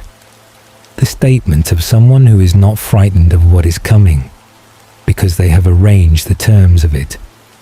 He looked at Stefan with the grey eyes that held their accumulated centuries and said, with the tone of someone resuming a conversation that has been briefly interrupted, rather than one that ended in an asylum escape and the destruction of a warehouse and a journey through Surrey countryside, "You are more persistent than I initially assessed. You underestimated the diary," Stefan said, which was the honest answer and the one that addressed the specific element of his assessment that had been wrong. "Perhaps," Samuel said. "I read it expecting to find the record of a vampire who was performing humanity without genuinely inhabiting it. I found something different. Whether what I found is sufficient to the situation you are in is another question." "The situation we are in," Damon said, from the position he had taken near the door, "ends tonight." Samuel looked at Damon with the assessment of someone calibrating a threat. "You are considerably more straightforward than your brother," he said. "That has its uses and its limitations." "It has its uses right now," Damon said. Samuel's attention returned to Stefan with the specific quality of someone who has been conducting a long negotiation and has arrived at the point where the terms become final. "You destroyed the network," he said, "the years of work in the hospitals. I want you to understand that what you destroyed was not simply a tool. It was a demonstration, a proof of concept for a way of existing that does not require the violence and the exposure and the constant management that your approach requires. You destroyed it because it violated principles you hold. I want you to consider whether the principles you hold are adequate to the full scale of what we are. I have considered it, Stefan said, extensively, with the honesty that the diary has always required of me. My conclusion is that the people your network compose were not resources or instruments or proof of any concept. They were people. Their specific and irreplaceable individual existence was the thing you were using, and the using of it was wrong regardless of the philosophy that organized the use. That is my counter to your argument. It is not a philosophical system. It is a set of names. Samuel was quiet for a moment, and the quality of his quietness was different from the patient assessment he had maintained throughout their interactions.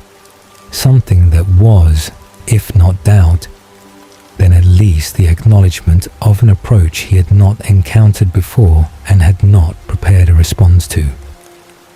Names, he said.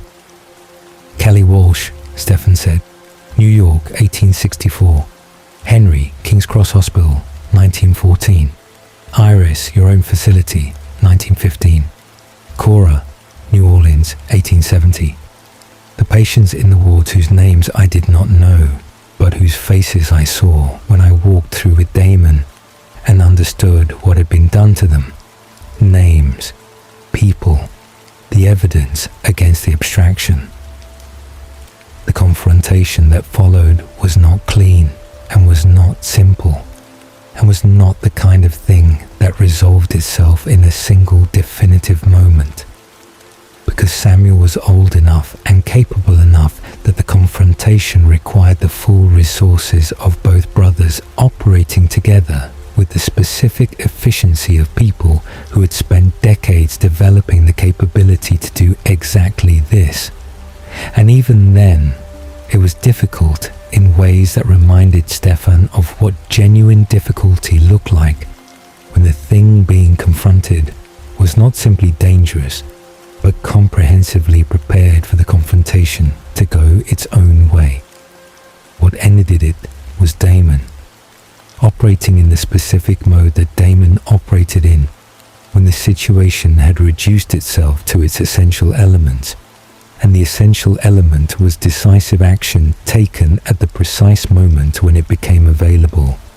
Stefan had been creating the conditions for that moment through the conversation, through the sustained engagement with Samuel's attention that had kept Samuel oriented toward the dialogue while Damon worked with the patient, and methodical efficiency of someone who understood that the right moment was worth waiting for, and that waiting for it required the capacity to hold still in a very uncomfortable situation for as long as necessary.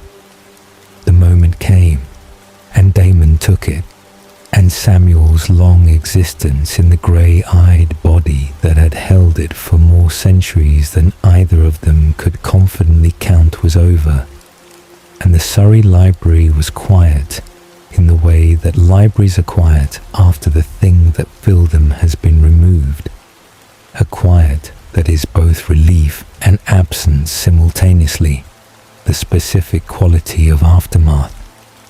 Stefan stood in the library for a long moment before moving. He stood in the way that he stood at the end of things that had been significant, with a full presence that he had learned across all the years and all the losses was the appropriate response to the end of something that had mattered, that had cost something, that could not be reviewed without acknowledging the cost. Then he moved, and Damon was beside him, and they left the library and the house and came out into the Surrey countryside under the late afternoon sky. They walked back through the fields in the gathering cold, the city visible on the horizon as a low glow, and neither of them spoke for a long time. Then Damon said, "The names." "What about them?" Stefan said. "That is what stopped him," Damon said. "Not the argument, not the philosophy, the names." He had read the diary and thought he understood what was in it. And when you started naming them, he encountered something he had not accounted for. He accounted for the record, Stefan said. He did not account for what the record means. The diary is not a document about me. It is a document about the people I have known. He read it as intelligence, and it is actually something else. What is it? Damon said. Stefan considered this for a few steps. The cold air in the fields and the city glow on the horizon. It is an argument, he said. The whole of it. Every volume, every entry.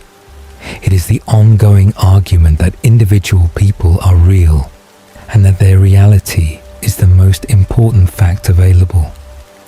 I have been making that argument since I was 17 years old in a library in Virginia, and I didn't know I was making it. Damon was quiet for a moment, with the specific quality of his silence that Stefan had been reading since childhood. That is a good argument, he said finally. It is the only one I have, Stefan said. The train, back to London, ran through the November dark, and Stefan sat with the diary in his bag and the weight of the day settling into the specific quality of tiredness that follows something completed rather than something interrupted, and he thought about what he was going to write when he reached the Bloomsbury rooms.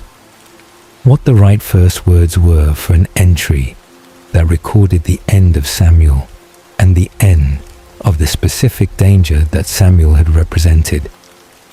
He knew, before the train reached the city, what he was going to write. He was going to write the names again, all of them, in order, from the beginning. Not as a list, but as a record, each one given the full sentence they deserved, each one placed in the permanent document against the impermanence of everything else. Because the argument required maintenance, required the ongoing insistence of the specific against the abstract, required the daily practice of recording that individual people were real and that their reality mattered, and that the recording of it was itself an act with a value that went beyond documentation into something that was, if not quite resistance, then the foundation on which resistance was built. He was still here, still choosing, and the names were still the argument, and the argument was still worth making, and the diary was still the place where it was made. That was what he was going to write. That was exactly what he was going to write. The days following Samuel's defeat moved with the specific quality of time that arrives after something long and costly has finally ended. Time that is neither celebration nor collapse, but something more honest than either. The quiet of a person who has been braced for impact for so long that the absence of impact is itself a physical sensation, felt in the muscles and the bones, and the particular exhaustion of sustained vigilance released all at once into something that has no immediate demand on it. Stefan wrote in the diary every morning in the Bloomsbury rooms, and the entries of those first weeks had a different character from anything that had preceded them in the London volumes, a slower and more expansive quality, as though the removal of the urgent threat had allowed the prose to breathe in a way it had not been able to breathe while the situation was still in motion. He wrote about Samuel and what Samuel had represented, not as threat assessment, but as genuine philosophical engagement with the arguments Samuel had made, the argument Stefan had countered with names rather than with competing theory, and he wrote about what that counter revealed about what the diary had always been and what it had always been doing, even in the years when he had understood it primarily as a tool of self-examination, rather than as the ongoing argument it had turned out to be. He wrote about the people. He gave each of them a full entry, which was something the forward momentum of his existence had never previously allowed at this scale. The diary always having been written in the midst of things rather than from the retrospective position of someone with sufficient stillness to look back across the full length of what had happened. Callie received her entry first, written with the specific care of someone returning to a subject they have visited many times over 50 years, and finding that the return, this time, has a completeness it has not previously had. The completeness of someone who has finally arrived at the place where the grief has been fully received, rather than continually managed. He wrote about the library and bleak house and the December street, where she had stood in the lamplight, and told him she was not fragile. And the writing of it was not the painful excavation that earlier entries about her had been, but something more like recognition, the acknowledgement of something that had been true and remained true, and would continue to be true regardless of whether it was comfortable to hold. Lexi received her entry with the specific warmth that her presence in his life had always produced. The recognition of someone who had seen him at his worst and had not found that sufficient reason to stop seeing him, who had come to New Orleans when the diary's evidence of what he was becoming had presumably reached her through whatever channels such information traveled among the vampire communities she moved through, and had come without announcement and without the softening that would have made her arrival less effective, and had stayed until the work was done. He wrote that she was the best friend he had ever had, which was a statement he had made in the diary before, but that carried more weight in this entry because he had now seen more of what that friendship had cost her and what it had chosen to cost her, and the choosing was the thing. Cora. He wrote about her with a specific texture of New Orleans, the heat and the courtyard and the grey-green eyes that had told him he had become something frightening in the flat, honest voice of someone who had decided that the truth was more useful than comfort. She had been right, and knowing she had been right, and that being right had required something from her, had always mattered to him, and continued to matter. The particular value of people who tell you the truth about yourself, not because they have given up on you, but because they have not.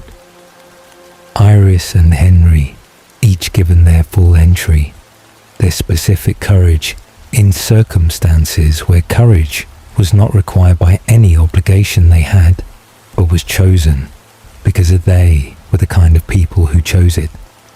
He wrote about Henry going to Bath and Iris going to Edinburgh, and the specific quality of sending people you had come to care about away from danger. The combination of relief and loss that the sending always produced, the awareness that the protection and the absence were the same action. Damon's entry was the longest of all, which surprised Stefan when he reached the end of it and read back what he had written, though it should not have surprised him given everything the diary contained about his brother across all the volumes. He wrote about the chair, the specific fact of Damon occupying the chair across the room in the Bloomsbury rooms and reading, which was the image that had accumulated the most meaning for him across the London period, the image he returned to most readily when he thought about what the months since the asylum had actually looked like from the inside. He wrote about the way Damon had stayed without announcing the staying, had made the decision in the characteristic mode of action rather than declaration, and about what the staying had meant in the specific vocabulary of what existed between them, which was a vocabulary that had been developing since childhood and that had acquired, in the years since New Orleans and the asylum in Surrey, nuances that it had not previously possessed. He wrote that he did not know what came next, which was the honest answer to the question of what his existence looked like from the position of someone who had just resolved the most serious sustained threat he had encountered in over 50 years of vampire life. He did not know which city, which decade, which configuration of the long and continuing practice. He knew that the practice would continue, because the practice was not contingent on circumstances, but was the thing that generated his capacity to navigate circumstances, the foundation rather than the product of everything else. He wrote about mystic fools, which he had not written about directly in a long time, had referred to obliquely in entries about his father and about the summer of 1864, but had not addressed as a place, as the specific geography of a life he had lived as a human and left as something else. He wrote about whether he would return, and found in the writing that the answer was neither yes nor no, but something more complicated. The answer of someone who understood that the town existed in him in a way that made the physical return less necessary and less meaningful than the ongoing relationship with the place it already was, the first and most foundational entry in the long record of who he had been. The morning he and Damon left London was a grey December morning with the smell of the river and coal smoke, and the specific cold of a city that had been at war for over a year and was not yet finished with it. And they stood on the platform at Victoria Station with their bags and the question of direction between them in the way it had always been between them, open and unresolved, and full of the particular possibility of people who have no fixed destination. Where? Damon said. Stefan considered.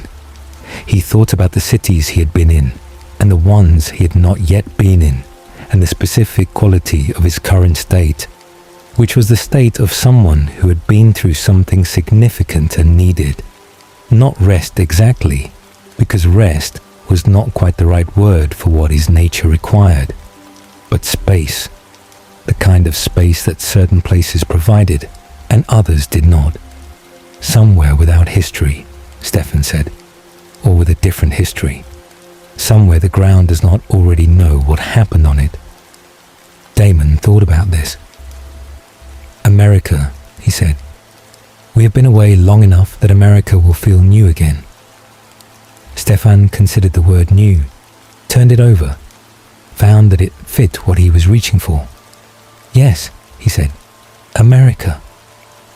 They boarded the train that would take them to the ship that would take them back to the continent that had made them, and Stefan settled into the corner seat with the diary in his bag and the accumulated weight of the London years already beginning to take on the specific quality of the past rather than the present, the quality that things acquired when you were moving away from them, and they were becoming the record rather than the experience.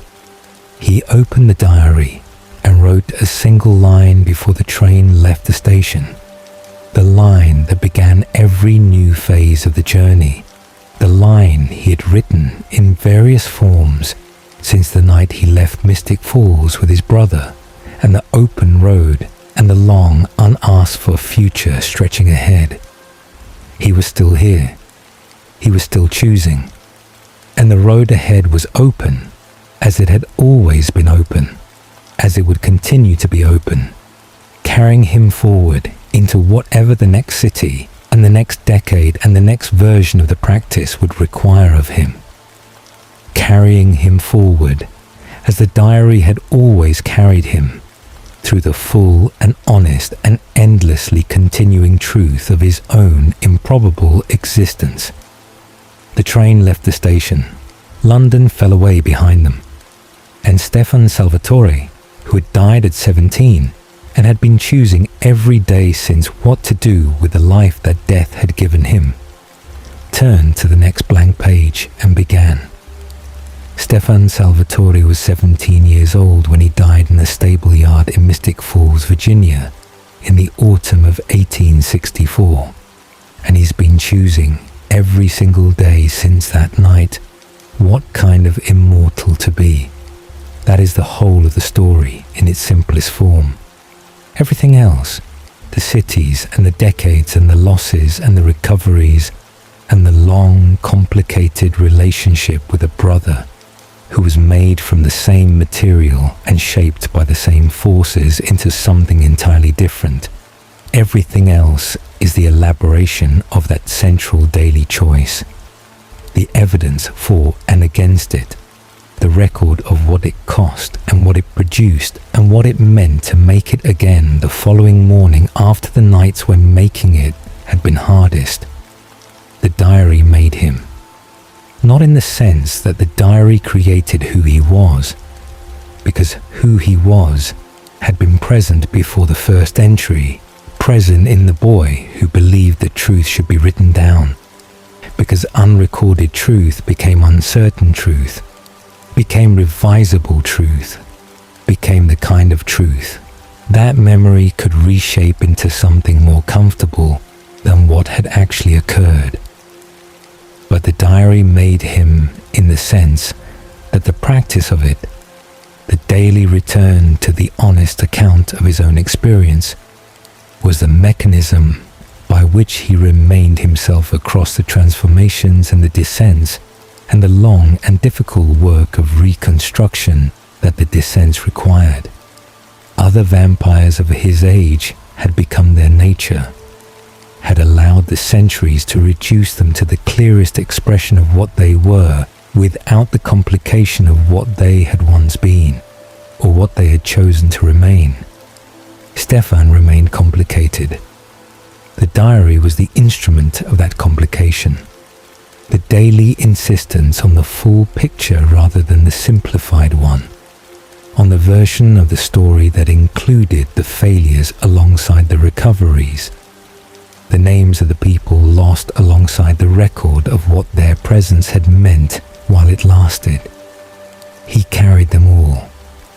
This was perhaps the most important thing the diary made possible, the carrying of the people who had passed through his existence across the decades and the centuries, the insistence that they remain present in the record even after they were gone from the world, that Callie Walsh and Lexi Branson and Iris and Henry and Cora and all the others who had been real in his presence were real in the diary and therefore real in him, permanently and specifically real, not reduced to the abstraction of accumulated experience but held as individuals, named and described and given their full weight against the impermanence of everything the centuries had dismantled around them. The goodness was never a destination. He had understood this by the time of Samuel, had understood it fully, and without the remaining trace of the hope that it might someday become a destination that had been present in the earlier volumes, the hope that the practice would eventually produce a settled condition rather than a daily renewal. It did not. It was always and only a practice, always a choosing rather than a chosen, always the thing you return to tomorrow rather than the thing you completed today. This was not a failure of the practice. It was its nature, and the acceptance of its nature was itself a form of maturity that had taken decades to achieve, the maturity of someone who has stopped waiting for the practice to become easy and has accepted that the difficulty is not a problem to be solved, but a condition to be inhabited with as much honesty and as much willingness as any given day makes available. And Damon. The diary contained more pages about Damon than about any other single subject. More pages than about Catherine or the practice, or the specific philosophy of what it meant to be a vampire who chose to resist his own nature. This was not because Damen was the most important thing in Stefan's existence, though the argument for that position was stronger than Stefan would have admitted in most of those pages. It was because Damon was the most consistently present thing, the thread that ran through all the volumes from the earliest ones written in a Virginia library, through the New York winter and the New Orleans heat and the London years, always adjacent even in the periods of distance. Always the person whose presence or absence was the organizing fact of Stefan's emotional landscape in a way that nothing and no one else had been able to replicate or displace. They were not the same. They would never be the same. The fundamental difference in how they received what they were and what they did with it was real and permanent, and was not something that the years of shared experience had resolved into agreement, or even into the kind of settled mutual acceptance that makes disagreement comfortable. But they were brothers, and the brotherhood was not a fact about their origin only, but a fact about their ongoing choice to remain in relationship with each other across everything that the relationship had survived. And that fact was as durable as anything Stefan had encountered in his long existence, more durable than philosophy, and more durable than ideology, and more durable than the specific grievances and cruelties and failures that the centuries had accumulated between them. The diary was full now, in the way that a life is full, not complete but full, dense, with a specific weight of everything it had contained and everything it had witnessed, and the long and difficult and occasionally beautiful practice of being the person who kept it. Stefan Salvatore sat at whatever desk the current city provided, as he had sat at desks in Mystic Falls and New York and New Orleans and London and all the places between and after, and he wrote, as he had always written, the honest account of the day that had passed, the people it had contained, the specific quality of the choosing that the day had required. Outside, the world continued in the way that worlds continue regardless of what any individual within them is doing, with the patient indifference of something that does not require witness in order to proceed.